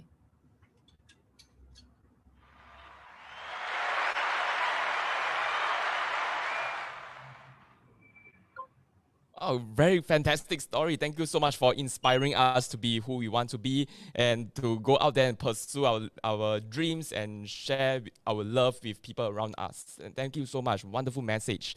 Our very next speaker is a lover of life who gives her heart to repay what life has given her. Speech title, Time is Our Only Financial Plan. Time is our only financial plan. Our speaker comes from Singapore. Let us welcome our speaker, Gayatri Subhash. The only reason for time is so that everything doesn't happen at once. I was on the verge of breaking up. One more time, 99 times of trying, I'm sure I can do it. I went one more time and I failed. Yes, I caved in to the voice of fear inside me that told me, you can't do it, Gayatri, you can't do it. And then there was a little voice, but a very strong urge, my mentor's voice, my accountability partners, my sisterhood that I openly declared to them when I wanted to achieve that goal. I forgot all about them because I was focusing on not being able to achieve than wanting to achieve. And that voice told me, give time, fully. So I gave time. I went one more time, my 100th time to try to achieve this goal. So ladies and gentlemen, do you think I succeeded? Nope, I didn't. I had to try 15 times before I actually succeeded and got the goal that I wanted. I gave time. And it opened my mind like a parachute. It gave me perspective, driving me to wisdom.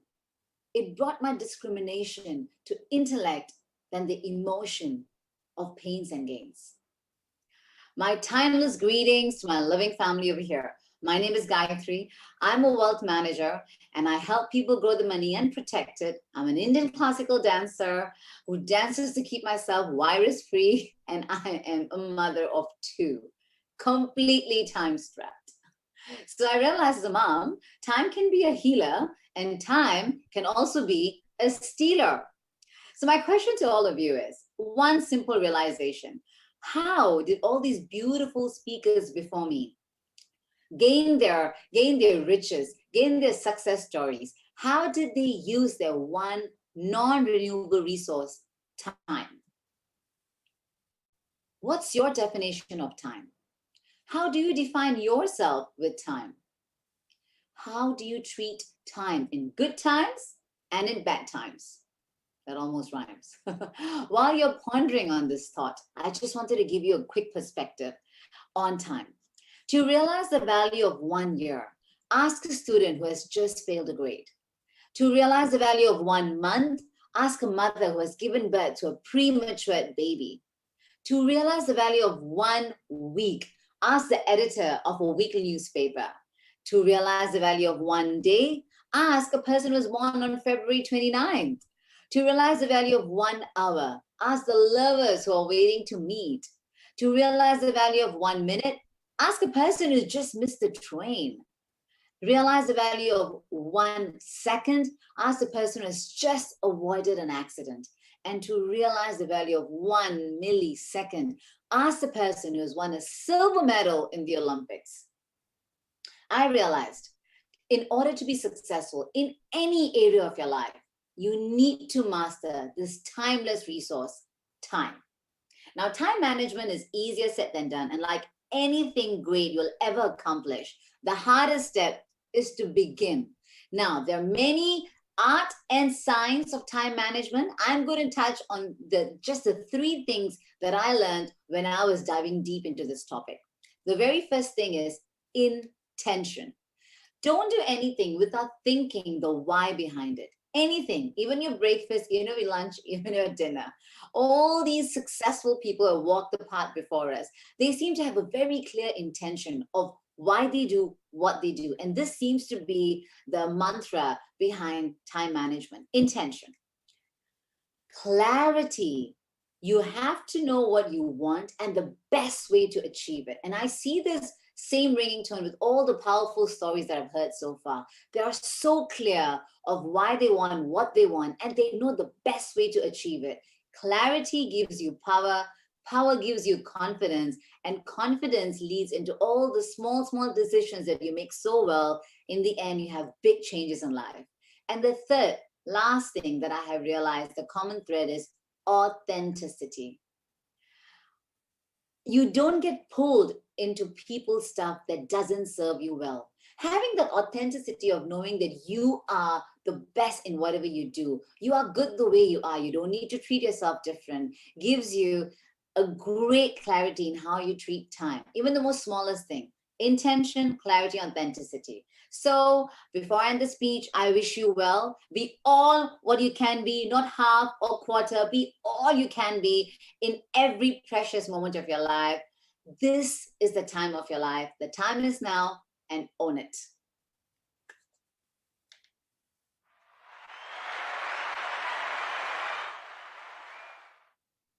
Wow, thank you very much for the timeless principles. I really enjoyed your speech very much. Our very next speaker is a sales manager in an IT company, and her speech title is "Life Has No Limitations, and all you need to do is to believe yourself." Our next speaker comes from Singapore. Let us welcome Stephanie Song. Thank you very much, Guan Hong. The pandemic last year brought a lot of unexpected challenges to the world, and facing such big crisis in human history got us thinking about ourselves and what kind of life we want to have.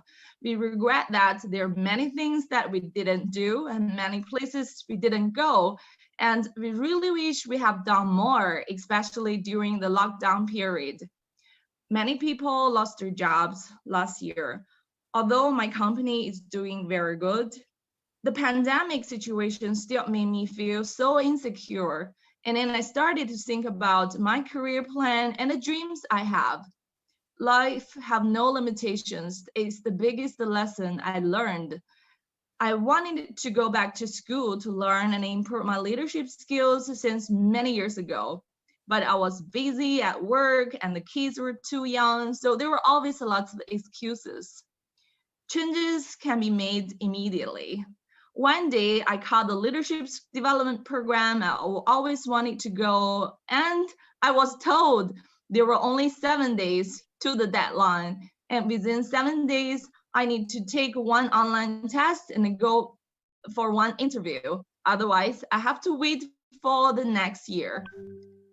I know the program has very high standards, but I decided not to quit until I tried. So I told myself I can do it within 7 days. One thing I know, problem-solving skills is firstly an attitude issue. So when we were determined and motivated, we would be very creative and we will work very hard for it. But prepare for the test and the interview really require a lot of effort. So I made a preparation plan and actually more about how to manage and use my time, especially I have a full-time job. Before the pandemic, I would think it is a mission impossible because last year I wanted so much because it will be very, very helpful for my career development, and I believe I can get the offer and then I have to get it. Magic happened because the more you believe in yourself, the easier it will be. I only slept 5 hours a day during that period, but still woke up very energetically. I use every second I can to prepare for it. And on the actual day, I do wish I had more time to prepare for it, but I was not nervous at all because I know I have tried my best. Today, I want to share with you that I got the offer and I'm very happy for it. And the term started in September this year. Sometimes we thought we would never achieve anything. So we never actually stop to give it a try.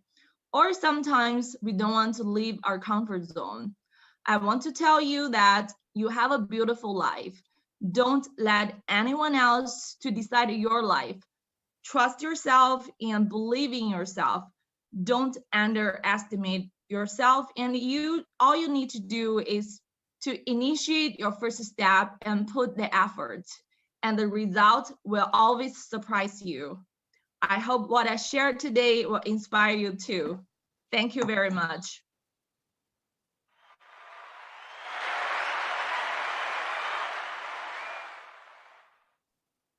Wow, great speech. Thank you very much, Stephanie, for the wonderful speech. I feel very charged up and motivated right now.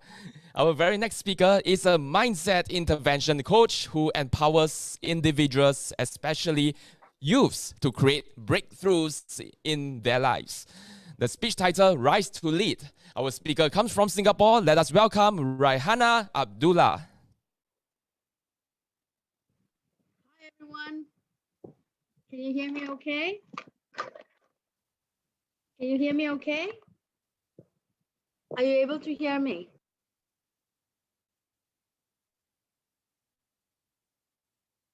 Yes, I can.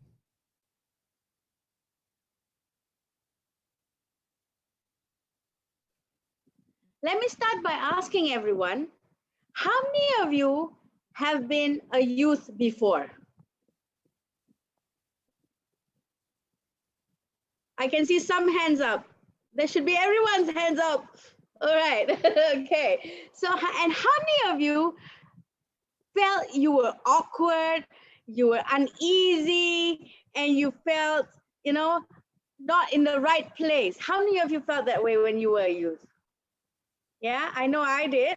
Yeah, a lot of you as well. So, I'm Raihana and I'm a mindset intervention coach. And I'm very, very passionate about working with youths and children. Why? With 1.8 billion youths in the world today, we are at the stage where they are the most largest majority of population in the world. And what are we doing to empower them, to give them the ability to think, to be creative, to expand our world? And at this moment, the youth of today are not like what our generation went through. They are brilliant, they are sharp, they have all the technology, the savviness, they have everything in their hand, and they have the power to create beautiful, wonderful things. At the state of the world that is now, we are with leaders who do not know how to lead. Some of us, not all. And we are at a stage where we do not know where the world will going to be in the next 5, 10, 15, 50 years. Who is going to take over the world from us? The youth, of course. They are going to be the next generation. And shouldn't they be the ones that we should empower so that they can lead us and they can bring us out away from the crossroads that we are at right now?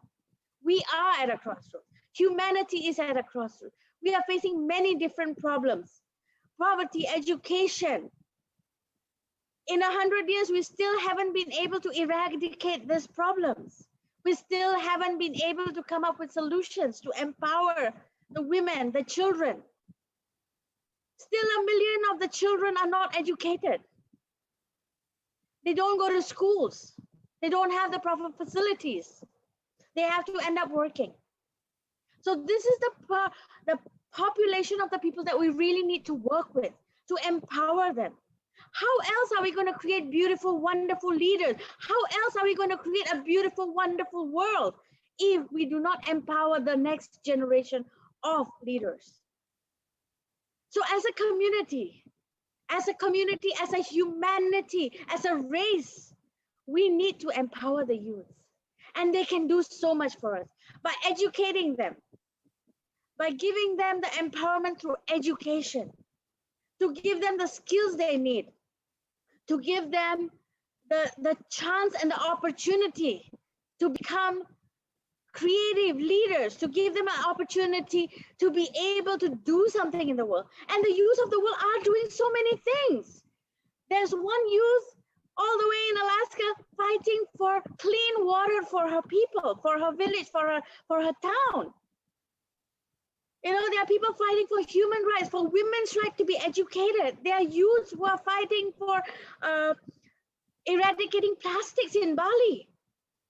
So we are seeing the kind of youth that we want to see. We need to empower more of these youths. And we need to do that now. We need to provide them the opportunity, the right education, the right skills, and the right kind of mentality to be able to take this world on. And I'm really passionate about working with youth. And I want the whole global community to empower this generation so that they can lead us into the next generation and lead the next generation forward to build a better, beautiful, wonderful world that we want to live in and we want our next generation to live in. So that's what my message is for today, youth empowerment. I'm really passionate about that. And I'm sure a lot of people in our group are especially passionate about empowering these youths of the world. So thank you. That's my message for today on World Speech Day. Youth empowerment is the way to lead humanity away and beyond what it is capable of being. Thank you so much for this opportunity.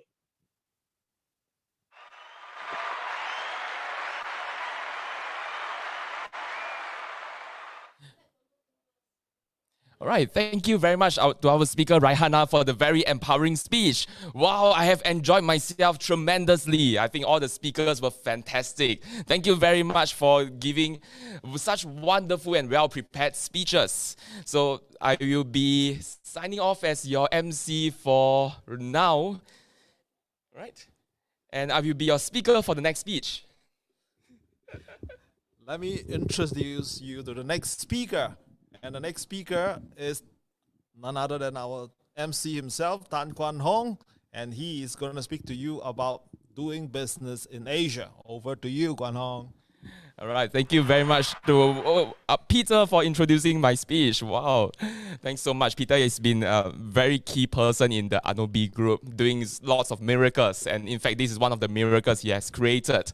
So, by the way, I'm Kwan Hong. I'm from Singapore. I am the MC just now, and I'm here to deliver to you a speech doing business in Southeast Asia. Now, this topic is a little bit different from all the topics you have heard previously, all the wonderful speeches of inspiration, empowerment and uplifting people, but I'm going to deliver this wonderful speech on how you can do business in this wonderful gold mine.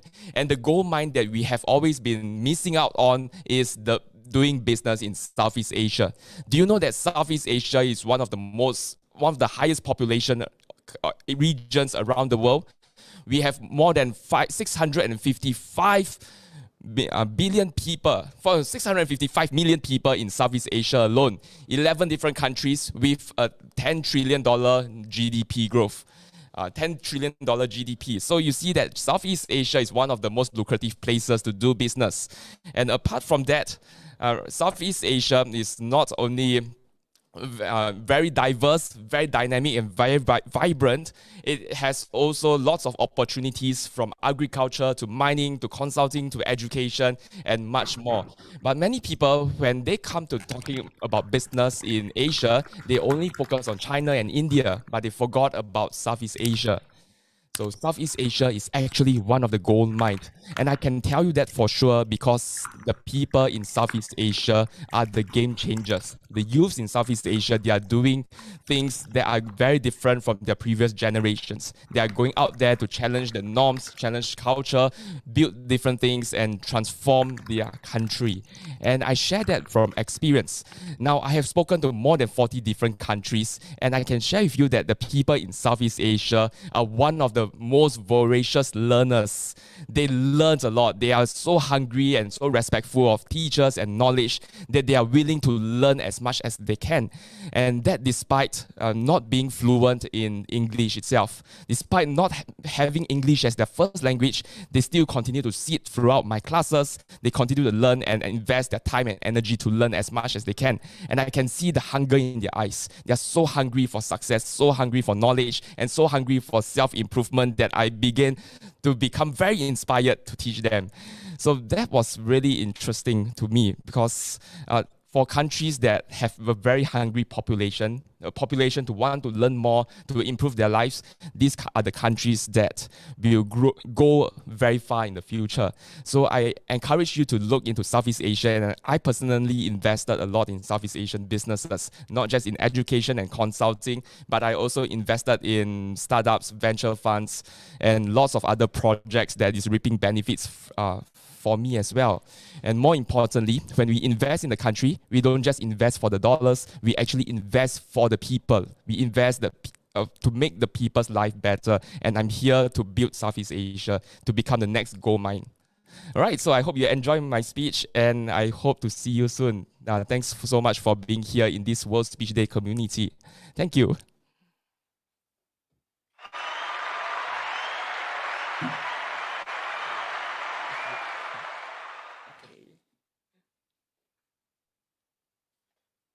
Thank you, Guan Hong. Thank you, Guan Hong. And back at my seat.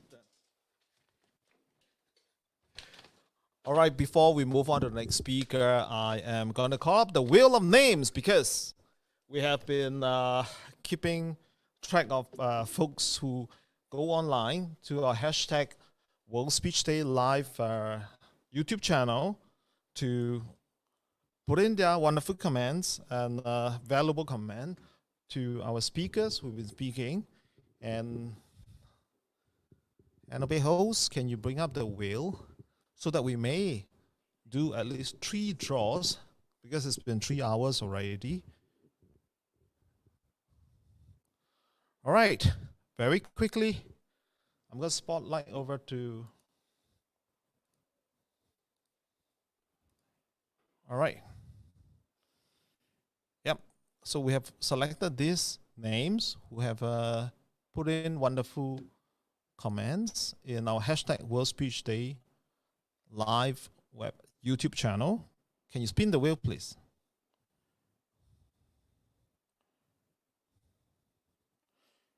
And the first winner is Abundance Forever. Abundance Forever. I believe we can find you on YouTube channel, and we will drop you an email. Thereafter, you can send us your details so we can arrange for you to pick up your giveaway prize. Next one.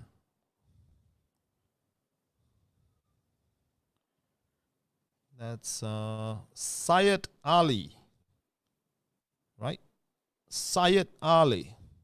Yes, so we have Syed Ali and then removed. Okay. One more.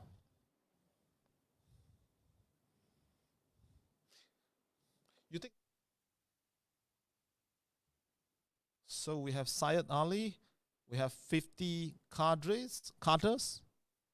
50 Carters. Who's the first one again? Abundance Forever, Syed Ali, and 50 Carters. All right, we'll be contacting you via YouTube to inform you of your winning. And then let's move on to the next speaker.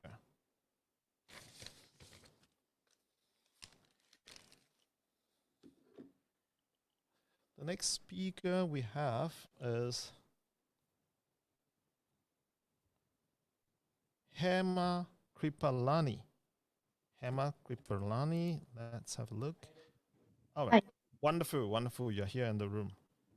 All right, she is an experienced language teacher and radio presenter, and she wants to talk on the R's to reduce, reuse, and recycle all resources. Hema Kripalani will be talking about having to take care of planet Earth. Over to you, Hema. Thank you so much. Are you able to hear me? Thank you. Good evening, everyone. On the occasion of World Speech Day, I am Hema Kripalani from Singapore. The topic of my speech is show care and concern for our planet Earth. Humanity and all life on Earth is now at crossroads. Human population has now crossed 7.5 billion. In 200 years, human population has grown from 1 billion to 7.5 billion. Population pressure, poverty is ever increasing. Animal species are getting decimated at faster pace, and environment is under severe stress. We all have heard about global warming, climate change. Glaciers are disappearing, sea levels are rising. It is not a science fiction, it is for real. Yet, we all continue to ignore and continue as if everything is all right. Humanity is now finding itself facing a momentous global environmental crisis. We need to act now to address environmental issues before it is too late. Once the forces of nature are unleashed, it will be irreversible, and destruction that will follow is unimaginable. We need to choose now between present model of economic growth with potentially catastrophic results, or choose a new developmental model which focuses on reducing poverty while enhancing sustainability, social inclusion, and equity. Humans are consuming far more resources than one Earth can provide. We need to change our consumption habits, else the consequences will be dire, affecting the habitability for life on Earth. Many countries now possess enough nuclear weapons to destroy Earth many times over. Does Earth need to be destroyed 3 times or 5 times? Once is enough. We do not need nuclear weapons to destroy Earth. If we continue at current pace, we will eventually reach the point of no return. Now is the time we started to show care and concern for our planet Earth. We have only one Earth to live on. Million other planets in other galaxies have no meaning to species on Earth. I want to emphasize, planet Earth cannot be replaced. For me, my home in Singapore cannot be replaced, which I have built with love, care, and concern. I'll briefly speak on Singapore model. When Singapore gained independence in 1965, national survival was at stake. With small area of 581 square kilometers and no natural resources, not even drinking water for its people, Singapore leaders clearly understood growth cannot be done at the expense of environment or citizens' quality of life. Environmental protection went hand in hand with economic growth. Vision shown by Singapore leaders is praiseworthy. They have shown the world a way to develop and become economic powerhouse without compromising on the environment. Maintaining clean and green Singapore has paid handsome dividend to Singapore, as Singapore founding father, Mr. Lee Kuan Yew said, greening Singapore was the best project he undertook. People want to come and stay and settle down in green Singapore. World over, environment is degrading rapidly. Biodiversity is happening at unprecedented scale, making it easy for spread of diseases from animals to human, like pandemic, which has happened in 2020, and world is still struggling to contain it. All is not yet lost. All countries need to collaborate to develop sustainable model which rely less on oil and more on natural resources to fulfill our energy needs. We need to conserve the forest and plant more trees. practice sustainable agriculture and fisheries, protect biodiversity. This is not a complete list, but these areas need urgent attention. Individually, we need to do our part, consume fewer plastic products, avoid disposable products, buy energy efficient appliances. List is endless. I request all of us to do our best to protect our environment. Do it not for others, but for our own selves, our loved ones, our own family. I request all to adopt 3 R's in life: reduce consumption, reuse resources, and recycle as much as possible. Thank you so much.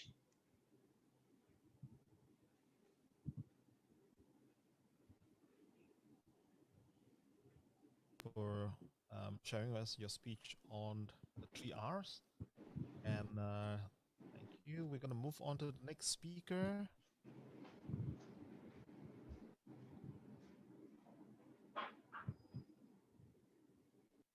Next speaker, we're looking for Debbie Lee. Debbie Lee, are you in the room yet?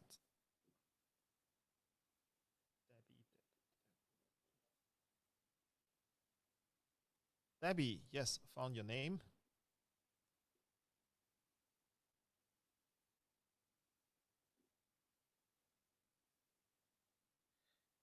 The next speaker, Debbie Lee, is from Taiwan, and Debbie Lee will be speaking to us on how to turn obstacles into opportunities. Now, Debbie is a successful female entrepreneur who dreams to inspire women to live the life they deserve to have. Debbie, are you speaking in Mandarin or are you speaking in English today? You gotta unmute yourself. Hello. Yeah, I still going to speak in Mandarin today. Over to you. OK， Hello， 大家好，我是 Debbie， 我来自台湾。那我目前拥有一家自己的品牌行销公司，并且正在创立一个全新的抗老帮品牌。那么今天我要跟大家分享的是我人生里曾经发生的2个将逆境转为顺境的故事。那第一个故事呢，是发生在2010年，我正在欧洲自助旅行的时候。那时候我打算在欧洲自助旅行1个半月，然后当我完成了在英国部分的行程，然后要前往机场转往奥地利的时候，没想到在我搭上前往机场的 shuttle bus 时，司机竟然跟我说，我不用到机场去了，因为所有的飞机都取消了。然后在那个时候呢，我第一时间当然讲说，怎么可能？对，我第一时间我当时想说，啊，天啊，怎么可能？我怎么会这么衰遇到这种事情？但是我还是先前往了机场。没想到机场之后呢，我发现了机场真的一片大混乱，然后当时真的没有任何飞机可以出发。原来我当时遇到了就是当年的那个冰岛火山艾雅法拉火山大爆发的事件，然后因为呢整个火山灰爆发出来笼罩在全欧洲的上空，然后这些火山灰会吸附在飞机的引擎上面，而造成引擎的那个停止运转，所以当时没有任何人知道就是欧洲的飞机航线什么时候会恢复，甚至当时有媒体断言说就是欧洲有可能再也不会有飞机可以飞行，然后变成一个困在世界的一个小小的区块的情况。然后当然在这个情况下，当时欧洲就是整个欧洲跟整个世界都世界大乱，然后非常恐慌，然后我在第一时间也是很恐慌。可是在恐慌之后，我冷静了下来，然后决定好好的思考我当时的状况。然后当时的状况是，其实不管之后透过陆路还是水路，我都还是有办法回到台湾的。那么在财务上呢，我第一时间就打电话了给我在台湾的保险经纪人，然后确认了我当时在台湾的保险是有 cover 这样子的事件了，然后并且我拥有一个很高的额度。所以在我确认了这样子的条件之后呢，我就开始上网，然后去预定了那些因为飞机停驶而而折扣出清的5星级饭店的房间，然后还有很多的餐厅的大折扣，因为没有旅客可以进出，所以这个事件在7天后就落幕了，很幸运的。可是因为我的冷静处理，所以在当大多数跟我一样被困在欧洲的旅客正在机场恐慌的等待的时候，我却度过了整个行程中最豪华然后最享受的1周，并且那个是免费的。那这是我的第一个故事。然后呢，第二个故事是在我结束了整个欧洲行程之后，我跟我当时的男朋友飞行到台湾去，然后飞行到新加坡去，不好意思。然后到新加坡之后，我们当时的打算是，就是他要在当地找到跟财务相关的工作，而我打算在当地把我的英文提升好。对，然后但是没想到呢，在到达新加坡之后的1个月之后，他竟然就透过 MSN 跟我说他决定回台湾了，然后并且没有跟我做任何商量。然后在那个时候呢，我当然非常的震惊，然后也非常的对于他这样的决定，然后非常的难过。对，可是在当时，在我陷入悲伤跟恐慌就是upset 的几天之后，我决定要好好的思考我自己未来的人生打算怎么样。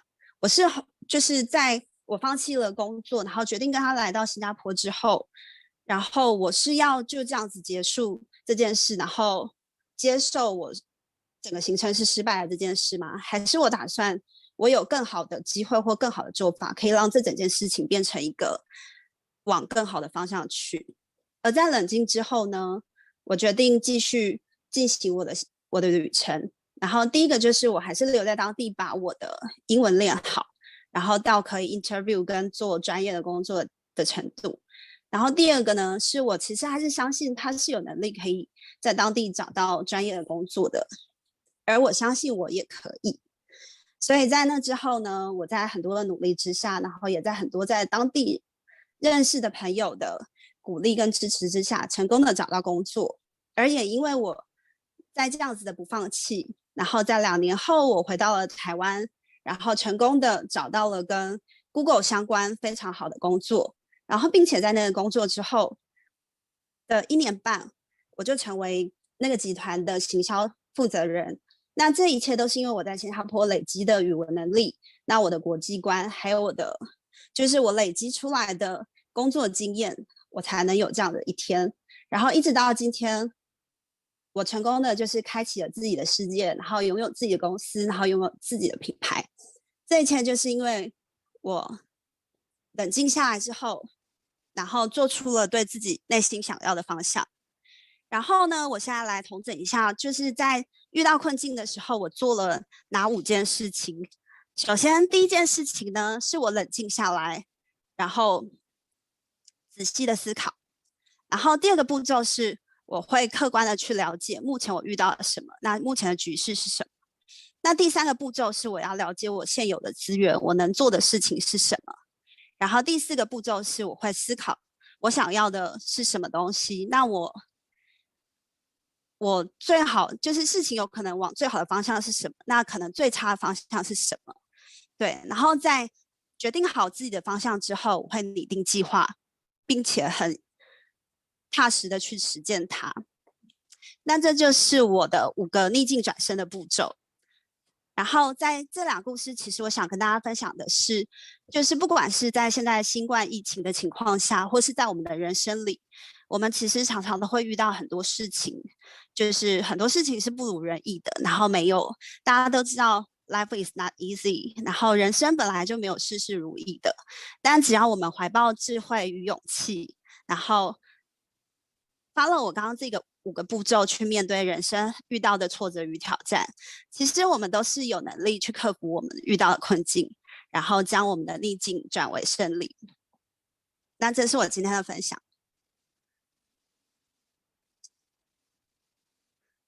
谢谢。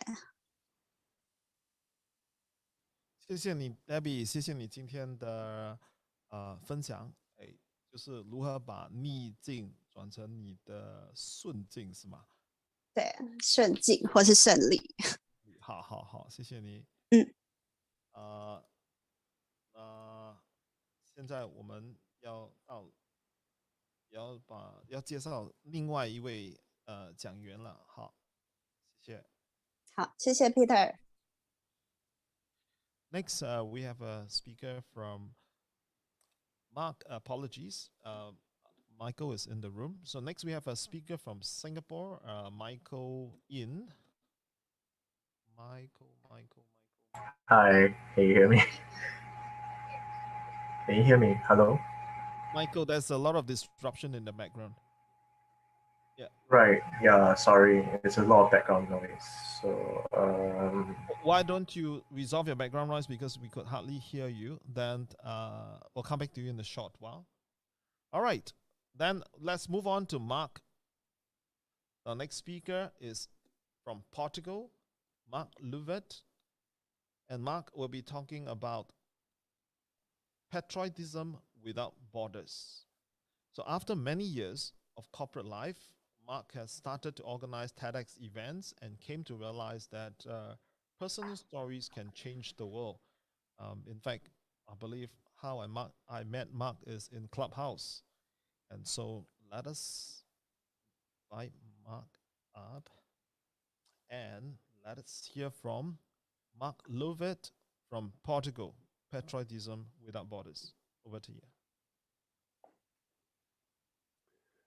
So what comes to mind when you hear the word patriotism? I've asked that question many times over the years, and I often hear answers such as love, devotion, dedication, even loyalty. But they're all based on a profound attachment to the country where we come from. Although in the case of immigrants, it's oftentimes towards the country that they had moved to. But in either case, that feeling of attachment is contained by borders, physical borders, in addition to mental borders that we put on ourselves.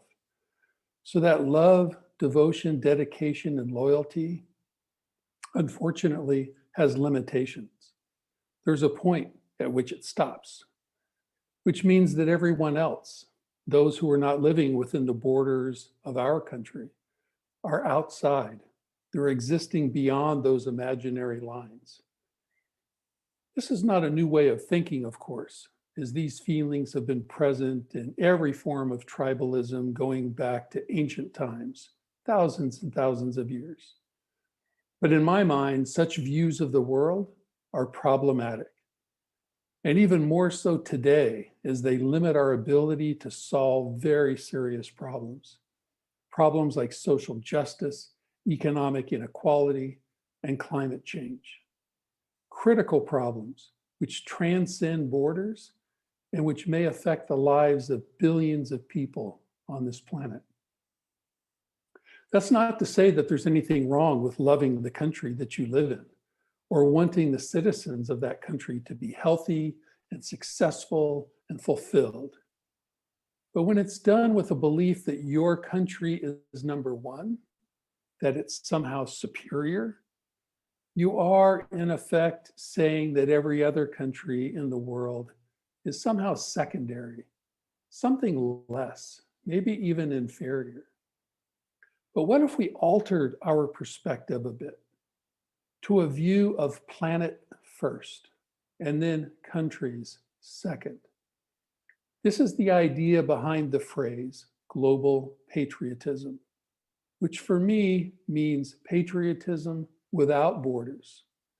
So what if our love, our devotion, our dedication, and that sense of loyalty were focused on the earth first? So what would that look like? While governments can play a part in promoting global unity, and businesses also play a vital role in how cultures are connected and how people are treated, the idea of becoming what I call a global patriot is largely personal. Although, to be honest, it can be a bit complex. We need to take care of ourselves as well as our family. And it is natural for us to be a bit more concerned with those who are close to us as opposed to people on the other side of the world. But maybe a starting point is simply asking two important questions. What are the effects of my actions on the planet? And can I make better global choices? So two topics that people are connected to are sustainability and climate change, as the decisions we make on a daily basis. While seemingly minor in one respect, it's just us. Collectively, they make a big difference. For example, the products that we buy affect the world we live in a very dramatic way. From the clothes that we wear, to the cars that we drive, to the food that we eat. Social justice and gender equality are two more subjects that are extremely important, as how we treat each other affects our ability to create strong, unified communities, which are necessary for solving very hard problems. We can't do that unless we're treating each other with respect. And that means without bias, without racism, without discrimination of any type. So this concept really became important to me after working with storytellers from all around the world. As a speaker coach, I've worked with scientists and engineers, students, educators, artists and musicians, even prison inmates and immigrants from various corners of the world, people from all walks of life. I've heard stories of triumph and tragedy, of joy and tears, but new ideas and fresh perspectives are always present. What I realized is that despite our differing cultures and our unique life journey, we share a common humanity. But this humanity is facing significant challenges, and we must find a way to connect with respect as equals in order to deal with these challenges. No one wants to feel like being the other, being outside, or being second best.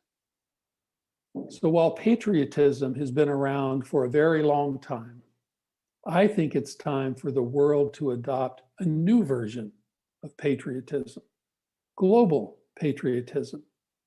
As I said, patriotism without borders. That means being dedicated to the health and well-being of the entire planet. So join me in becoming a global patriot. Thank you very much.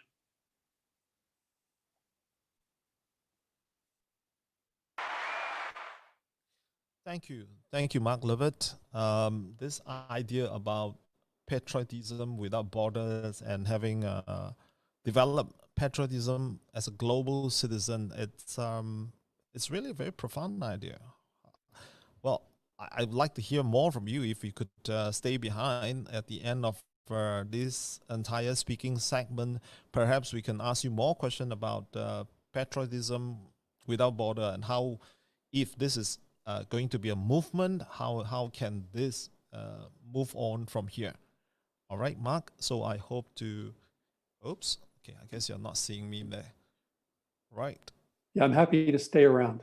Yes, we hope to invite you back in a short while and hear more from you at the end of this segment. Thank you, Mark.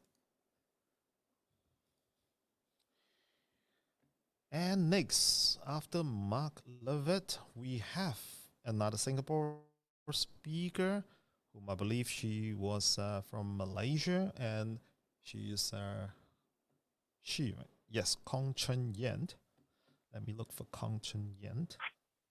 All right, smiling here. already. Yes. Okay, Chun Yen, she's a hypnobirthing educator and birth doula. Wow, that's a new meaning that I need to check dictionary on. She wants to inspire expectant parents to approach birth with confidence. And your speech title is The Voice of a Baby? Yeah, Voice of a Baby. Kong Chun Yen. Yeah, thank you, Peter. Yeah, prepare for parenthood. Is it necessary? Pregnancy happens naturally. A lot of people are enjoying their pregnancy, but when it comes to childbirth, they are a bit worried. And a lot of mothers actually are very fearful towards the pregnancy as well. Now, natural birth becomes almost like endangered species. Yeah. And many moms actually do, drugs their baby because they don't believe that they can do it. My name is Kong Chun Yen. I am a birth expert specializing in hypnobirthing, the Mongan method. I'm also a birth doula. A birth doula is someone who accompanies the parents to the hospital, guide them along in their journey into parenthood. So that's what I do. Now, we are equipped with the ability to birth the baby naturally. So why are women afraid? Women are afraid of childbirth partly because they are too much of sharing of their friends' story, the birth story, and mostly negative story. Yeah. But what I want to tell you is that it is very manageable. And in fact, birth is something that it gives a woman opportunity for you to break through. And it is an opportunity to transform. Yeah. So if you are a mother, believe you can do it and pass on that I can attitude to your child. If your baby is courage to come into this world, wouldn't you be more courageous to show your baby how much you can do? Now, partly is also that if your partner does not believe that you can do it, that it has already discounted the woman's ability. It will be good for everyone to play a part. So childbirth is a teamwork. Everyone has a part to play. Now, a woman's job in labor and birth is to relax and let go, work with your body. It is not that scary. Some women actually enjoy their labor and birth, and I have guided many women, even their first-time mom, that enjoy their labor and birth. So if you enjoy your labor and birth, baby enjoys coming into this world. What about partner? Husband's role is to support the wife, his woman, support, protect her space so that she can do her job better. What about baby? Whenever I forget about baby, baby's role in labor and birth is to find a space and they birth themselves. Baby is an active participant at birth. Yeah. Do you know what baby wants? Yeah. Baby wants to be born healthy and complete. Now, I have a voice representing Voice of Baby. I would like to present to you a poem I wrote, which is Voice of Baby. Voice of Baby. Will you hear the song I sing? Womb is my world. Womb is a place of love where a spark is seen. Womb is a place for nurturing a new life where the future is seen. Womb is a place for creativity where so much is happening within. I feel warm and light with freedom to swing. I'm happy when I get to bounce and play with the one beyond my home. I feel excited as I sense warmness and coolness. I enjoy different tastes of fluid except the one that makes me groggy. I am loved whenever I am stimulated. Are we strangers who feel familiar? Have we known each other long before we meet? Darkness is my friend. Brightness is my joy. My world is not a quiet place, but a place I feel safe. My world is filled with rhythm of symphony and drums in nature. Love and joy is what I desire. I can see and feel, so excites me with my senses. My world is pure and conscious. Continue to keep it clean. I am open to receive only food that helps me grow. I am comfortable in my home should I enter the tunnel when the other world is unknown. I reach a point where there is potential for me to grow. Courage is what I have. Do you feel the same? I deserve to be born healthy. I may come out slippery. Please receive me with care and gentleness. I may come out fast, be ready and stay calm. If I come out slow, be patient and wait for my call. I need more time to find my way. When I'm little lost, please lead the way. I have full potential for growth when all connections are turned on. I deserve to be born healthy and complete without numbness and grogginess. Good beginnings is my birthright. Will you promise to be kind? Women are equipped with the ability to birth the baby naturally. So if you prepare yourself for a swimming class, learn to swim, if you prepare yourself for your life, wouldn't it be fair that you prepare to be a parent and do good to yourself and your baby for baby's future health? My name is Gong Chunyan. Thank you very much for the opportunity for me to speak and represent Voice of Baby.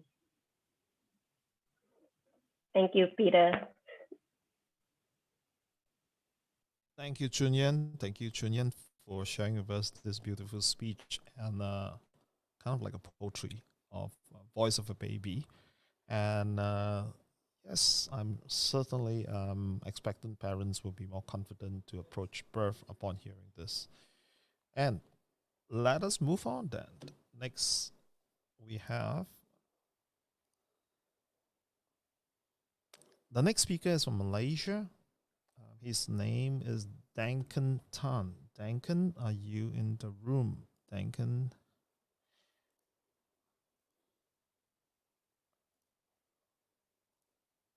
Okay, I see Duncan in the room.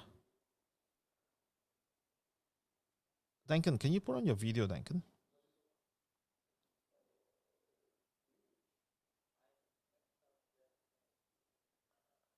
All right. Duncan don't seem to be at his desk. Now, we're going to move on. Since Duncan is not at his desk, let us move on to the next speaker from Malaysia. Next speaker from Malaysia is Kelvin Liu. Kelvin. Hi, everyone. Hi, Kelvin. All right, Kelvin comes from Sarawak, and his speech is about never giving up and believing in himself. Kelvin, take it away. Yeah. Hi, everyone. It's good to meet you in the World Speech Day.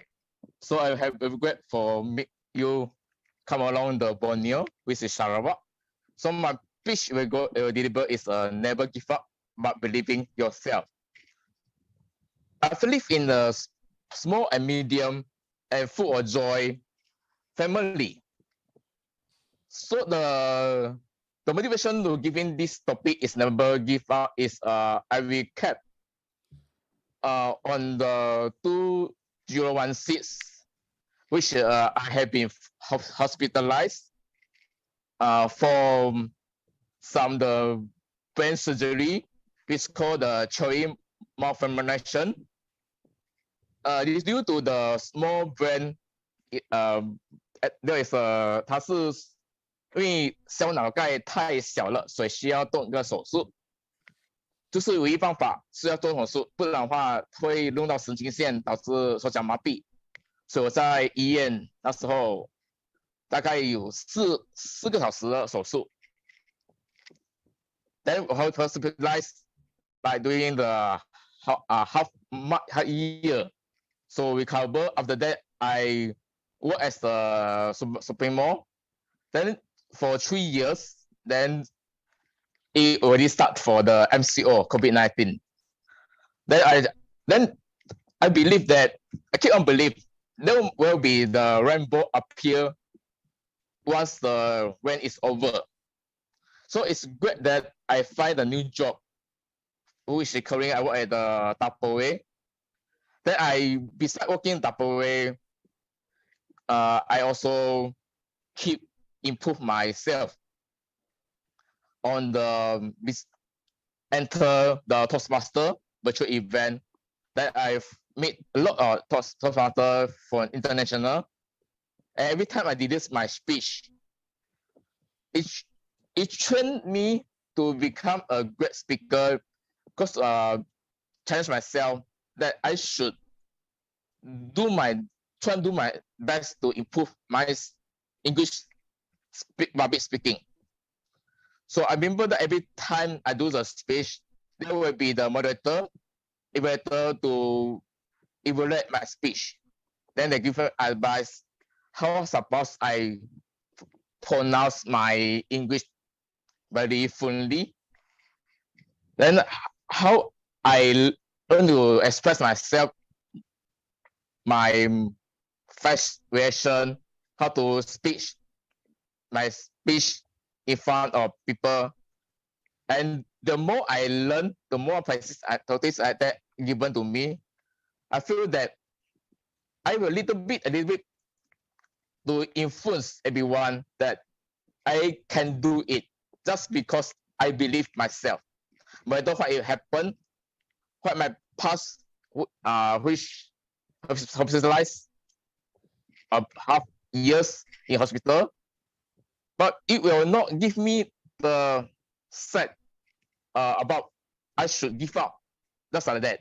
But it gives me the strong motivation for me to keep moving, keep push our limit, so I can learn and learn. Little bit, little bit, it will become the mountain that one day you can become a great speaker, even a great trainer, which let the world know how you overcome your fear. And so my suggestion is never giving up, but believing yourself. There is a miracle happen if you keep believing yourself. Then it will fire up your confidence level, and even your motivation will give courage is going up. So I hope that everyone can use this opportunity to share to everybody that first thing to be confident and calm down, and tell yourself that you can do it no matter what the human thing crossword, which is your first obstacle. You must believe yourself that you are stronger than every other people in the world. So never give up and continue to keep moving, keep fighting. So you can solve the society issue. There's no hatred, and everyone to be continue to believe themselves. That's why I join a lot of association and also the talk sponsor. Just that I need to have the time to share the world of people that is just set a goal, they go for it. No matter how it happen, just do it. I believe you will find the true pathway for you. So thanks everyone. Just stay healthy. Is why I joined this World Speech Day Humanity coursework. Thank you everyone.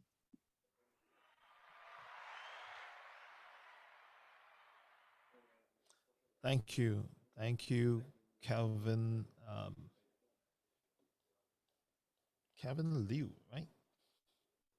Yes, Kevin Liu. Yes. Yes, right. Thank you. You have come a long way from brain surgery that you had. Did you say? Yes. Yes. Right.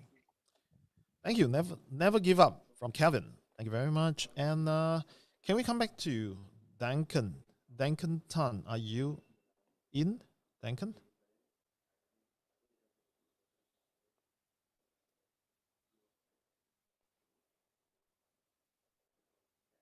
Duncan? You are in here, but we do not see you turning on your video. So I guess we have to move on then.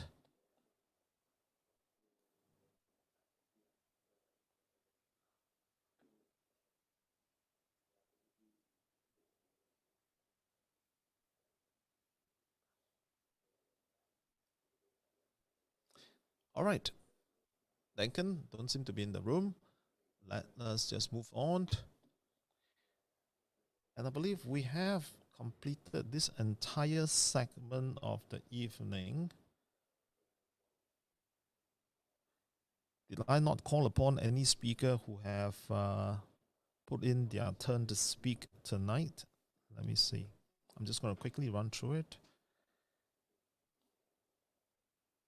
Yes, I think we've completed that.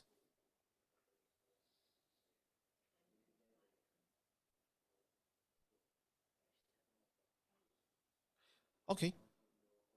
Let's invite Mark Lovett out, because Mark Lovett shared a very interesting topic earlier regarding patriotism without border. And I'm quite certain that a lot of the members here in the audience have something interesting to ask him. I'm just going to invite him. And is Wolf around? John Patrick Wolf, are you there? Yes. I'm going to invite you up as well. And let's have a chat and talk about patriotism without border. Now, since Wolf, you're also quite a global citizen, just like Mark, shall we engage this topic on patriotism without border? Now, Mark, when you first crafted this speech, was it meant to be a movement that you have planned, or, well, perhaps tell us, why do you craft this speech? So this idea of global patriotism has been with me for many, many years. It goes back to a time when I was writing a book, and part of the character arc of the hero in the story was that he had always been an American patriot doing whatever the American government wanted. And he faces a challenge where he decides, he has a decision to make, to continue along that path or to step in and do the right thing. I won't bore you with all the details of the whole book because it would take way too long. But he has this kind of moral dilemma. Do I always stay dedicated to my country, or am I going to do something that actually benefits the world? And of course, the way the story turns out is he does benefit the world. But it's while I was writing those passages that this phrase just popped into my head: global patriot. That's who this guy is. That same dedication he had to one country, he is now going to dedicate himself to the entire planet. And although that term came out of writing this fiction novel, it then started to keep coming back to me every time I come up with any issue with immigration. I grew up in San Diego, California, so there's big issues about immigration from Mexico. When we talk about gender equality, and of course, the Me Too movement has been really big over the past couple of years. Climate change has now become what some feel is the #1 most relevant and most pressing problem in the world. And there are many other issues out there. And they always come back to, when we think small, we're not worried about what's happening to somebody else. And it's only when we say, what happens to the whole planet? How are my actions going to affect other people? That's when we can start to make other decisions. And so when this opportunity came up for World Speech Day, and I met you, Peter, and I got into Clubhouse, this idea came back to me. And I said, if there's one thing that I would want to talk about to have the whole world hear, it would be this idea of global patriotism.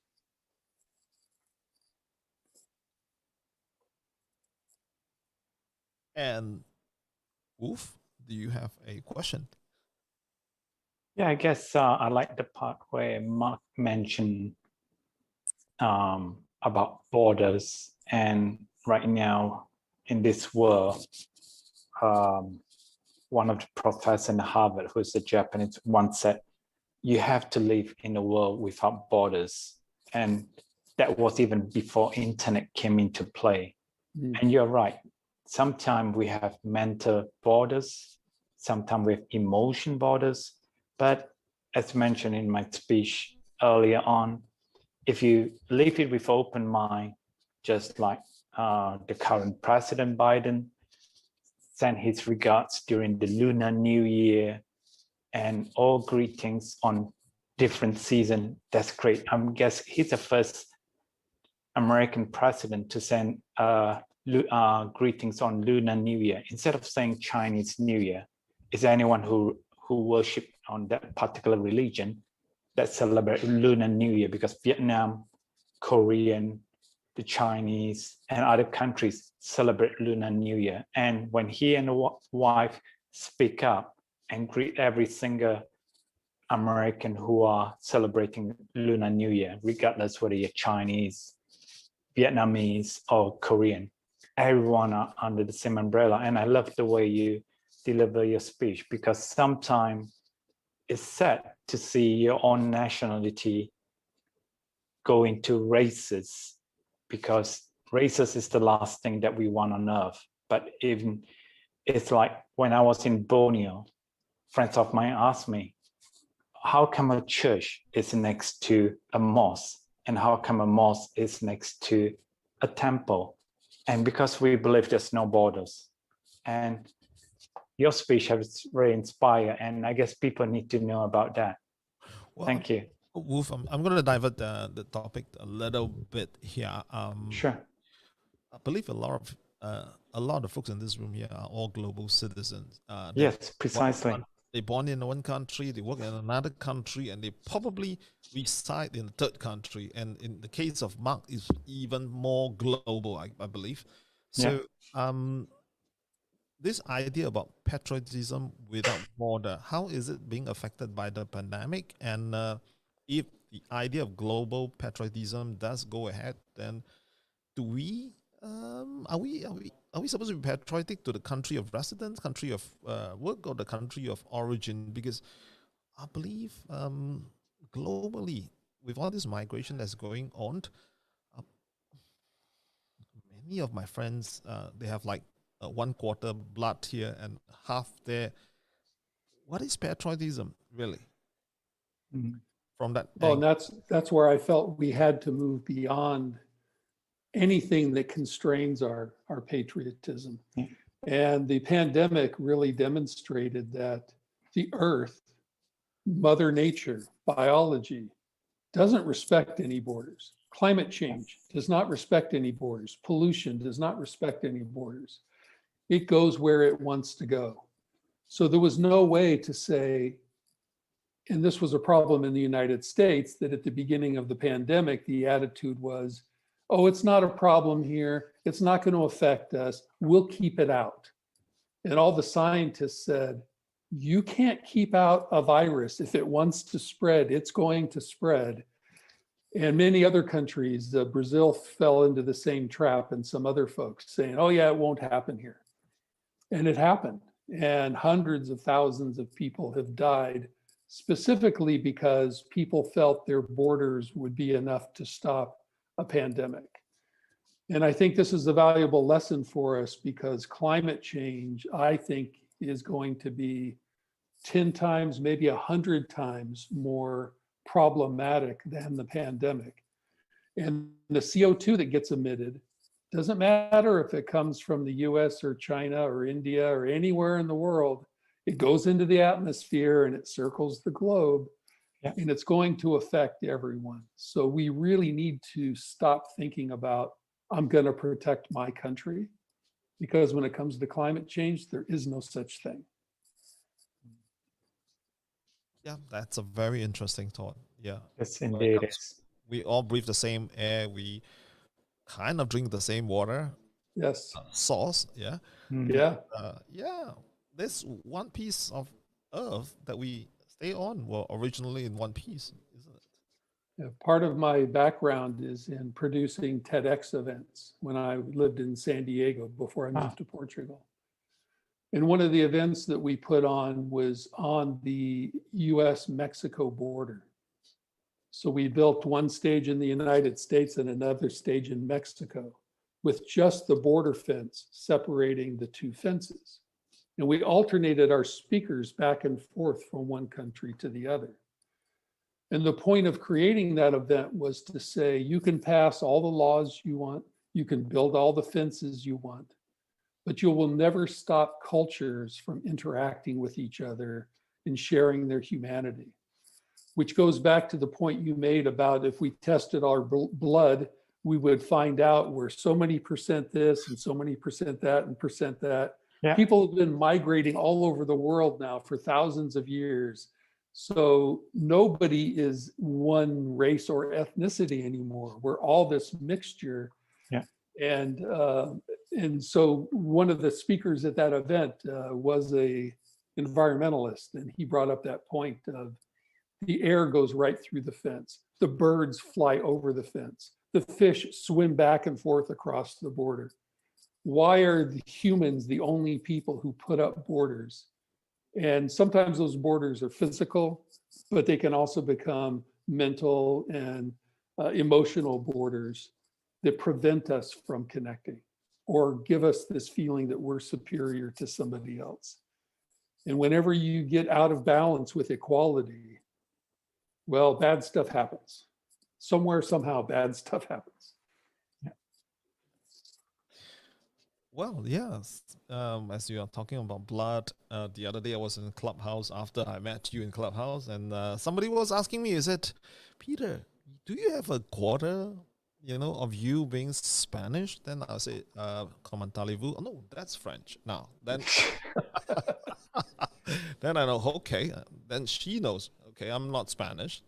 Then after that, then it's mucho gracias. So thank you, Mark, for sharing this very, very interesting topic. I think all of you deserve a round of applause. Thank you.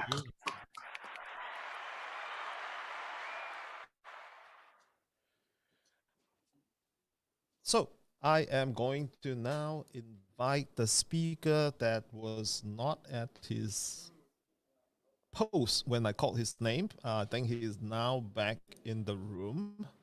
Let me just remove all the spotlight and bring Duncan back. Duncan, we were looking for you earlier. All right, Duncan. All right. Because hang on, Duncan. Duncan is from Malaysia, a speaker from Malaysia, and he is talking. He describes himself as an introvert who has taken the courage to share his message after 10 years of growth to become a public speaker, and he is going to share his topic on language of humanity. So language of humanity, over to you, Duncan Tan. Yep. My name is Duncan. I come from Malaysia. Is that I come from this introvert and probably a traditional Chinese upbringing family. Is where I come from, Kuala Lumpur, and when I grew up to become a public speaking, and in 10 years ago, I never imagined I would love the stage, speak at World Speech Day. That's my pleasure to speak in this platform and share my message. But when I grew myself as a public speaker, right, I always think that I have a message to share. But because of that, from introvert to become a good speaker, right, it fit my ego very heavily. Even with a good intention to share the message, I got this ego to feed it, and then until that, the way that I express my opinion and language when I share my, it's kind of like annoying and as well disconnect to my audience.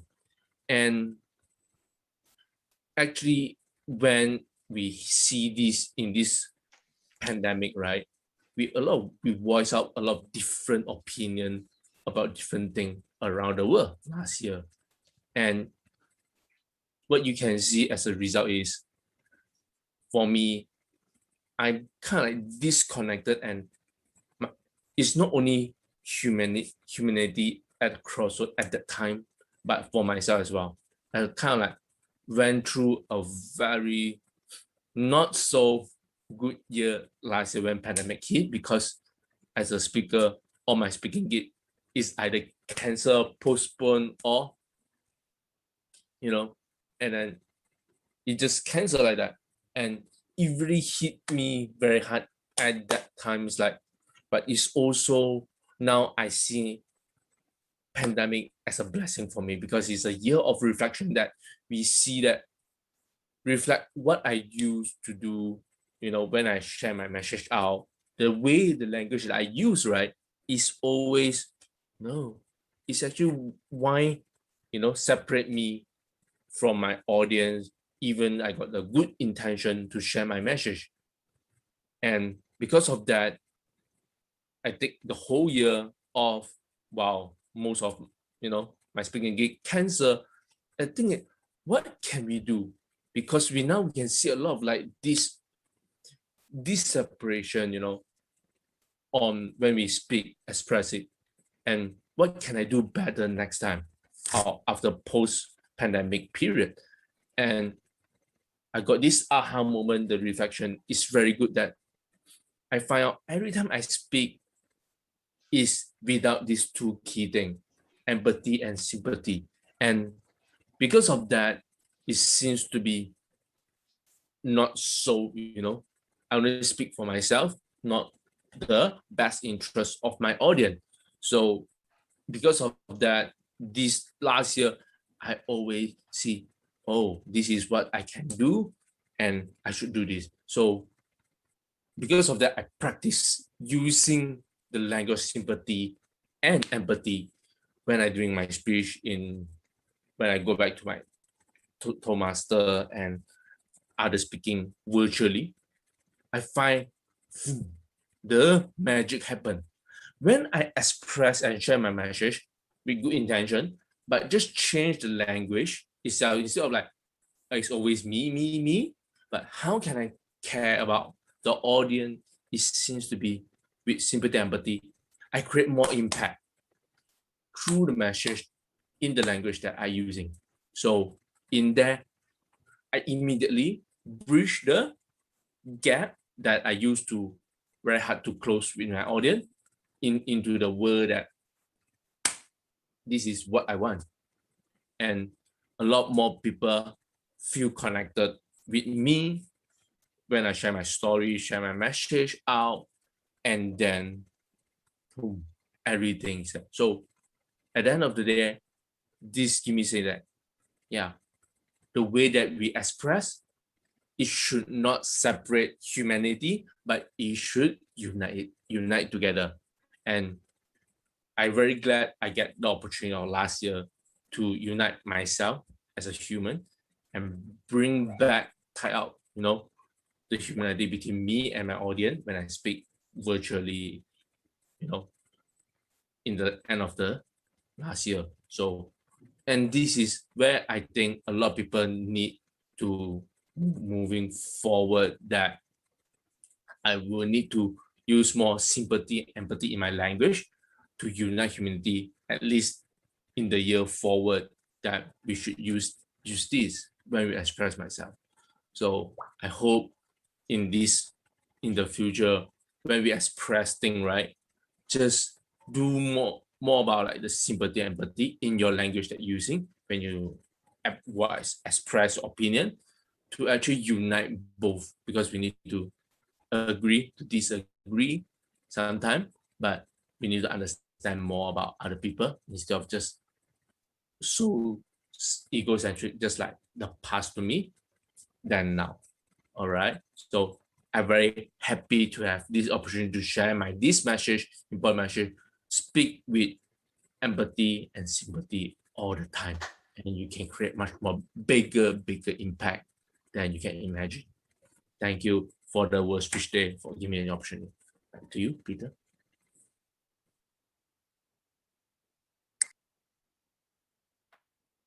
Thank you, Duncan. Thank you.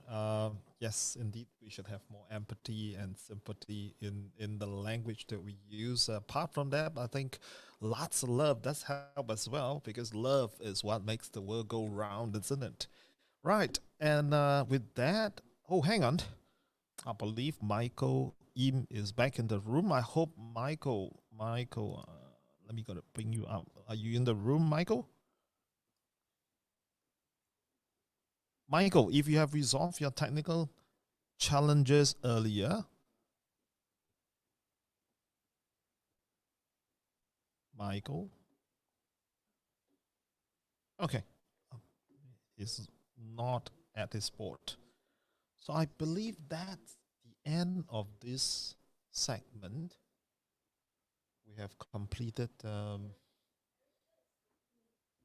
Oh, hang on. There's one more speaker earlier where she was busy saving the world, and she was saving the world. We had a very interesting topic called patriotism without border. That helped me understand so much more about the world that's going on around us. And Arishta, where are you? Let me look for you.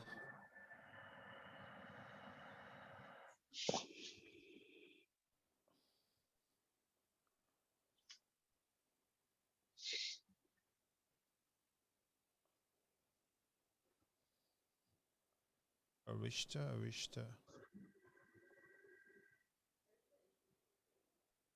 Is she logging in, Arishta?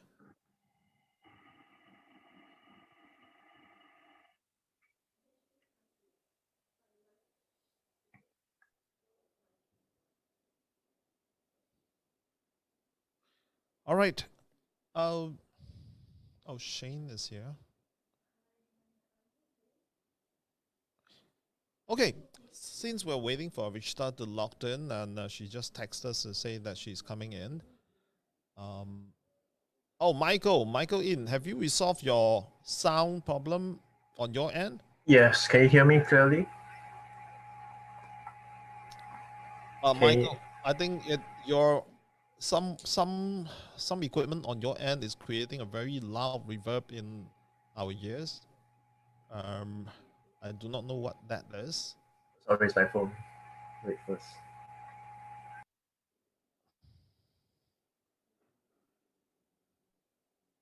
Can you hear me now? We can hear you, but I believe the droning noise in the background is even louder than you when you speak. I guess it's that, and then I know where it's my laptop, because my laptop use a large fan. I mean, it has a fan, so it does produce a lot of noise. Right. All right. Yeah, I'm sorry. There's no way to silence the fan unless you want it to overheat and then the whole thing crash. Then perhaps it's even Michael, would you want to go on with your speech? Yeah, I think that would be great. So sorry, everyone. If you can hear me, if you can't hear me, just let me know. Yeah. So the topic I'm going to share about today is about the importance of sustainability in business, employment, and investment. So I'll start off by sharing that this world right now is facing a crossroad between sustainable growth and profitable growth. But it need not be that we did not pick one side or the other. We can have the best of both worlds if we learn to develop strategies to improve our sustainability practices, both on the consumer and also on the business side of things. This pandemic has been a huge shift, have become a huge wake-up call for many businesses, many job seekers, and many organizations in determining whether sustainability should be an optional or mandatory part of their operation and life. And I'm glad to say that a lot of businesses and a lot of consumers are starting to realize that, one, we can no longer afford to clash with nature all the time, especially when this pandemic is caused by our continued interest in the wildlife trade. So we need to start shifting to a direction where we take sustainability seriously and make it as a main mandate of every fabric of our life and of our way of doing things. So I'm going to share also a few tips on how businesses and individuals can be sustainable. Okay. One is that we need to know what are the frameworks and what are the standards that we could use to improve our ability to comply with those standards. In business, we usually have this thing called the GRI or SASB or even the TCFD to help us understand what we need to do to be more sustainable. But for consumers, perhaps we can also use technology to help us, like SustainGain and other sustainability lifestyle apps that can show us sustainable options that we can adopt, or sustainability choices that we can use to improve our carbon footprint and reduce our impact on planet Earth. Another thing is learning to move away from industries that does not promote social mobility and social well-being of people in the workforce. Industries like the oil and gas, mining, we can move away from these sectors and help people who are struggling to move away from the sector to get jobs that is more relevant to combating climate change. I can see that it's really difficult for most people, but we are starting to see that it's either if we don't continue to be more sustainable, these jobs will be replaced sooner or later. So I'm hoping that we can continue to help each other in this ever connected ecosystem to move towards a more sustainable future, and that we can continue to help others in need. So which comes to the third tip, which is creating a more vibrant ecosystem. The world is very interconnected now, and one event in one country or one place can affect many people in many parts of the world. So continue to connect, continue to network, and continue to build alliances and collaborations rather than just creating competition. Because by collaborating, we also move forward as a people, and that we create a situation where there's a win-win situation for everyone. So I think the last message I would say is that sustainability need not be a winner-take-all system. It can be we can create collaborative win-win situation for everyone if we work very closely together and we have a very clear direction on how we should move forward with it. Thank you very much for giving me the chance to give this speech.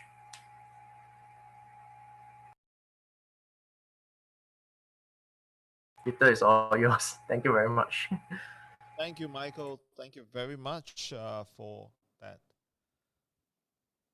speech on sustainability as a way of continuing, well, for entrepreneurs to continuing their business and to help each other as a result of that.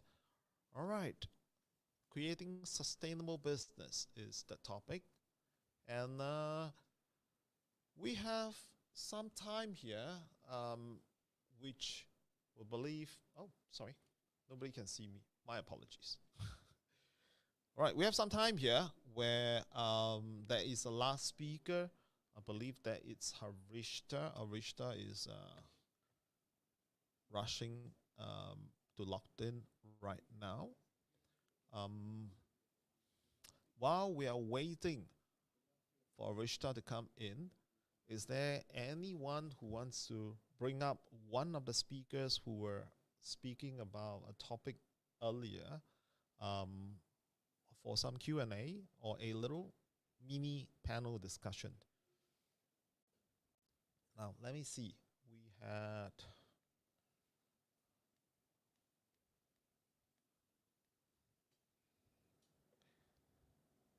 Rihanna earlier. All right, Rihanna is a mindset intervention coach who empowers individual and help youth to break through with their lives. And her topic was Rise to Lead. Perhaps we can have a little short interview with Rihanna while we wait for Rishta to come in. Hi, Peter. Hi, Rihanna. Yes. Tell us, what do you do as an intervention coach that you could help youth break through with their life? Okay, I do a lot of school programs where I teach them life skills. And as part of my work, when I go and teach them, that means I do a life skills program. That means I teach them public speaking, interview skills, debating skills. I also teach them creative thinking. I also do speech and drama. I do quite a wide variety of topics with the students in the local schools, from primary all the way to secondary. So basically, during these sessions, we also have programs where we teach them self-esteem, building their self-confidence, letting go of their negative thinking, because some of them do come from difficult families, and they have low self-esteem about themselves. So some of the programs that I do is where we teach them how to rebuild back their self-esteem, how to get the confidence, and how to feel good about themselves. And this is not just so with youths and children. Even in my daily programs and in my workshops that I do, a lot of adults have these problems, but they also started when they were in their youth.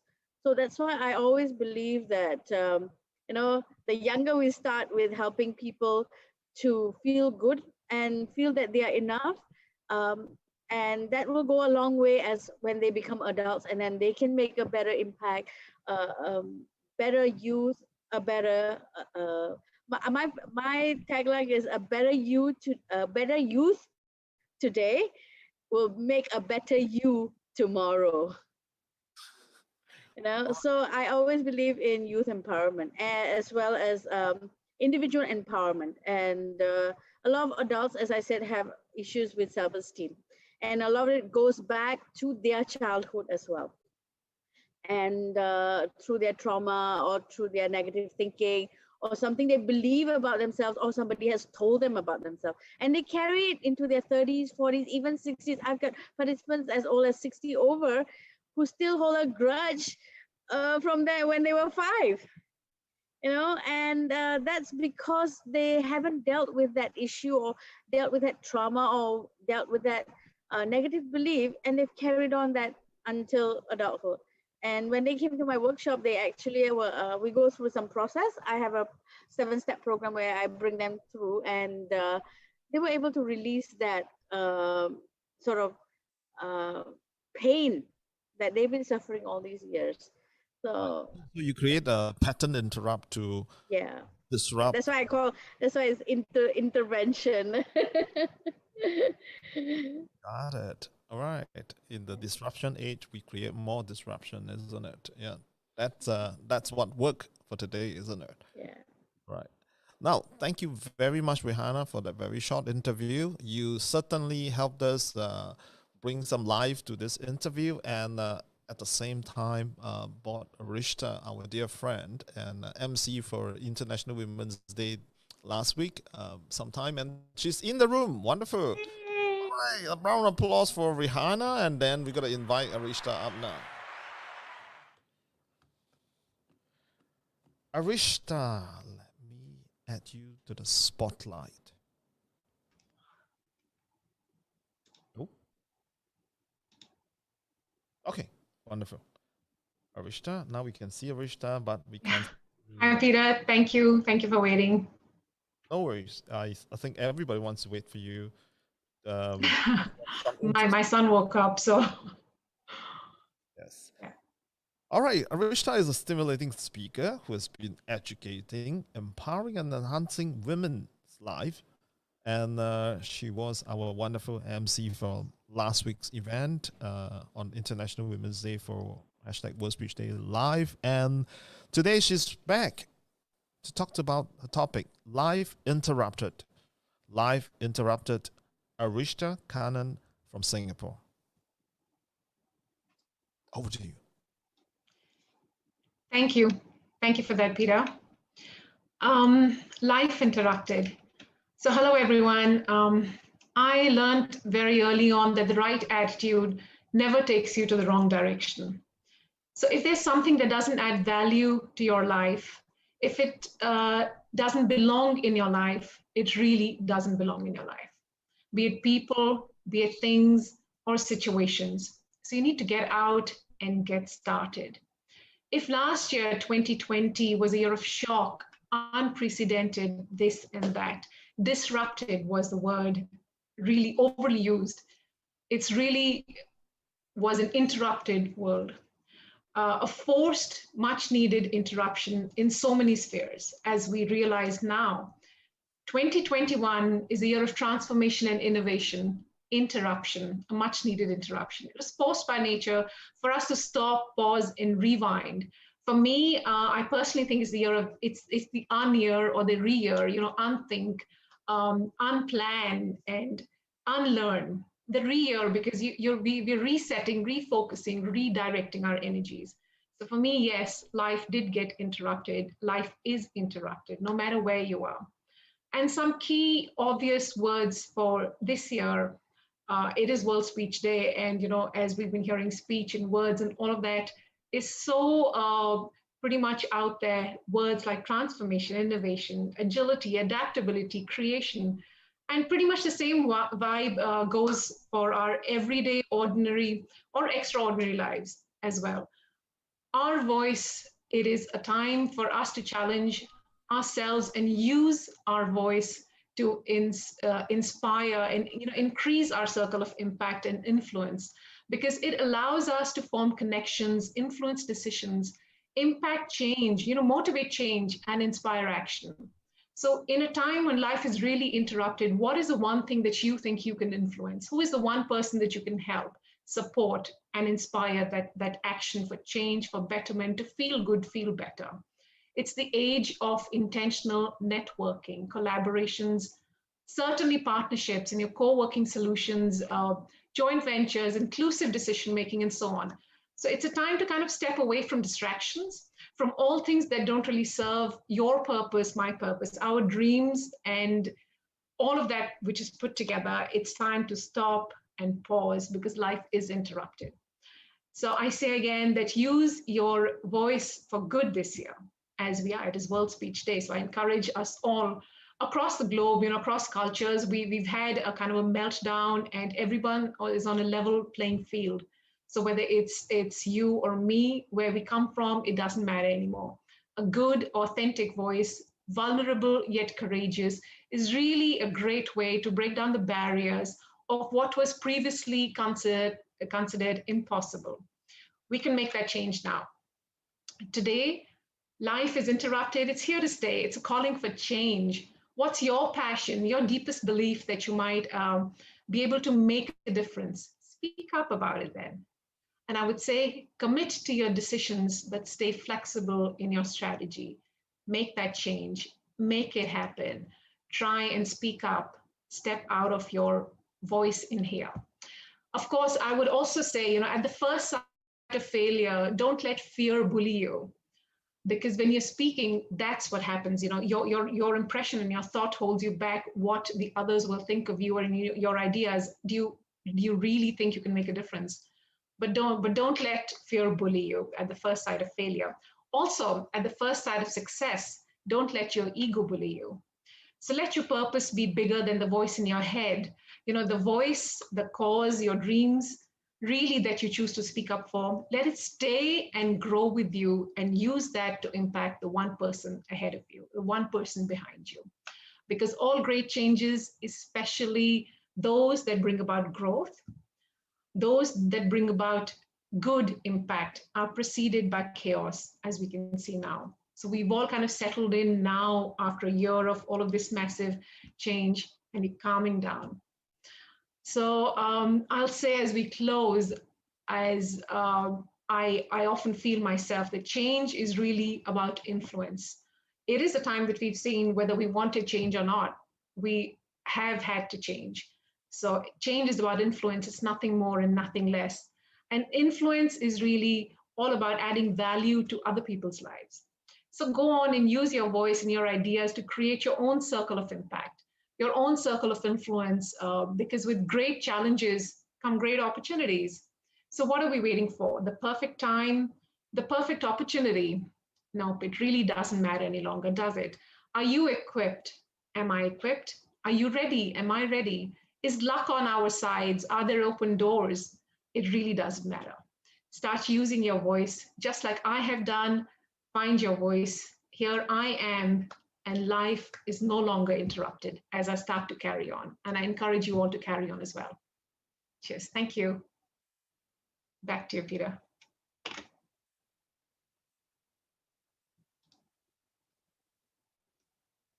Thank you, Arishta. Thank you, Arishta. And hang on, let me just spotlight myself, and then we can see both of us at the same time. Life interrupted. That is such a stimulating speech, and indeed, our life are constantly interrupted by everything that's happening around us. After all, life is really about constant change, isn't it? Thank you very much for those words of wisdom, and I believe we have come to a close of this segment, and we have completed all the speakers from the Southeast Asia segment. And thank you, Arishta, for wrapping this up. And now we have some messages from all the speakers highlight that we'd like to play as a video while we can continue in this Zoom room for the reset. Once we have a reset, the broadcast will continue. All right. So, Javis?